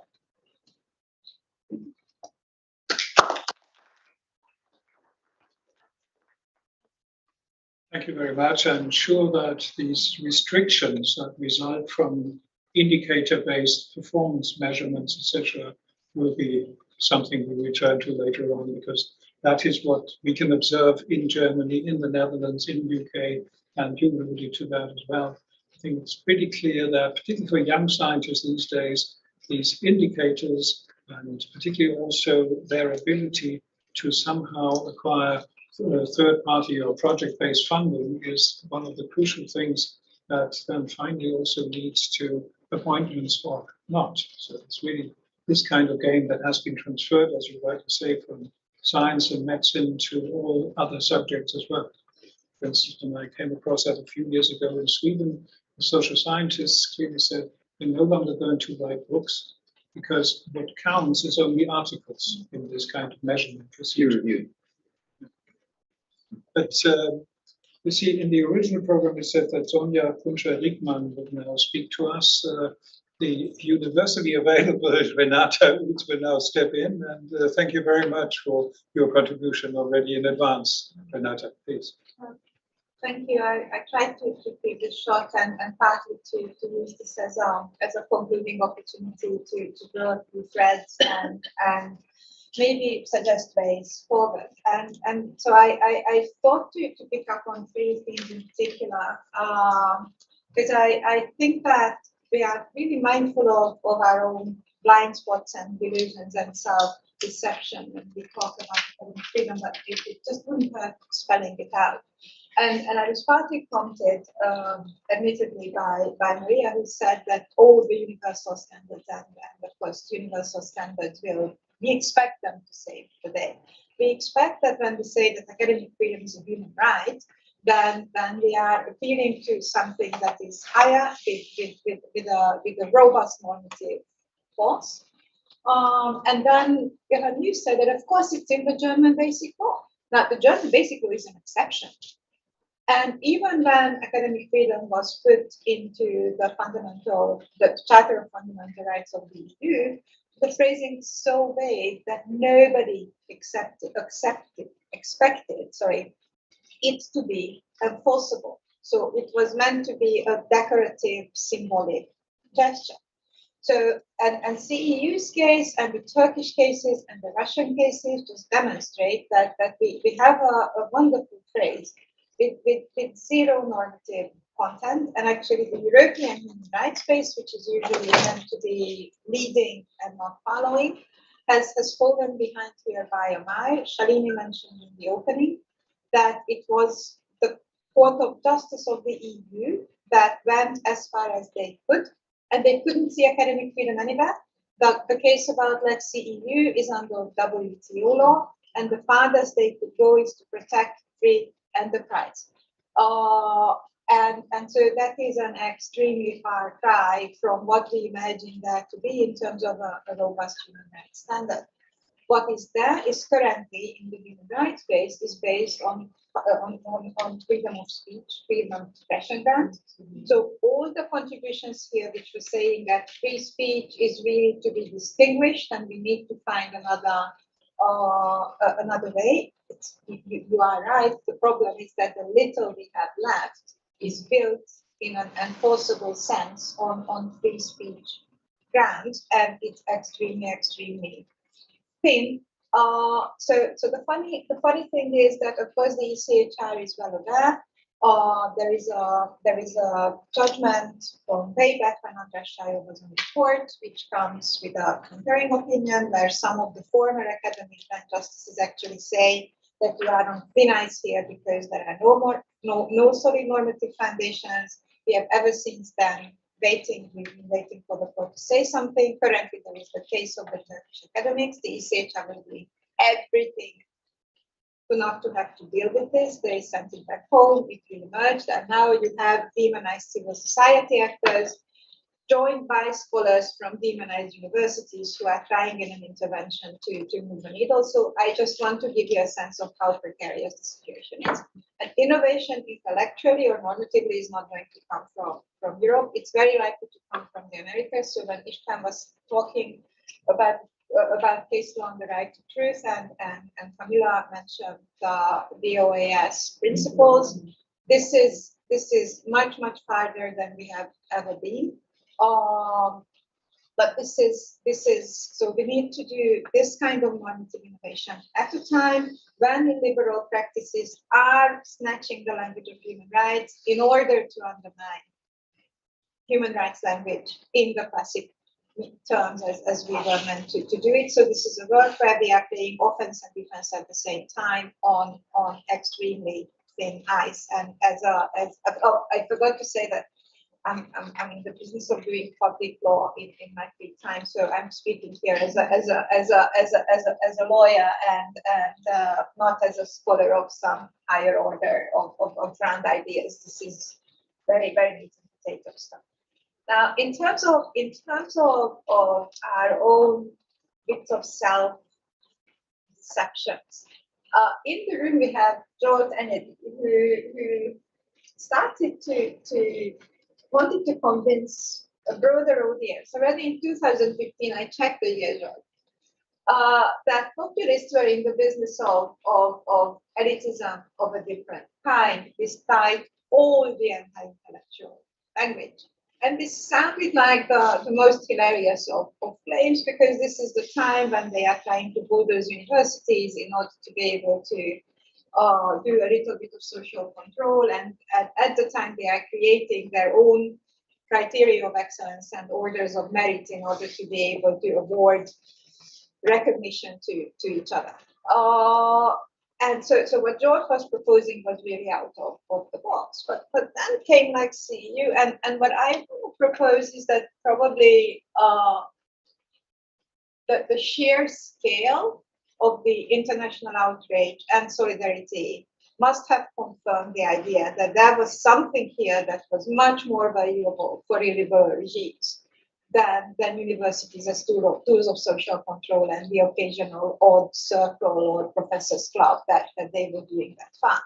So what they started to do is essentially turning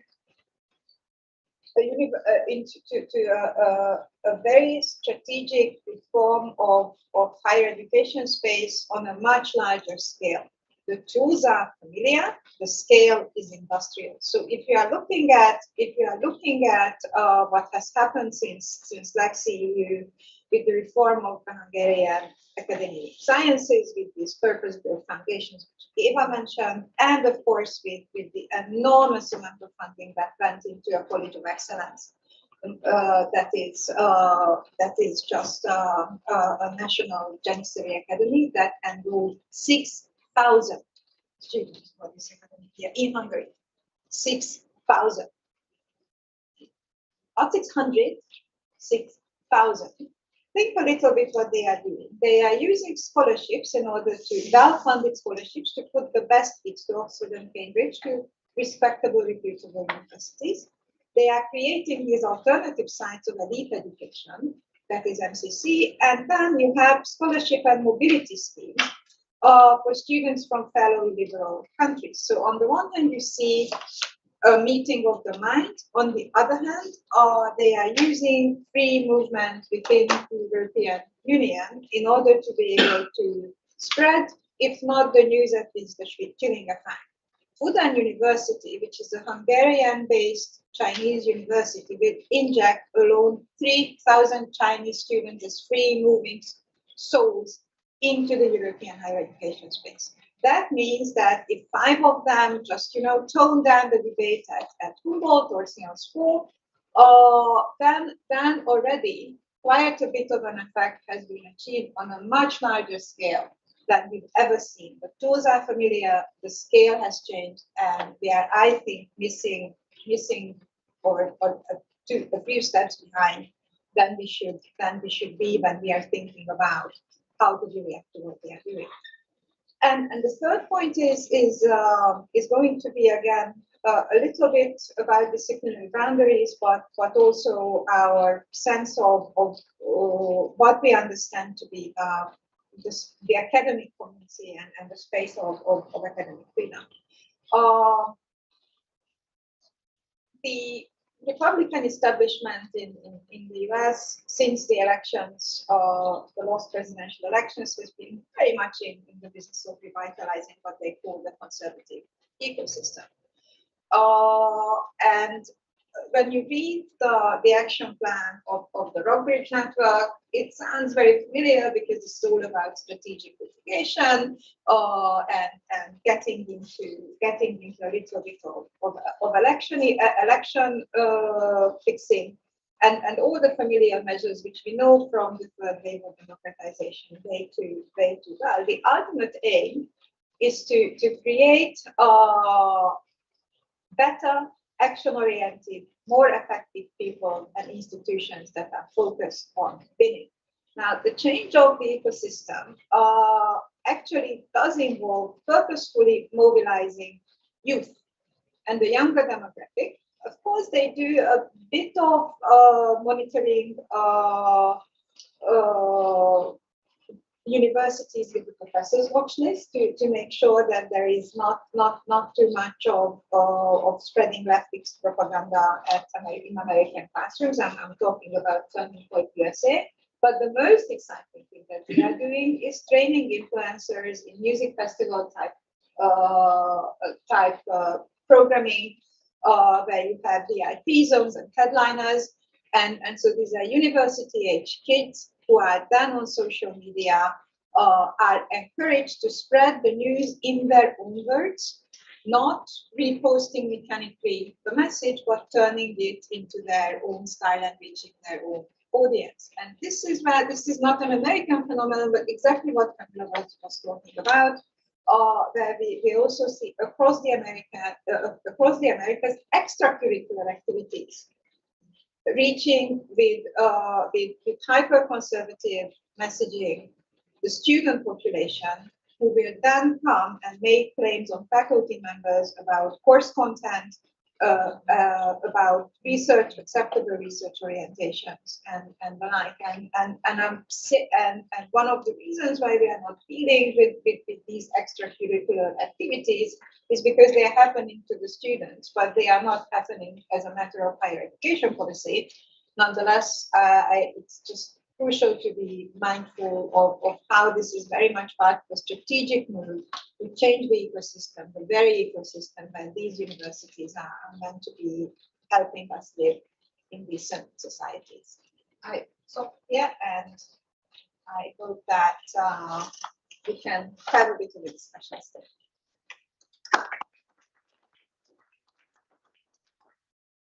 Thank you very much. It's a lot of food for thought. Who would like to ask the first question? If not, John, I will turn to you with respect to the 2 or 3 remedies you proposed towards the end.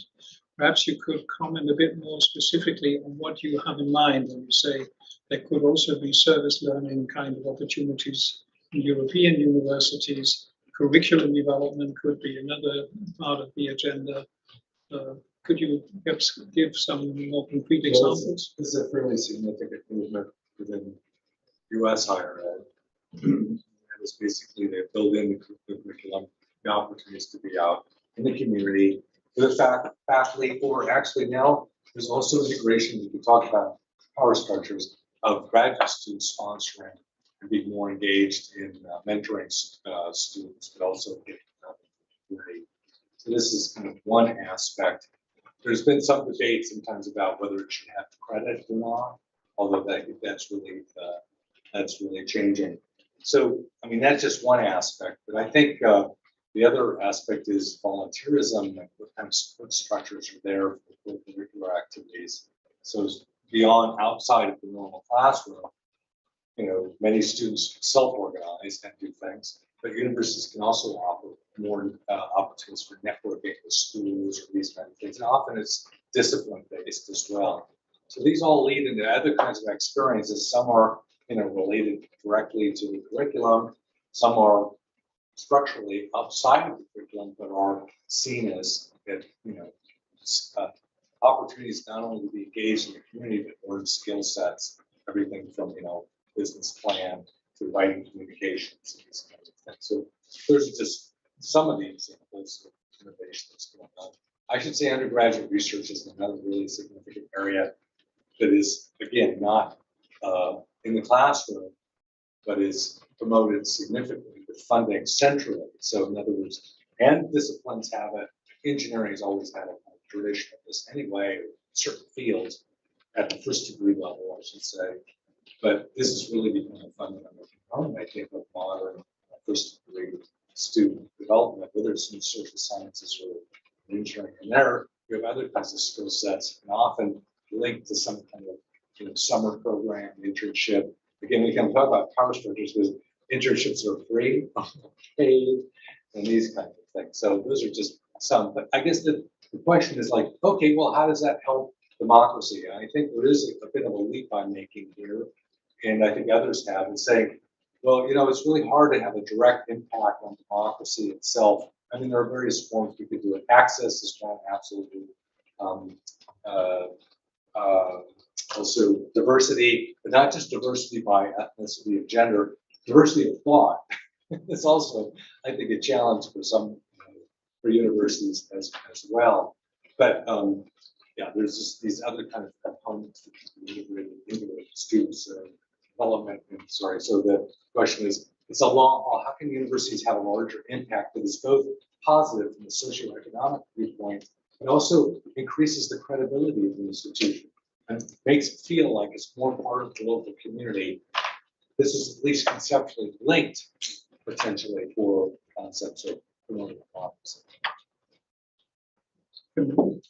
Oh, is that directed to this one? It's actually to both of them. Okay, then it comes So, Renata just talked about extracurricular activities being a way of mobilizing students in more authoritarian regimes, and you're saying that this is a way of democratizing the student body. And I just wanted to kind of bring out one thing that's happening in Indian universities, which is that fronts of the RSS, the Hindu fascist organization which runs the government, are working with universities to mobilize students to do little research projects. And they, for instance, one that they had was to know your local river. So they got them to do projects and document their rivers and what was happening around them, and then the best one would get a prize. So they get information through students, they mobilize students to their programs, and this is all actually local engagement, but it's happening only through RSS organizations working with the university. So it's not as if the university has opened it up to say, any NGO that wants to work with students is welcome. But what the point is that what appears to be democratic or what appears to be procedural in an authoritarian or fascist regime can have entirely the opposite effect. You're absolutely right. That's definitely. I think my mindset has been so much oriented towards what can happen in that spectrum of liberal democracies to whatever, or illiberal democracies, or we'll have something else. But you're absolutely right in that your comments. We have talked some about soft. Sharp power and the networking. Whether we're talking about Turkey and it's been trying to prosecute the academics outside of Turkey or use extradition laws to get them, or we could see the Chinese Student Association, and it's a little bit opaque as to how directly linked they are to a grand plot by the Communist Party. So, but in any case, your point is. Okay. That's what I was saying. And of course, ISUDA can give a good sense of the scale of Turkish private foundations doing the same. I think that the point that I was hoping to make here is the sheer scale of the endeavor and the amount of public money or semi-public money or friendly money that goes into it. So every single time when we have a program for 10 kids or 20 kids, we already feel very good that we have the good liberals. They're working with thousands of them in cool activities, and I think that that's something that if we are blind to, then we are talking about potential, but not the reality of it. Thank you so much for also bringing. And really quickly, that's the difficulties of evaluating that. Like, what is the extent of what they're doing? The Confucius Institute is a good example. Is like, how overt is the Confucius Institute? Should we have no relationship with it or not? And then I get back to at least what I was saying about, well, we have to think about how we can have some form of glasnost or strategic relationships that are not damaging to our democracy. So it's a tough one. I'm going to just add an example about that because of the. Sorry, Just a sentence. There was a flap about a biography of G, published by a German journalist, that was supposed to be presented at a Confucius Institute with the support of the academic institution in the same city, until there was an intervention from the government of China through the consulate, and was canceled. So these are concrete factors involving Confucius. This is not limited to the United States, but to just wanted to mention. Yeah, I wanted to make three points. One, I wanted to ask colleagues about this triad of research, teaching, and in Latin America we call it extension, but I think it translates to civic engagement. But it's how you engage with the general public, how you actually disseminate the research. How do you public outreach? How do you make that meaningful in society? How do you make it a collective endeavor and this sense of responsibility and also accountability to society? So in Latin America, there's this very established triad. I have an understanding that it's the same elsewhere. I was wondering if you can comment how, in your view, how does academic freedom, what are the barriers in this relationship? How does it play out in terms of academic freedom? And I think it slightly relates to extracurricular activities, but it's not that. It's really a fundamental pillar of what the universities are doing and should be doing. So what are the challenges that we face? What are the frictions that are faced in terms of academic freedom in that regard, in terms of that pillar of engagement with society? That's one question. I wanted to engage with you in this thought that you mentioned that academic freedom is relevant, especially for the humanities. And I completely agree that that's where really the thing hits hard. But I also think it's important to acknowledge that academic freedom as a principle actually is also affecting all areas of knowledge. And that I engage with many, we know of many examples of basic research in biological sciences, in physics and chemistry, whatever, the other, I don't know how you call them in English, the non-humanity areas, exactly, that actually are facing problems with academic freedom, and especially related to the rankings, especially related to the fundings. So basic research is being extremely undermined. It's because research, STEM research is being super co-opted by private sector who really drive the agenda of what they want, what is useful for them.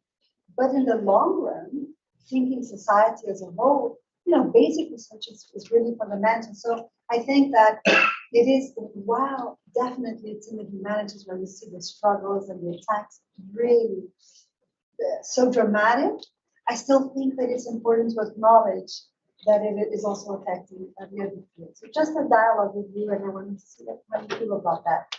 And the last comment I wanted to make has to do with the right. I think that I was, the way that you ended your intervention, I can't remember what you said, but it was something like the funding of states and the funding of the private sector. How is it being used, and what can we do about it, right? If we acknowledge that it's a right, actually the state has the obligation to respect, protect, and fulfill. And in that sense, that is why we are trying to draw out that mechanism of monitoring this academic freedom working group, because we really have to hold states accountable, even if they are the violators, and that's true for all the human rights. We have to find mechanisms of holding them accountable. Of course, in situations of authoritarianism, it becomes increasingly hard. But still, I'm saying I think we should attempt to hold them accountable. And we need, it's not a favor, it's their obligation.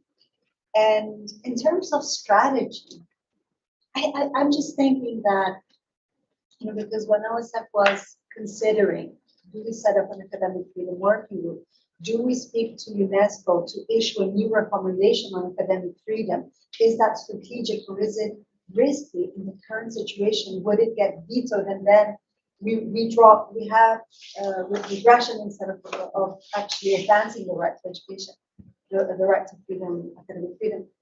But if one of the conversations that we were having in that academic working group is whether it would be useful for other commissions of human rights, as in Latin America, the analogous ones in the different continents, to actually also come up with principles like that. Because, of course, what happened in Latin America is a precedent, and that helps in terms of setting precedents and fighting for the right to expand. So that could also be a strategy to try consolidate more academic freedom as a right in and of itself. Just the Africans have also. There is already. They were working with the There's a working group in Yeah. Africa. That's good. That's good. So just something for our activists to. I think I would not focus entirely then on Latin America so that they feel blame, we blame, when we have many cases elsewhere as well. So I think we really need to find a balance across the globe. That's what I'm saying. That's what I'm saying, that other initiatives in Africa, in Asia, it would be good for analogous efforts to be. I think one of the international rectors conferences or something like that could be a body that would secure that this is something that is really comparably done across various parts of the world. There were many points raised by you. After the first point, Vladimir already raised his hand. Would you like to comment on the first one? And then I have Mitchell Ash and I have Shalini as well. So actually, it's a question that goes in the direction of Camila's question, because if the panelists could stress a little bit more about the question of accountability with the university, especially concerning, let's say, the non-academic public, let's say, the relation between the university and other sectors of civil society, because we are talking about Latin America. We have actually now, I don't know when exactly, but for example, universities that have radios and magazines and even newspapers direct to the non-academic public, right? Where we can, for example, present some research that are done by the university and things that are developed, structures of works with social movements and so on. Then I would like to know how do you think that we should take into account the problem of accountability today? I just want to note that in India, various government commissions on higher education have all emphasized the need to have engagement with the wider public. So, right from 48, when we had the first commission, this has actually been quite a major theme. But in terms of, there's been no operationalization of it in terms of how it affects promotions or recruitment. So it's certainly an ideal that is recognized, but not integrated in any way. Okay, Mitchell. Just to respond to this point about who has an obligation, and in a way, it also indirectly responds to Renata's point about the relationship between freedom of expression and academic. Of course, there's a difference when states have this principle in their constitutions and when they don't. And so one could say that if the future strategy would be to try perhaps an endless effort to assure that these rights are guaranteed in the constitutions to start with, so that you have legal basis to proceed, and not limited to freedom of expression. That would be a goal. It's maybe not likely to be achieved soon, but I think it would be important to think about it as a goal. And who has the obligation to enforce these things? You say the state, if it's a right. And in the German legal text about these things, the Supreme Constitutional Court says the same thing, but our working group says university leadership also has the obligation to assure, to protect their people independently of whether they're professors. I hope we will be able to insert that in our recommendations. Because what often happens is that when scandals erupt in the public sphere and people are targeted, university leadership takes a submarine, goes underwater, tries not to say anything or only to say anodyne stuff and hope that it blows over. And we want to suggest that that's not enough.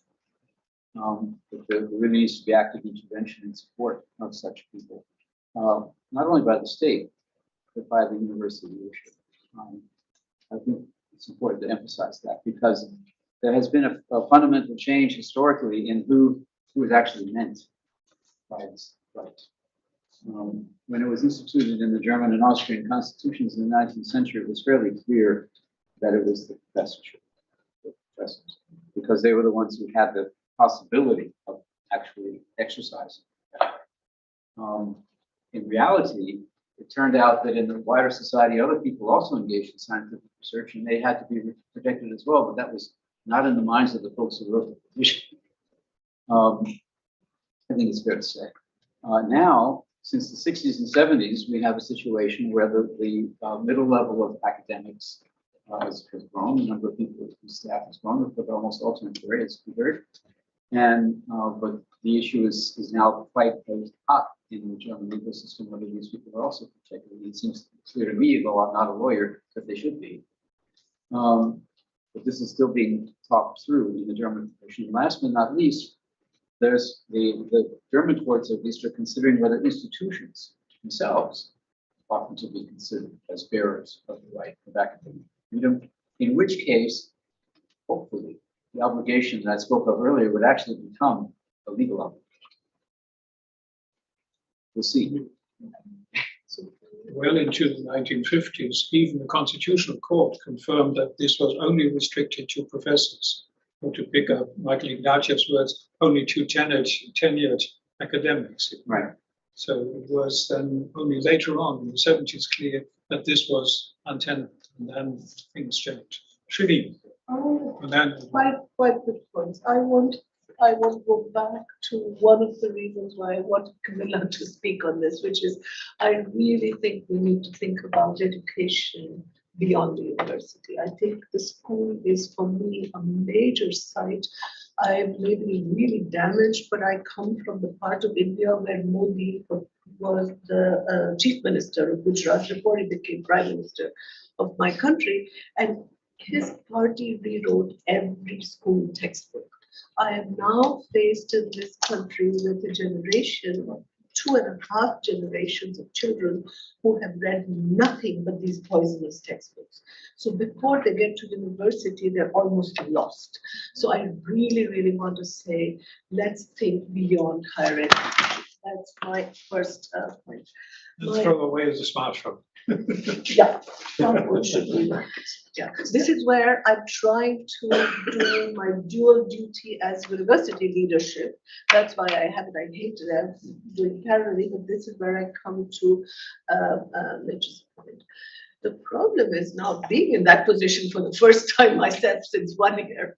I'll tell you, the major problem is the following. Even in a university like ours, and I was having this morning, I started my morning with a discussion with Istvan on this. George Soros's idea was precisely not to have a university which charges $80,000 fees and is a revenue generating institution. So this is the last institution in which that would be the ideal, and yet I'm being asked by my board for a business plan, revenue generation, and this is where when public revenues are not available to us, but in Britain, etc., when they sink, this is when you see the LSE leadership going to Libya and getting money from Gaddafi. Yeah. This is when you get Melbourne University had a huge scandal recently where because the Indian private money and the government have given money to especially Adani to Australian universities and as to also some of the top US Ivy League universities, all private Indian money to establish chairs of Indian studies. none of those universities are speaking out publicly, and the university leadership is not going to protect any professor under threat from right-wing Indian diaspora forces. And they have really consolidated in the US and are in for a big time attack on Indian academics who will not get protection from the leadership. Precisely because the leadership is under so much pressure to get money from precisely those who support these dictators at home. So it's a very tricky question about shifting the onus of protection onto university leadership when it itself is put under so much pressure to generate revenue. I mean, I just want to say it opens a whole set of questions we need to think about. The other pressure, fortunately not on us, thank God, but UK universities, the ref exercise, constantly being evaluated and ranked, and how your points are going to be calculated, etc. This is a major constraint on academic freedom, which I think we really need. I just want to comment because in the US, it's not the same situation as Europe at all. Yeah, the ranking is the only ranking that really makes a difference are basically consumer guides. But nobody at the University of California is looking at rankings. This is why I said the UK is about ref. It's not to do with the US. The US has no ref exercise, but the UK government. Different sets of measurements. It's a different set of measurement, but the set of measurements in the UK is such that all departments are ranked, and then they're ranked across the country. And this is a major constraint on what resources the university is going to commit into what departments, which disciplines, and what research agendas. So I think that is a whole set of constraints one really needs to address within the university system. I mean, we are rightly aware of Orban's and Modi's and the constraints, but the within university system constraints imposed through these entire models of funding and channeling resources is a major problem.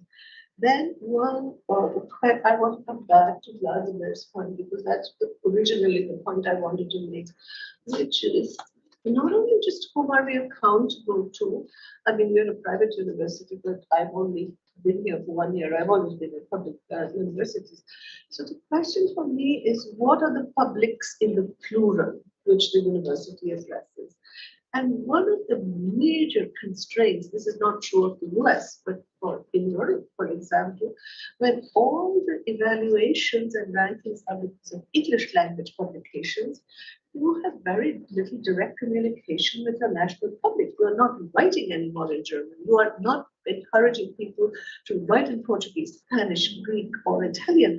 And unless you have bilingual scholarship, you are going to lose your major national public. And if you want that, so I think there are many good arguments to be made why bilinguality is crucial to the legitimacy of the university. Number one, if you don't disseminate in your own national linguistic sphere, and you're only writing in academic journals which are AAA rated because you are under pressure, you are really not bringing out your scholarship to the people whom you should be talking to. But then you want money from them as taxpayers to pay for the university, and they're going to say, we just don't know what you guys are doing and what you're up to. And so the question of civic engagement, of outreach, to reaching out to non-academic, to extracurricular, to lifelong learning, but even the lifelong learning exercises are money-making exercises now. Can I generate revenue? I don't think that should be the purpose. So I think if we want to rethink how we could get public support and trust back towards the university, I really think we have to rethink whether we can be monolingually English institutions. And this is true of Indian universities as well, because most of us, as who speak second and third languages, don't feel comfortable writing in them. And I really think unless we rethink our language politics, we have a problem of getting them to Can I just give a number, because I think it's really a very This has sensitive been point. an issue which has been exercised. I've been putting it into every ERC applications, so don't penalize the people who are publishing in their own languages. Right? Just because I can't read them as an evaluator doesn't mean this made no sense. But just giving a number, in Brazil, just 3% of our population can speak English. And actually, just 1.5% of the population can speak good English. Can you imagine if our university starts to write just in English, the kind of disconnection that we will produce between the university and society will be tremendous. But you know, in India, where everybody, because you only meet Nandinis and me, you think most people in India, I don't even think more than 10% of Indians speak, read, and write English at a level at which they could read anything that Nandini and I write. 2%. 2%. Yeah. I was going to say 10, but so just think of India, which everybody thinks is, you know, it's a very, very serious problem for the university. And I really think, I don't know, we really need to do something about it, because the whole question of the English language has become a major problem. That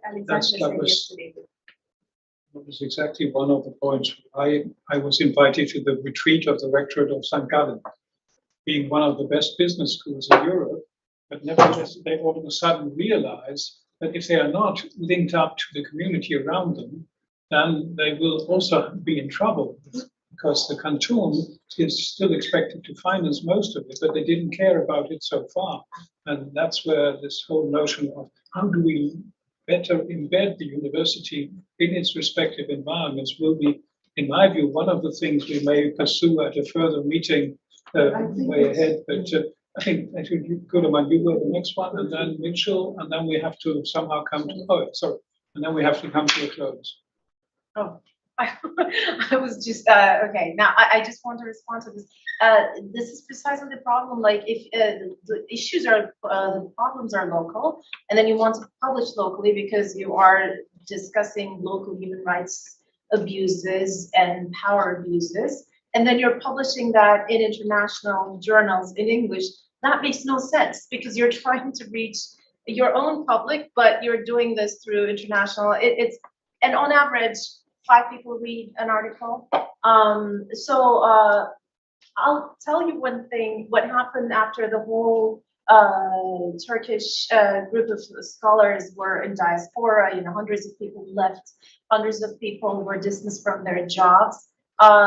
Everybody started writing in alternative media, and the levels of this alternative media was elevated suddenly in a couple of months. People started reading them, and now media is full of previous professors, including me, and we're writing about politics and media and movies and this and that. In Turkish, and there is a massive audience, and it's just, it's great, because nobody wants to watch the, you know, TV, because it's all add-on propaganda. So it's really interesting. Then, which reminds me that in 1980, the previous purge from Turkish universities, all the fired professors went on to establish publishing companies, and they started writing trade books and publishing trade books for the, of course, for the public, but about serious academic issues, and they made it accessible to the public. And I was reading analyses of the effects of these books and these discussions and all these NGOs that they created, was that by 2000s, they had brought a lot of issues like gender issues, genocide, to the attention of the public through all of these non-academic publications. So in one conference, in one academic conference, people were saying, it's actually been good for the Turkish public that these people were fired, that we were fired, yeah. That they were actually, we were fired, it was bad for us, but it was good for the public. So I'm now saying, which speaks to how poorly the academia is organized to actually reach out to the public. I mean, we only start doing that once we're kicked out of academia, which is sad. Yeah, as long as one is not replacing the other or compensating for the other, that's okay. Yeah. Now it's your turn. Yeah, I just wanted to kick in on this, because I think one of the freedoms in academia that still should be elaborated on is the freedom to teach, and in particular, whom to teach, right? There's still sort of this conception as a teacher, I only teach those who are in the university, in my classroom. But it's 2022, after the pandemic, we all know that you can use Zoom or whatever online tool we want to teach. Maybe not 100%, but somewhere close, 80% to provide education. And why would we only provide this to people enrolled into universities? Why not make possible schemes to apply for funding, to offer online courses in Turkey by scholars in risk who want to keep conversation going? Oh, we did that. We established an institution for that. Just to continue on this, I think a university could afford schemes to apply for public funding for developing open educational resources, to put them online in whatever language you want to offer online courses to people who might be interested, but not at the moment students who can't take a full student year, but at least one course on how to deal with these asocial media in my everyday life. How do I keep sane in this environment or whatever? Like, these are things that can be done. This is freedom of academia to teach, but thought maybe in a more broader and more scaled up way in order to counter these very dangerous tendencies. Please check out Off University if you want to see a model for this. That's what we've established in Germany as, it's our Turkish scholars. Sorry, we're already running into overtime. Very short one by Mitchell. Anyway, so I will be very short. Shalini, I sympathize with this. I have to point out that it's perhaps naive to expect even academic publications in the local language to be read by anyone who's to be reached by them. What is actually needed I'm utterly astonished. I mean, I've done the history of this, work on the history of this. I'm astonished that the realization has still not taken hold in the academic world that the public understanding of science work is a different genre. Totally, it's a translation. And it maybe the professors are not the right people to carry it out. Maybe they are. It depends on the field, and it depends on whether their desire and also their time. If they want to be top level, that maybe they don't have the time. But you know, these are silly excuses. The issue needs to be discussed, and it requires labor of its own. Is all I want to emphasize. That is the political labor of its own topic, and the type of articles that ought to be published are also different from academic articles of the classic kind. That needs to be addressed. I promised Renata that we would finish in time for her to attend the class at 4. So I did not make it, but nevertheless, I think we should now come to a close, because the usual thing is if you then go beyond the already announced time, then people will gradually disappear. And so I don't want to. But I would like to thank all those who are still in the room for your persistence, for your commitment. I think we touched upon a lot of points which also deserve to be looked into more closely. To just mention one thing, which also came up last week and already here several times, the curriculum development. I think we have to, at least at 2 levels, think about that. What needs to be done in order to widen the horizon of students in their respective subjects beyond the speciality they have to acquire one way or another? Particularly in science and engineering, the social dimension, the institutional dimension of their own field of study is even missing, let alone the wider scope of what the former rector and president Yehuda Kana called concerned citizens. We should have the ambition to create not just specialists, but concerned citizens who can also get engaged in leadership issues in the social sphere, in the political sphere, etc. So I think that probably needs also inputs from some exemplary subject areas. But I personally would think that would be something where also, by the way, institutes of advanced study and universities can collaborate on that topic. And there are many more with respect to resistance and resilience of universities, etc. But I think that's what we cannot finish today. Thank you again from my side, but I hand over to Shalini, our host. here in Vienna Thank you for the very very much. last words. Thank you very, very much for joining us and from near and afar.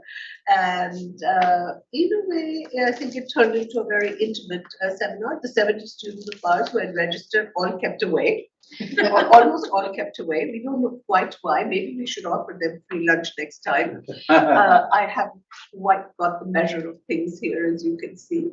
But I think we had a very, very productive discussion. And I think we moved some of the topics forward and broadened it. And then we need to see what the next series of meetings could be on. So just a very warm thanks for coming. I'm sorry we had the worst possible weather for you, but we'll try and do better in spring or summer.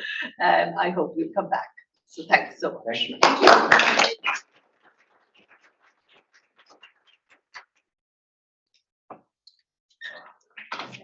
Nice to meet you. Your name is Daniel.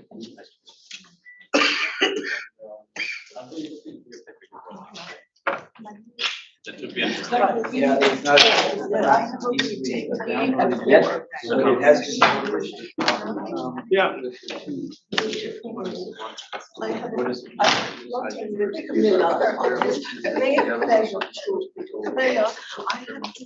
I'll be doing everything wrong here. I've done it fine. So first I was telling you I didn't know what a clock is, so we need to have a clock. And the second thing is, if you guys just hanging on to things, I come back. Anyway, you want to write me. I won't send it. Yeah.